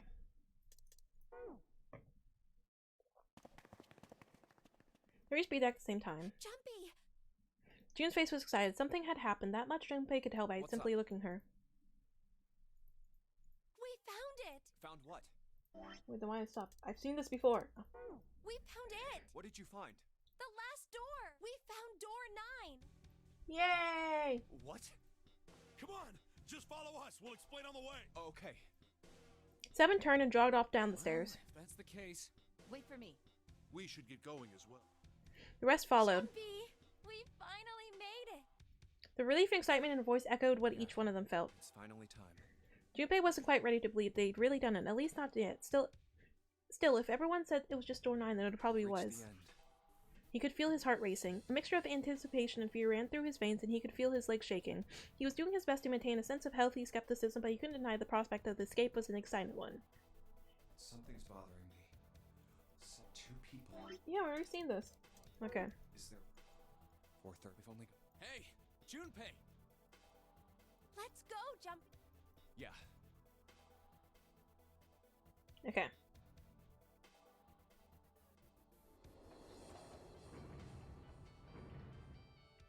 What was that slow in the music for? As a group, they piled onto the elevator and rode impatiently down to E-Deck. It looked familiar. That was a metal grate between the two elevators. Seven grabbed a hold and began to I talk. know I told you I'd explain it earlier, but honestly, there ain't much to explain. After we split off from you guys, the four of us got into the elevator on the left, and that took us to the other side of the grate. After that, we headed down another hallway. It took us toward the bow, and eventually to the number. We opened it and kept going. There was another locked door behind it, like usual. But this time we had to, once we were through that door, there was another hallway that went the other Mhm. way. So, on your way, you found the elevator. That's right. So, in other words, you kind of did a lap. You came from that side to this side. Yeah, With that settled, So, where's the number 9 Junpei door? looked around. over here. Seven began walking down the hallway that led towards the stern. Junpei and the others broke into a jog to keep up with him. By the way, They had been walking for a while. June in silence stepped with Junpei when she spoke. you know, it's because of Santa that we're all here right now. Huh? That all 7 of us are going to door 9. What? You don't get it? Santa, 7, and Lotus, what's their digital route? 9. That's right. They could have just left me behind and kept going if they'd wanted to. But they didn't. Yes, because Santa wouldn't let them. He said, we can't leave June and the others behind. That's why we went looking for you guys. And then you got on the Aw, elevator so and sweet. went back to the central staircase. That's right. Well, I wouldn't have called that one. That Santa would be the one to stick up for you. Junpei felt his eyebrows knit as he considered that. Oh, don't get me wrong. Perhaps June had sensed Junpei's I don't concern. mean that 7 and Lotus said they wanted to leave me behind. We were just talking about it, and Santa objected to it first. Is that so? Junpei was about to respond when Seven suddenly We're stopped. here. In front of them stood a door. Is this... Yeah. Junpei couldn't see Seven's face, but he could see him There's no nod. other place for us to go. Nope. Just look around. There's a big old iron wall at the end of the hallway. The other hallways on the left and right are blocked by metal grates. I see. It looked as though Seven was right. The door in front of them was their only Alright, choice. Let's get moving. He pulled open the door and walked in. Junpei took a deep breath and followed. Oh, It appeared they'd been telling the truth. no way. The first thing Junpei saw as he entered the room was a number. Like all the others, a rough thing made of red paint, the door decorated sat on the back wall of the rectangular room. Junpei ran up to it. The 9 door. It was a large double door with powerful styling. Something about it was almost majestic, and it made my teeth. And it made the red paint look especially garish. We're finally here. Junpei grabbed the handle and shook. It didn't budge, but then he hadn't really expected it to. The red was bolted to the wall next to the door. Its display read No vacant. doubt about it. This is door 9. Oh, fine. Junpei felt a flood of emotion wash over him. He felt a chill down his back and his chest tightened even as the blood began to boil. There was a moment of complete silence. Look behind you. He turned around. What? Junpei could scarcely Why? believe what he saw. I don't know why I paused there. I was like, scarcely? Junpei could scarcely believe what he saw. Door. There's The another... second one. Hey, what the hell? What the hell is going on here? His words came slowly and his brain struggled to understand what he'd seen. On shaking legs, he made his way to the second door. It was a small step parallel to the door they'd come through, but in the other corner of the room, there was no mistaking the number, and if any more proof was needed, a red was bolted to the wall near the door. And of course it won't open. He grabbed the handle and shook the door, not because he expected it to open, but because he had to make sure it was real. Why? Why the hell are there 2 doors? It was Ace who spoke first. Do you think perhaps one is the right door and the other is the wrong one? Lotus was skeptical. I don't know about that. It seems unlikely. What makes you say so?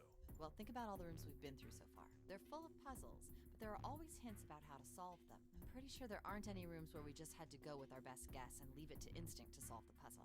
Do you really think that at the very end of the game, Zero's I did going that to with one of the suddenly rooms. throw in something that depends entirely on luck? Then you're saying there's some sort of hint in this room. There is a game that depends on... In the third game, there's this one thing that depends on luck, and if you fail, you just use the flowchart to go back. It's a No, 50-50 thing. I don't think there's a hint anywhere in here. I searched it. I got it very first try, well though. when I was in here before. I didn't find anything that might have been a hint, though. Well then, that means... Yeah. 31 a.m. I want to finish this game. I mean, if you think about it, Zero never actually said there was only one door with a We're gonna knife. switch to this. It is hidden, but an exit can be found. Seek a way out. Seek a No door. more reading. So if there are 2 number 9 doors, if we split it up right? That's not gonna work. You've got a notebook and a pen, right? Can I borrow them? Yeah, here. Look at this. You get it? The numbers on the top are all the combinations with digital... There's only 8 possibilities if we split up into 2. If 3 people go through the door, then 4 are left behind. If 4 go through, then 3 are left behind. Why does he sound so out of breath? No way.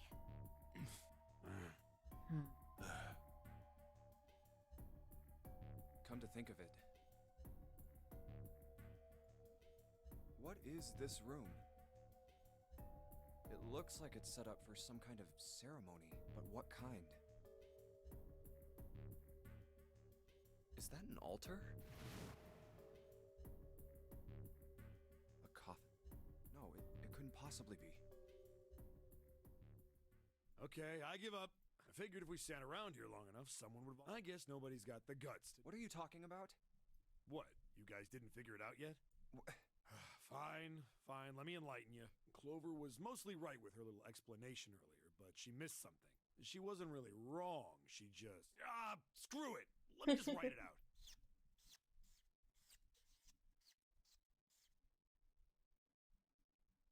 If you're trying to leave with a group of 3 and a group of 4 and get everybody out, Clover's right. But there's another way. Only one combination, though. If you split us up into groups of 3, 3, and 1, you can make this combination. Wait, don't get me wrong here. I'm not trying to copy Ace or anything like that. Even if he hadn't been the hero back in the big hospital room, I'd still be saying the same thing. Will you? The same thing? Are you saying? Yeah, I am. I'll stay behind. Oh, 7. Let Ace stay behind. Why are you acting so heroic all of a sudden? How have you grown to Are you him? some kind of idiot? No, I'm completely against this. I'll be goddamned if I'm gonna have to owe you for getting out of here. Soon, Ray. I'm against it too. I didn't want to leave Ace behind, and I don't want to leave you either. I don't like that idea. There's gotta be other options. I disagree as well. I can't say I care much for you being the hero. Well, there you go, 7. Proposal denied. Clover's right. There's gotta be a better way than this. Doesn't make any sense. Whoa, hold on a minute. I haven't said anything yet. Are you agreeing? You want to leave him here? Nah, I'm against it. I don't want to leave 7 here alone. Then I don't see how it matters. I said alone. Huh? I said I don't want to leave 7 alone. He sounds like a toddler. What the hell are you? What? You don't get it? I can't leave just one person. I need 2 more. 3 people, including 7. I'll be leaving behind 3 people. That's my proposal. No, those are... What do you mean, orders? What the hell makes you think you can order us around? Who the hell's gonna listen to you? You all will. In 3 seconds, you won't have a choice. What? 3, 2, 1. Bamboozle. See? I told He you. pulled an Ace. Huh? Why? What the hell is that? The gun's from the other room. What room? One of the rooms behind door 6. I should have known he was gonna do this. I should have taken the gun. Well, it's too late now, fat ass. Hey, he's not fat. He's just big. He's tall and girthy. Now, time for you to start following my orders. At least Ace, he Lotus, looks hot like this. Congratulations. I've chosen you to come with me. Put your hands in the red. Hey, you deaf? I gave you an order. Right. Fine. I didn't want to waste any bullets, but you guys just don't get it. He really shot it? Why? Santa, why are you Santa?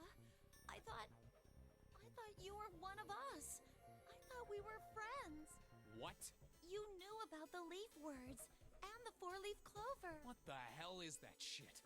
I've got no idea. You're lying. Shut up. Just shut up, you stupid bitch. Don't insult Clover. Bullet in your fucking head? I'll put one in yours. No, All right, assholes. just get steak up on him. Get over here and scan those bracelets. I don't have all day. Oh, what's the matter? Your hearing's starting to go? Going senile, maybe?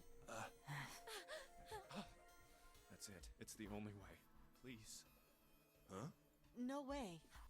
Jumpy, what are you saying? If you stay here, you're going to be stuck, Jumpy. And so will Clover and 7. I know, but you don't need to worry about us. We'll figure something out. Right, 7? Right. You just leave it to us. Yeah. Piss me off to do what Dream Santa team. says, but Don't worry about me either. There's still something I have to take care of. No, no! You can't! Ace, Lotus, don't come over! Don't worry about me! Please! Please. Go. All right. Fine. Can't believe Alright, Santa's letting Ace now get let's away get like those that. hands up. What's the holdup? What? You think I'm fucking around here? I don't give a shit about this girl. The red doesn't need a person, you know? All I need is the bracelet. You get it? Good. Now put your fucking hands on the scanner. I'm not gonna say it again. Fine. I like how, like, not many people are intimidated by him as they were with Ace. Good job. Probably because he's smaller. Lotus, pull that lever. As soon as the door opens, you get your ass in there. Try anything stupid, and you know what happens, right? Damn it. Good. Later.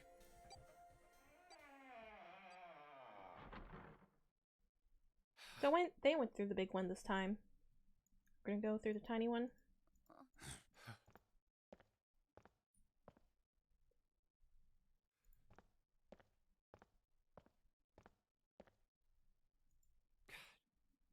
June. So, what do you want to do, June? What do you mean, what do I want to do?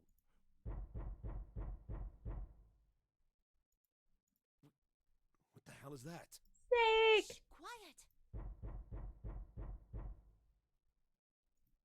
Where is it coming from?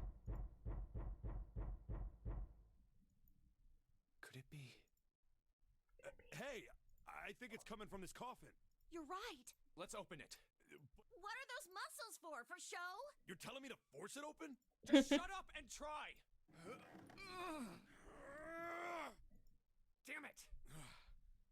Man, it won't even budge. Not another one? Yeah, looks like it. Do you think we have to put in the right password or it won't open? I think so. Whoever or whatever's inside this thing wants out. And now. I know that, but how?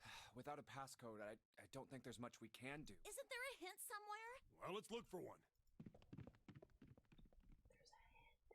In his brain. Not making this easy, are they?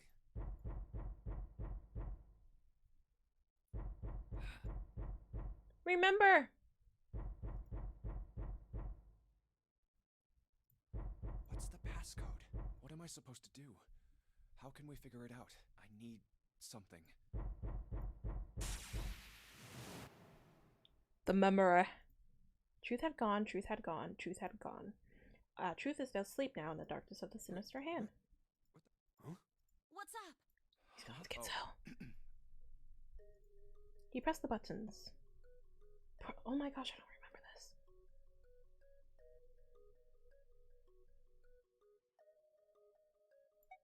Was it this one?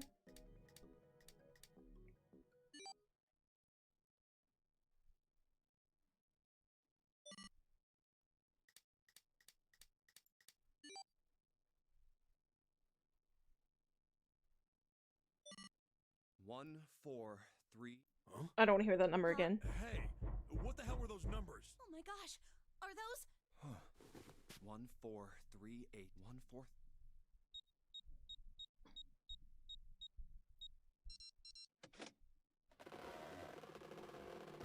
Snake! What? Why are you? Oh? Is that you, Clover? I was like, oops, sorry. I still like how he doesn't mind this at all. Snake! You? Why? Junpei? And 7? Is that you? Is everyone else there as well? Oh, jeez. You're back! Chen, my body's still a little weak. Oh, you're back! You're back! You're really here! Aw, how sweet. Come now, what's gotten into you? You're acting as though I've returned from the grave. Not as though! You did! I really thought you were dead! Huh? You jerk! Idiot! Idiot! Idiot!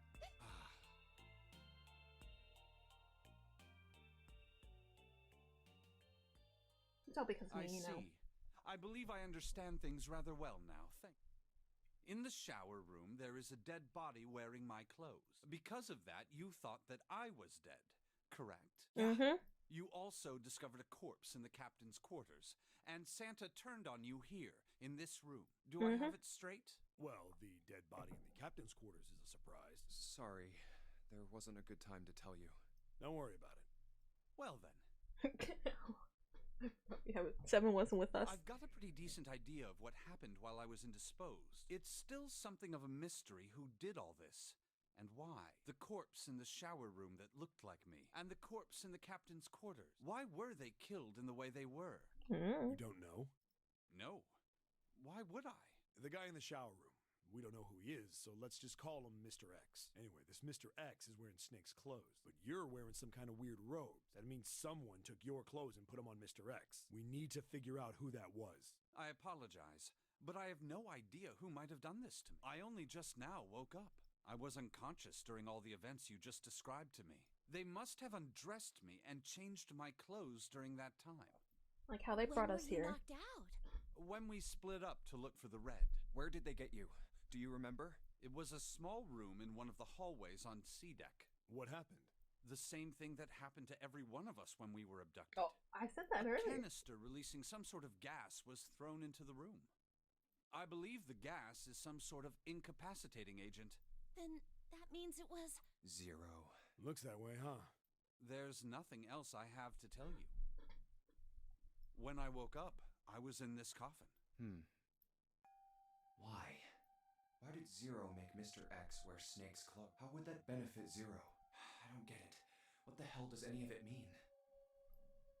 And I have no idea how I got the passcode for the coffin either. Truth had gone, truth had gone. Where did those words come from? Why did I feel compelled to push the buttons on the bracelet after hearing them? All I know is my fingers moved on their own. It was like I did it subconsciously. I wanted to finish this tonight, but I honestly would if I had the day off tomorrow, but I don't. I have work in like 5 hours and I haven't slept, so I need to end today for my own sanity. I was gonna push through, but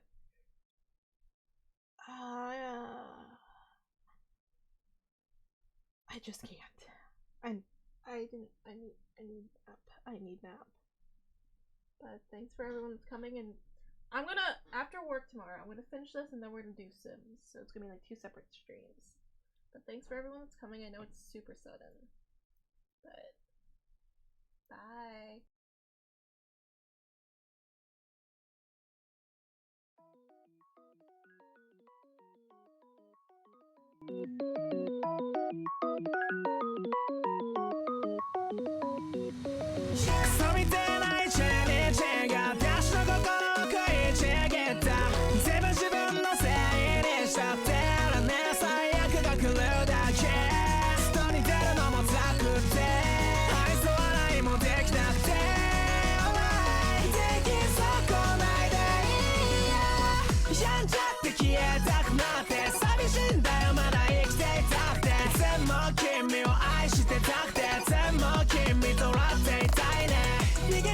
Come on.